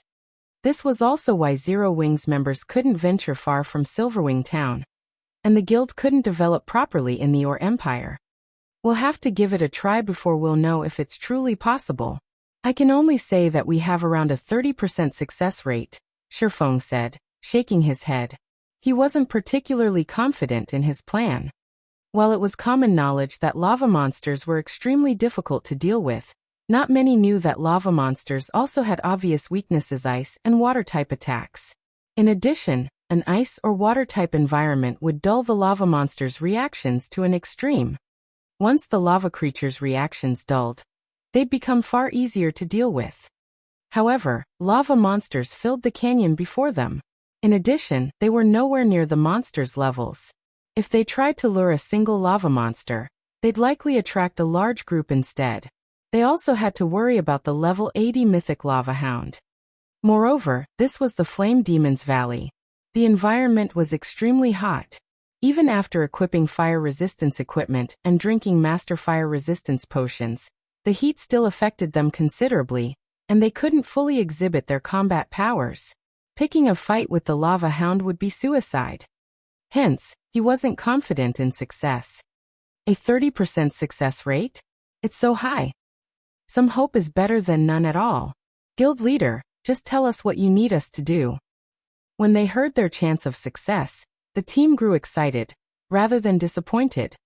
Even the various superpowers weren't likely to occupy this source fire vein, but if Zero Wing could, it could grow into a super first-rate guild within a short time. Zero Wing would then be able to compete for dominance over God's domain. It would no longer be limited to its status as a kingdom's #1 guild. Aqua Rose, who had once been an honorary elder in the veteran first-rate guild, Twilight Echo, had never thought that Zero Wing would one day have a chance of becoming a super first-rate guild. Despite so many years of development, Twilight Echo had never reached the point where it had the potential of becoming a super first-rate guild, yet Zero Wing already had. Alright, since everyone is in agreement, Aqua and those with the Sea God's legacy, ready your spells. You should have learned quite a few water-type spells. As for the remaining elementalists, prepare to use ice-type spells. Try to use as many AoE spells as possible. I don't need you all to attack. I just need you to transform this canyon into a world of ice and water. As long as you can change the environment, the lava monsters will weaken and become much easier to deal with. If you succeed, we'll have a chance of getting the vein.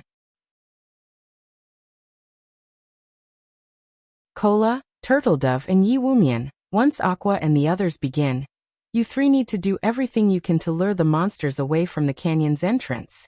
Cola, you'll be responsible for tanking the lava hound. All you need to do is lure it away. Everyone else will use the ice and water-type magic scrolls I'll distribute in a moment. I don't need you to buy a lot of time. 5 or 6 minutes will be enough. No matter what happens, do not use Power of Darkness. We'll need it later.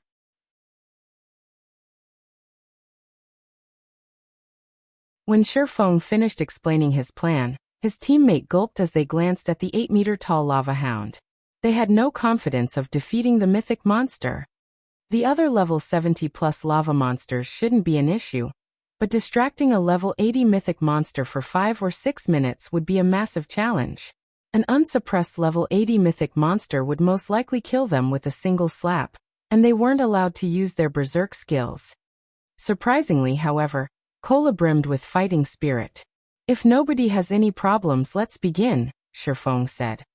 After scouting the terrain for about 10 minutes, Aqua Rose and the other casters finally decided on their positions.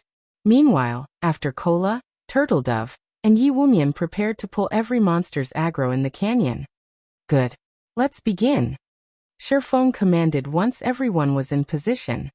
Immediately, Aqua Rose and the others started to chant incantations and draw runes, drawing a large amount of water and ice-type mana towards them. The non-magical class players also activated their water and ice-type magic scrolls. The flow of mana soon attracted the attention of nearby monsters. These monsters instantly searched for the change's source. However, before these lava monsters discovered Aqua Rose and her companions' locations, AoE spells began to descend. Boom, boom, boom. Suddenly, icicles and waterfalls rained down from the top of the canyon walls. As the streams of ice and water reached the bottom of the canyon, the molten lava vaporized the ice and water, filling the canyon with a dense mist. At the same time, the canyon's temperature began to decrease. Unfortunately, Aqua Rose and the other spells were only temporary. Their spells couldn't stop the lava from spewing out of the ground and canyon walls. Damn it! Why is there so much lava? If we can't stop it, changing the environment will be impossible, Blackie said, anxiety filling his heart as he watched water and ice become steam.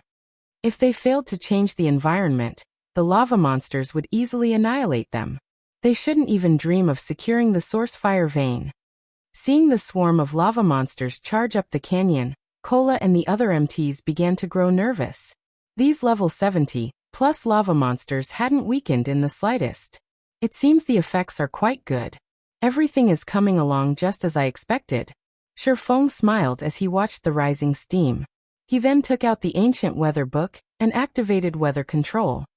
He hadn't actually expected Aqua Rose and the others to change the environment here by themselves. After all, only powerful domain skills could accomplish such a feat. Only a fool would try to change an area's environment with ordinary AoE spells. While the ancient weather book could alter an area's weather, it was too difficult to do so in such an inferno. It would take a very long time for the ancient weather book to alter this environment enough to impact the lava monsters. Meanwhile, the lava hound would have killed the entire team several times. Hence, he needed Aqua Rose and the others to create enough steam in the valley to hasten the ancient weather book's alteration process. Suddenly, a powerful storm began to brew above the canyon, dark clouds forming in the sky. After 5 seconds, rain began to fall, showering the lava monsters. As the rainwater covered their bodies, the lava monstress cried out in pain. Their body temperatures rapidly began to cool. Not only did the lava monster's movement speed begin to decrease, but they also seemed sluggish. Oh! The lava hound raged as the rain drenched its body, its howl so powerful that it even pushed away the descending rainwater and rubble on the ground. The lava hound then charged for Sherfong, swiping a paw as it pounced on the swordsman. "You're not getting past me." When the lava hound ignored him, Kola activated Titan's domain and ran at the beast with his shield raised. Boom! Sparks scattered when the lava hound's nails scratched against Kola's Titan guard. The lava hound's gigantic body came to an abrupt halt. Meanwhile, Kola only stumbled 3 steps backward, a damage exceeding -1,000 appearing above his head. To Kola, who had over 90,000 HP, this damage was practically negligible. So strong, Kola can actually tank that thing by himself. Everyone was surprised to see Kola barely harmed.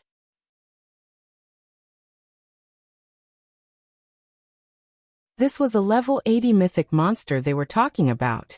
Although the rain had somewhat weakened the lava hound, it was a mythic monster, yet Kola had received its attack effortlessly without any help. Even Sherfong was shocked by how little damage Kola had taken. He finally understood just how frightening a fragmented legendary shield was. By the looks of it, the Guardian Knight should have no problems tanking the lava hound by himself even if he didn't use Titan's domain. Sherfong also dismissed the worry that plagued his heart. He then activated Gale domain and flew toward the cave entrance in the distance. He quickly reached the mine, realizing that its entrance was so small that barely 3 people, shoulder to shoulder, would be able to enter at the same time. The instant Sherfong set foot in the mine, a series of system notifications reached his ears. Moreover, he wasn't the only person to receive the system notifications.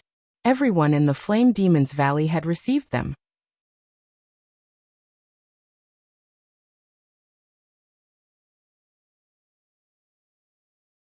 Chapter 1844, Underground Country. System. Congratulations. You have discovered the Fire God's ancient land. Flame Demon's Valley Region System Announcement.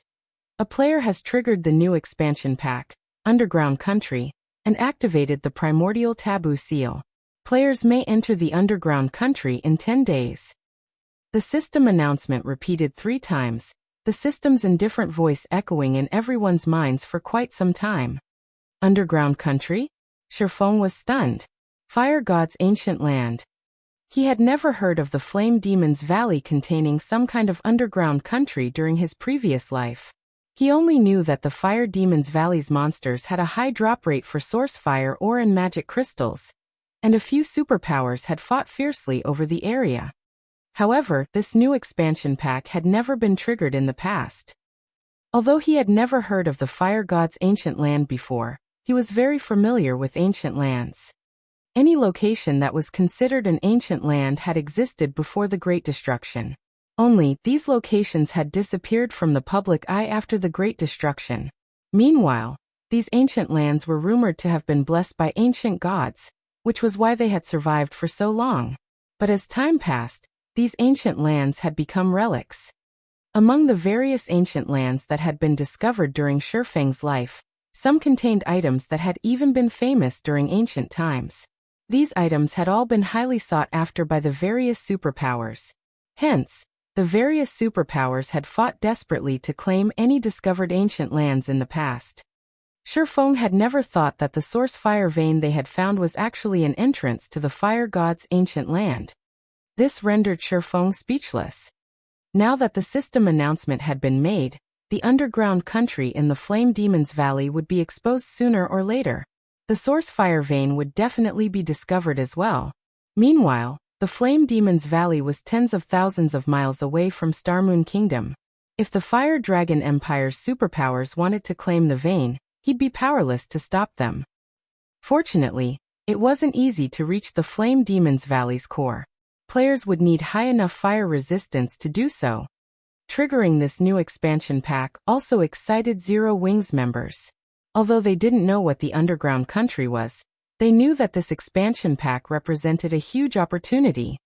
Every kingdom and empire had its own specialty products, and no player had ever explored this underground country yet. This meant that they could monopolize the underground country's specialty products.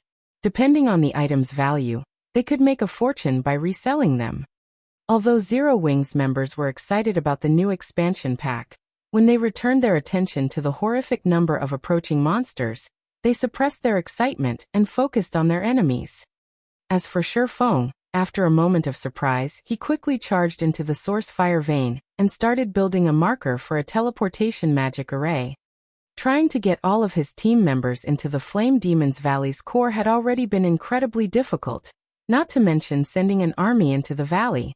No guild in God's domain would be able to do so at this stage of the game, so it was impossible to mine this source fire vein long-term.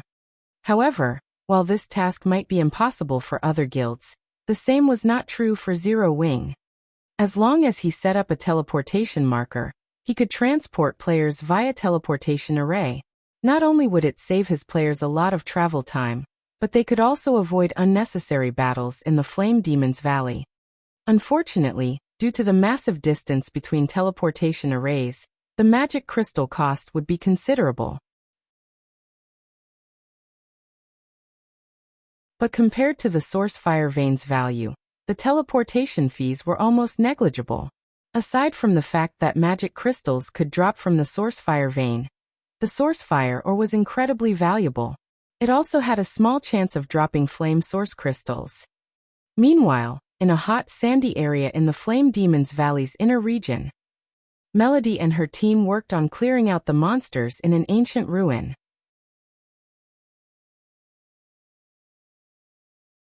When Shifeng entered the source fire vein, they too had heard the regional announcement regarding the new expansion pack. Amazing!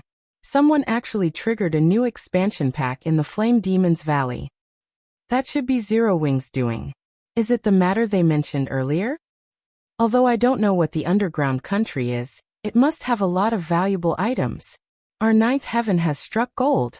The only other guild that should be in the Flame Demon's Valley is Zero Wing. Our two guilds should be the only ones who know about this underground country. We'll make a fortune by reselling the items from it. Excitement flashed in the eyes of the Ninth Heaven's members when they heard the system announcement. Traveling into human kingdoms and empires was intensely difficult for neutral races, so any items they purchased in Forest City were far above market price. Now that they had discovered the underground country, they could sell its unique items in Forest City. They'd be able to make a fortune and rapidly develop their guild. So this is Zero Wing's strength? Melody revealed a bitter smile when she read the system announcement. She had been smug and satisfied because she had accepted a high-ranked quest with an extraordinary reward. In contrast, Zero Wing had triggered a new expansion pack in the Flame Demon's Valley. The difference between them was immense. Previously, she had still suspected Zero Wing of targeting Ninth Heaven. But now, her suspicions were laughable. To Zero Wing, her high-ranked quest wasn't likely worth a second glance. While Ninth Heaven's members envied Zero Wing for activating a new expansion pack, Shifeng frantically set up the teleportation array's marker. Setting up a teleportation marker was not an easy task. Players needed a considerable understanding of magic arrays to succeed. The procedures were extremely complex, and normally, a player would need a lot of time to set up the marker and connect it to a teleportation array. However, to Shifeng, who was adept in drawing advanced magic arrays, this task was easier. He swiftly etched magic arrays on one crystal after another before placing the crystals on a large magic array he had carved into the ground. Very quickly, the mana in the mine started to gather in the magic array. Sherfone could feel the mine's dense mana begin to dwindle. Oh! Suddenly, Sherfone heard a furious howl from outside of the mine, echoing on the mine's stone walls. Guild leader, trouble! The lava hound went berserk and is charging towards you. It's ignoring aggro completely. Aqua Rose shouted in the team chat when she saw the enraged lava hound rush back to the canyon. To current players, a berserk level 80 mythic monster was an absolute nightmare. Cola had tried to stop the lava hound with his shield, but had instantly lost over 30,000 HP when the boss had responded with an angry swipe. The lava hound's strength was terrifying. If anyone else had taken that attack, they would have likely died instantly. As soon as Aqua Rose fell silent, the lava hound arrived before the mine's entrance. Fortunately, the mine entrance was too small for the lava hound, so the boss couldn't get in. Seeing this, Aqua Rose and Cola breathed a sigh of relief. However, something then happened that stupefied Zero Wings members. The gigantic lava hound split into 3 miniature copies. Each copy was still a level 80 mythic monster, but they did have slightly lower basic attributes. Before Zero Wings members could react, the 3 lava hounds charged into the mine. Hurry! Hurry up! Sherfone could already hear rapidly approaching footsteps. It was obvious that the lava hound was almost to him. Meanwhile, he only needed to insert one last crystal into the ground to set the spatial coordinates. Unfortunately, the loading bar, which had swiftly filled before, felt extremely slow to Sherfone. It was only 70% full. While conducting the merging process, Sherfone couldn't do anything. He couldn't even activate a skill. When the loading bar reached 90%, 3 1-meter-tall lava hounds appeared before Sherfone. Despicable mortal! You dare violate this sacred ground. You'll pay for your crimes with your soul. The 3 lava hounds spoke in the human language, rage flaring in their eyes as they spat 3 scorching, white beams at Sherfone. Like lasers, the white beams vaporized everything in their path.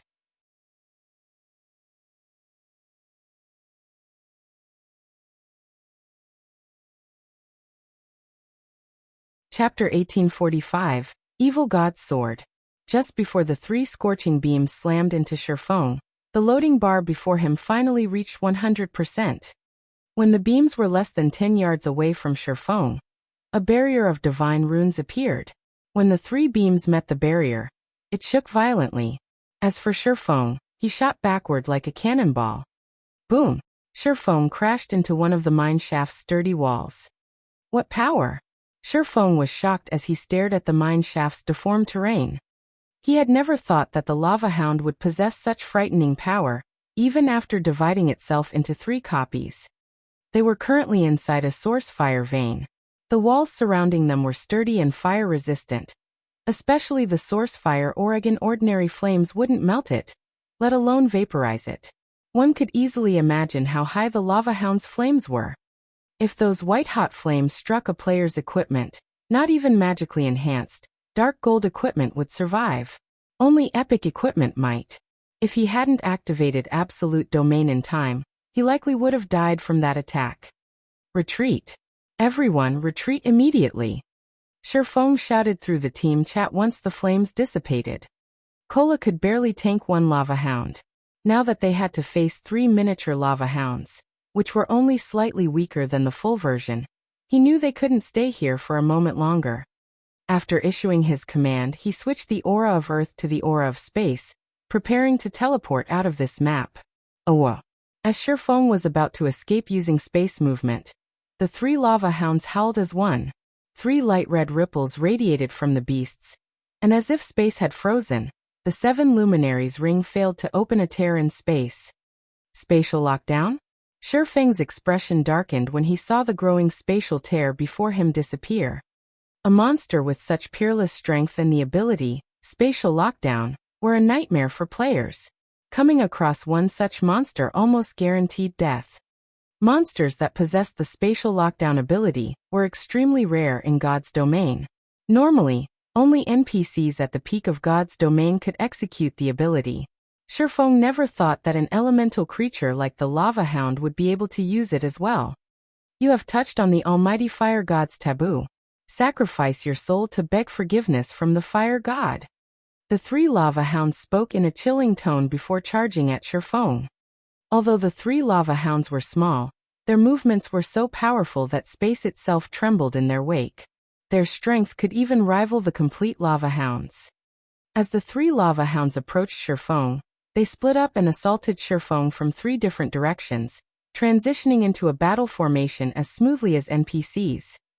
Is this a god's guardian? Shifeng's expression turned somber as he watched the three lava hounds approach. It was normal in God's domain to find treasures guarded by powerful monsters, and there were some incredibly powerful existences among these guardian monsters. These guardians had been created by the gods. Normally, gods only created such powerful guardians to protect their wealth. Not only did these guardians have an eternal lifespan, but they were also undying. In addition, they commanded extremely powerful skills and spells. They were even more difficult to deal with than archaic species of the same rank and level. I can only give it a try. Shifeng gritted his teeth and used Heavenly Dragon's power before activating Divine Steps. In the next moment, 10 doppelgangers with the exact same aura and attributes as Shifeng appeared. Shifeng and his doppelgangers then charged at the three lava hounds. Although the lava hounds were powerful, Shifeng managed to nullify their attacks by constantly switching positions with his doppelgangers. Using this opportunity, Shifeng quickly made his way towards the mine's exit. Normally, guardian monsters would give up the chase once they were a certain distance away from what they were supposed to protect. As long as Shifeng moved out of range, he could shake off the lava hounds. However, the lava hounds were incredibly difficult to get away from. Not only was their strength incredibly high, but their speed was also impressive.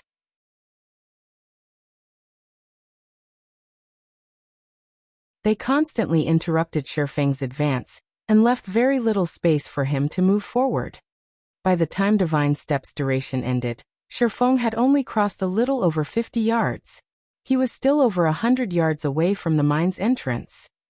The instant Shifeng's doppelgangers disappeared, a lava hound swiped its paw at Shifeng so fast that it was impossible to dodge. With no other choice, Shifeng raised Killing Ray to block the attack. Pung! The instant the lava hound's paw met Shifeng's sword, he felt his entire arm go numb. The impact sent his body flying backward over 20 yards, dealing over -40,000 damage. What incredible strength! This should be close to rivaling a high mythic strength. Shifeng thought as he stared at the lava hound that hit him. His encounter with the lava hound had been brief, and the beast hadn't used any skills, yet he had lost so much HP. He had already activated Heavenly Dragon's power, as well, drastically increasing his strength and defense. Right now, his defense was even higher than Cola's, although he didn't have the passive skills that provided damage reduction. Even then, he had still lost over 40,000 HP. The current lava hound before him definitely had much higher strength than the original. Meanwhile, he had to face 3 of these lava hounds. Before Shifeng could figure a way out of this situation, another lava hound pounced at him. Hurriedly, Shifeng activated Parry to block its attack. Pung! Once more, Shifeng flew backward by over 20 yards. Not only hadn't he moved closer to the mine's entrance, but he was actually further from it. This was clearly what the lava hounds had intended to do with their attacks. These lava hounds' combat standards were in no way inferior to expert players. Am I going to die here? Shifeng could not help his bitter smile as he watched the third lava hound pounce at him. It would seem that he had taken on too large of a risk to set up the teleportation marker. While he did not mind losing 1 level of EXP, he carried multiple tools that would drop on his death. Moreover, these items would not simply remain on the ground after being dropped. After a certain time had passed, these valuable items would disappear. Meanwhile, when players died, they'd only resurrect after half an hour, unless someone resurrected them with a skill or special tool. By the time he returned to this mine, his dropped items would be gone from this world. As Shifeng clashed with the lava hounds, his HP continued to decrease. 80%, 70%, 60%. Although he had tried to use void steps to blindsight the beasts, The technique was ineffective against the lava hound's sharp sense. Even though the lava hounds couldn't see him, they could pinpoint his location with their other senses, launching another paw swipe or bite attack. Oh. Why hasn't the guild leader come out yet? Aqua Rose, who had long since distanced herself from the canyon, muttered as she watched the swarm of lava monsters return to their home. The guild leader should be fine. If he goes all out, he can even contend with mythic monsters, Blackie reassured. It's been so long though. Moreover, there were 3 lava hounds. I think it's best if I go take a look, Fire Dance said worriedly. I'll go with you, Flying Shadow offered as he followed Fire Dance. Meanwhile, inside the mine, Shifeng watched the circling lava hounds and glanced at the small percentage of HP he had remaining with a bitter smile. Despite activating twofold Berserk, which temporarily granted him the power to contend with Tier 4 mythics, he still couldn't come within 100 yards of the mine's entrance. While he was confident that he could escape a single lava hound, 3 were too much for him to handle. To make matters worse, the 3 lava hounds coordinated perfectly. Although he had thought of using a magic or summoning scroll, the 3 lava hounds were simply too fast. They gave him no opportunities to use such tools. As twofold Berserk's duration continued to run out, Shifeng frantically searched through his bag for items that could help him out of this predicament. Suddenly, he discovered a broken longsword that had been inactive in his bag for quite some time. This longsword was none other than the evil god's inheritance, a treasured sword that had once belonged to the evil god.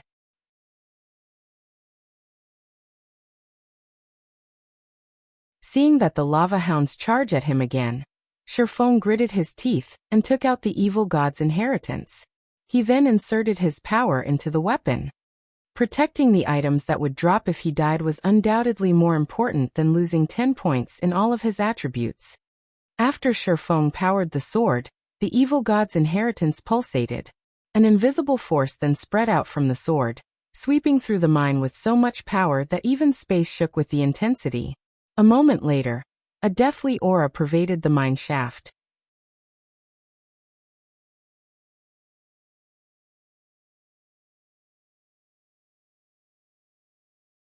Chapter 1846, Broken Sword's Power.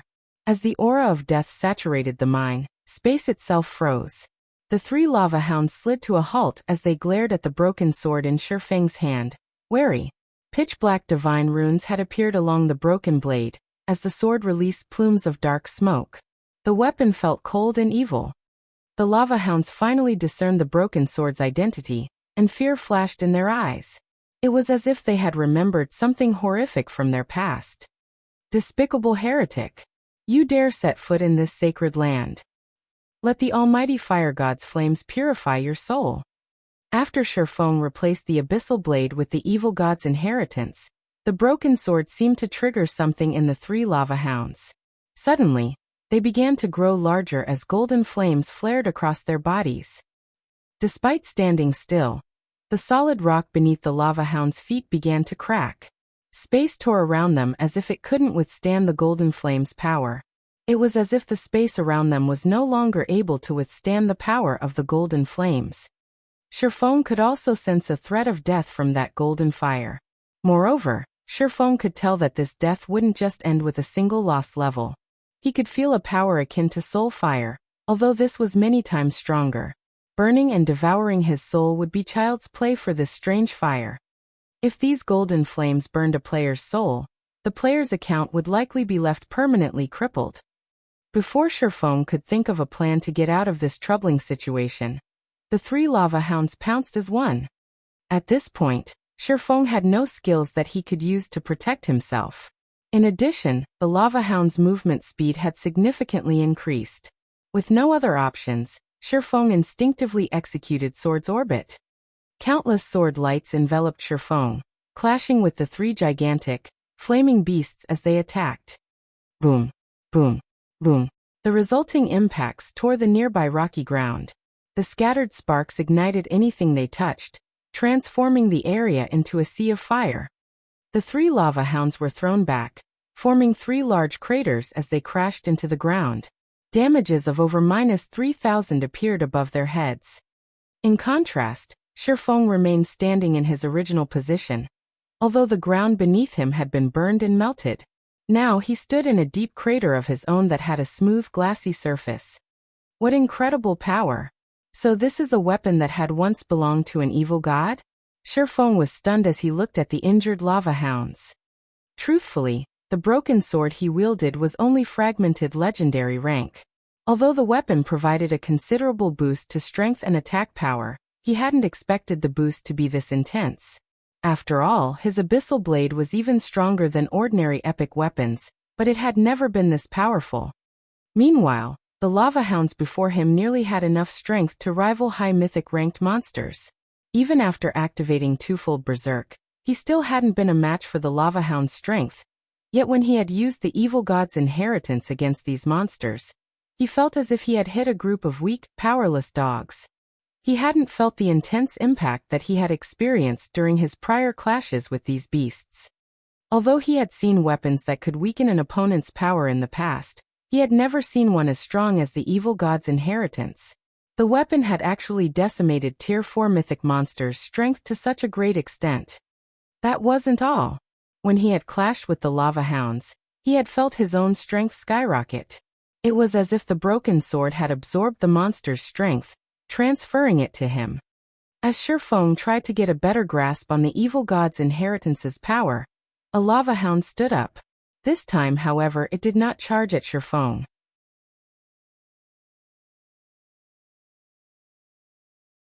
Instead, it howled with anger and formed a golden, threefold magic array in front of itself.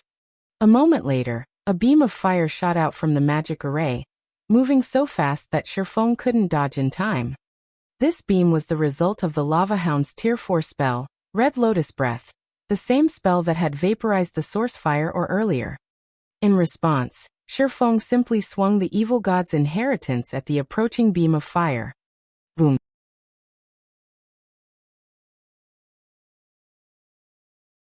The broken sword sliced the crimson beam in half, the flames disintegrating the stone wall behind Shifeng. Shifeng stumbled 5 steps back as a damage of over -10,000 appeared above his head. Sure enough, Shifeng was indescribably shocked, glancing down at the evil god's inheritance in his hand. As he had guessed, the evil god's inheritance could absorb an enemy's power, converting it into his own. Moreover, he had received far more power from this attack than the last. Not only had he gained 20% more strength, but his fire resistance had also increased by 30%. This ability was simply frightening. Due to this ability, his combat power had instantly soared. Moreover, he could sense that this still wasn't the evil god's inheritance's limit. Although he couldn't see the evil god's inheritance's exact attributes, when he wielded the weapon, he felt that he hadn't fully grasped the broken sword's power. The broken sword could grant him even more boons depending on the strength of the attack he received. However, the provided improvements were not without a flaw. Their short duration. Each time it absorbed an attack's power, the weapon's wielder could only retain it for a short 10 seconds. Even so, it was amazing. Shifeng found it truly hard to imagine that the evil god's inheritance was still incomplete, and that he only exhibited 10% of its power after sacrificing his attributes. If he could exhibit the weapon's full power, the result would be unimaginable. Most likely, he'd be able to suppress the 3 lava hounds completely. One should be able to leave now. When he saw the other 2 beasts charge towards him, Shifeng licked his lips in excitement and ran to meet his enemies in battle. Previously, the difference between their basic attributes had been too great. Even after using twofold berserk, he had been thoroughly suppressed. Now, however, his strength had surpassed the lava hounds after he had weakened them and boosted his own with the evil god's inheritance. Shifeng relied on his superior strength and technique to push the 2 lava hounds to the side. He then dashed for the mine's entrance like a powerful gale. When the lava hounds caught up to Shifeng, he easily threw them back with an attack. In less than 5 seconds, Shifeng burst from the mine and back into the canyon. Thousands of lava monsters then turned to look at the swordsman. Big Sisfire, the guild leader is out. Flying Shadow said, breathing a sigh of relief when he saw Shifeng emerge from the mine. However, his excitement quickly faded, and a somber expression dominated his face. Thousands of lava monsters surrounded Shifeng, including the 3 mythic lava hounds that chased after him. Even a tier 2 assassin like him or Fire Dance would have no hope of surviving such an encirclement, much less a swordsman like Shifeng. I'll attract the monster's attention. Ready a defensive magic scroll, and prepare to use it on the guild leader. Fire Dance felt her scalp tingle as she watched the swarm of monsters close in on Shifeng, but she had to try to rescue her guild leader.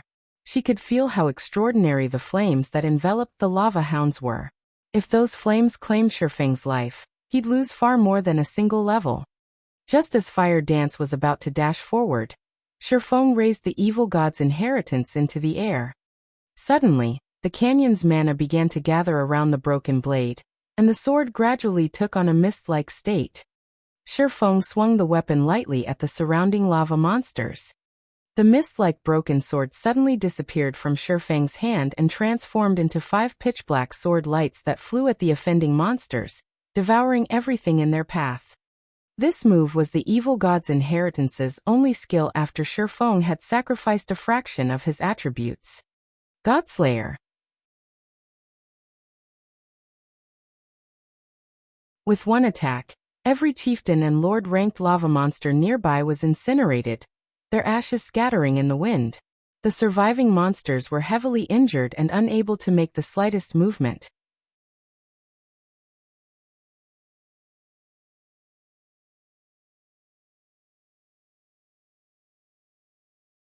Chapter 1847, Flame Demon's Crown.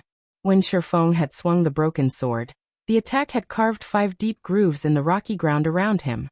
The canyon's terrain had changed drastically. What great destructive power! Shock filled Shifeng as he gazed at the evil god's inheritance in his hand.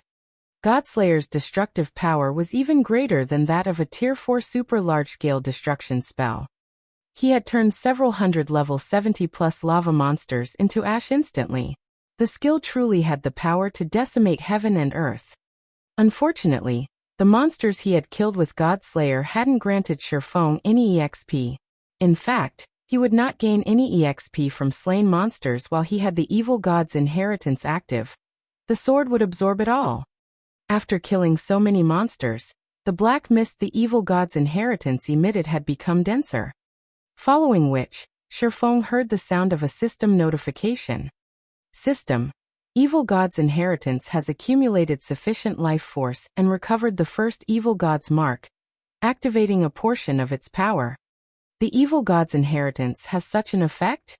Shifeng was surprised. He had thought that he could only repair the weapon by collecting the missing fragments. He had never expected the broken blade to recover some of its lost power by absorbing others' life force. Evil god's inheritance one-handed sword. A treasured sword that the evil god had once used. However, the sword had been destroyed in a battle, shattered into 3 pieces. Although the evil god's treasured sword had been destroyed, the evil god's power within remains intact. As long as one gathers all 3 fragments, it is possible to restore the sword to its past glory. This piece is the sword's broken hilt. By permanently sacrificing 10 points of all attributes, the user may temporarily use the sword's power. Although this sword has been severely damaged, it can still exert 1/10 of its original power. First Evil God's Mark. Power absorption can increase strength by a maximum of 100%, stamina by 20%, and all resistances by 100%. When this fragment is within 1,000 yards of other fragments, the fragments will resonate. Drops upon death. Cannot be traded. Although he could strengthen the evil god's inheritance by killing a large number of monsters, he had no intentions of doing so. While Shifeng might wield extraordinary power when he used the evil god's inheritance, he'd have to sacrifice 10 points from every basic attribute permanently each time he wielded the weapon. While 10 points in all attributes might not be much to a Tier 2 player, it would add up. If he used the weapon for too often, he would cripple his account. One could say that the evil god's inheritance was even more evil than magic weapons. Hence, the evil god's inheritance should only be used as a final trump card. Shifeng had no intentions of feeding the evil god's inheritance any more life force right now either. He only had half an hour to use the weapon after activating it. How much life force could he possibly accumulate in half an hour? However, the ability to strengthen the evil god's inheritance had truly been an unexpected boon. Following which, Shifeng charged out of the hole he had opened in the monster encirclement. Now that the evil god's inheritance had grown stronger, he had a much easier time dealing with the 3 lava hounds that chased after him. Is this the guild leader at his full strength? Flying Shadow, who watched from the valley's entrance, was astonished as he watched Shifeng take on 3 level 80 lava hounds without trouble. Even Fire Dance, who prepared to move out, was stunned. She had assumed that after so many battles and adventures, the distance between her and Shifeng had shortened. Looking at it now, however, it would seem that the gap was larger than ever. What the 2 assassins did not know was that Shifeng fully relied on the evil god's inheritance to command such power. Without it, he might not have survived even after activating twofold Berserk. Shifeng quickly escaped the lava hound's grasp, and although this further enraged the mythic monsters, they didn't dare leave their domain by as much as a centimeter. They could only watch until Shifeng left their sight. Despicable heretic! The almighty fire god will not let you get away with this.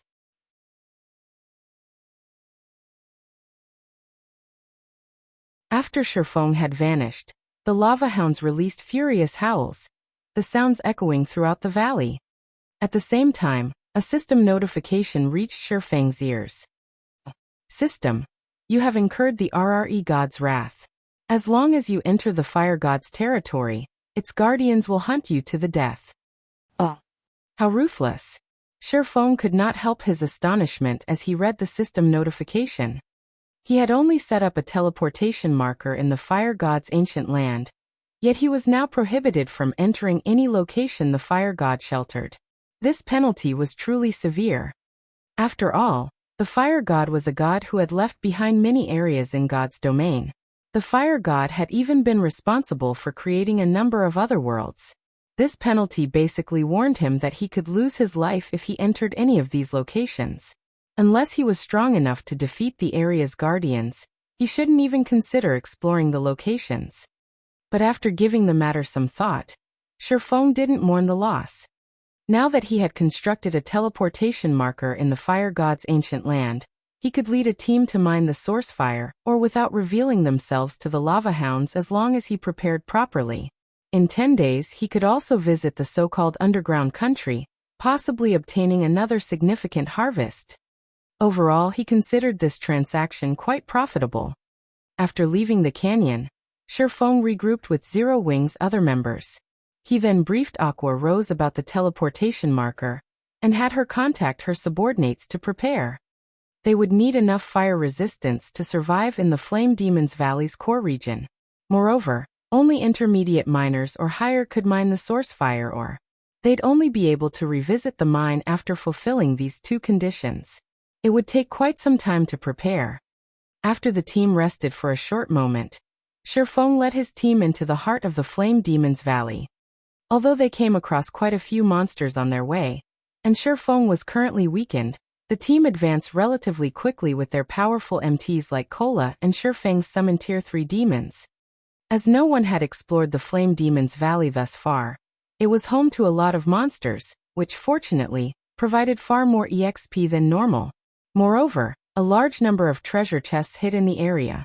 After venturing through the core region for 4 hours, some of the team's level 56 members had risen to level 57.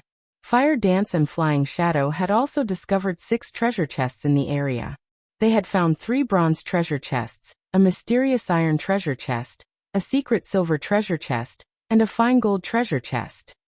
The discovery surprised both Fire Dance and Flying Shadow, who frequently searched for treasure chests in the fields.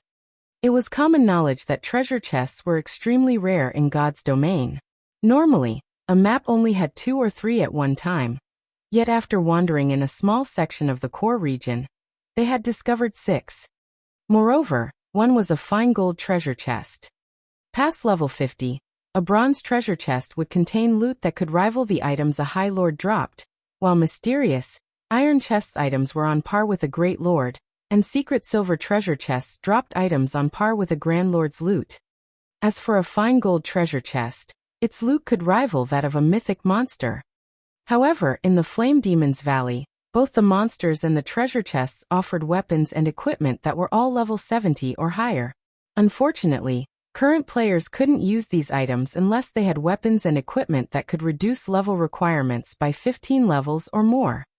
As Shifeng activated the fine gold treasure chest, it released a light that illuminated the gloomy sky above the Flame Demon's Valley. Even players several thousand yards away could see the glow. The Flame Demon's crown? Shifeng was flabbergasted when he saw the exquisite, flaming crown inside the treasure chest. You're tuning in to the Li Mei's Wuxia Whispers YouTube channel. We're so grateful for your support, and don't forget to subscribe to join us on this incredible journey through captivating stories. Your generosity through donations truly makes a world of difference, as it's the primary source of revenue that allows me to expand and enhance this channel for you. Thank you from the bottom of my heart for being a part of this adventure.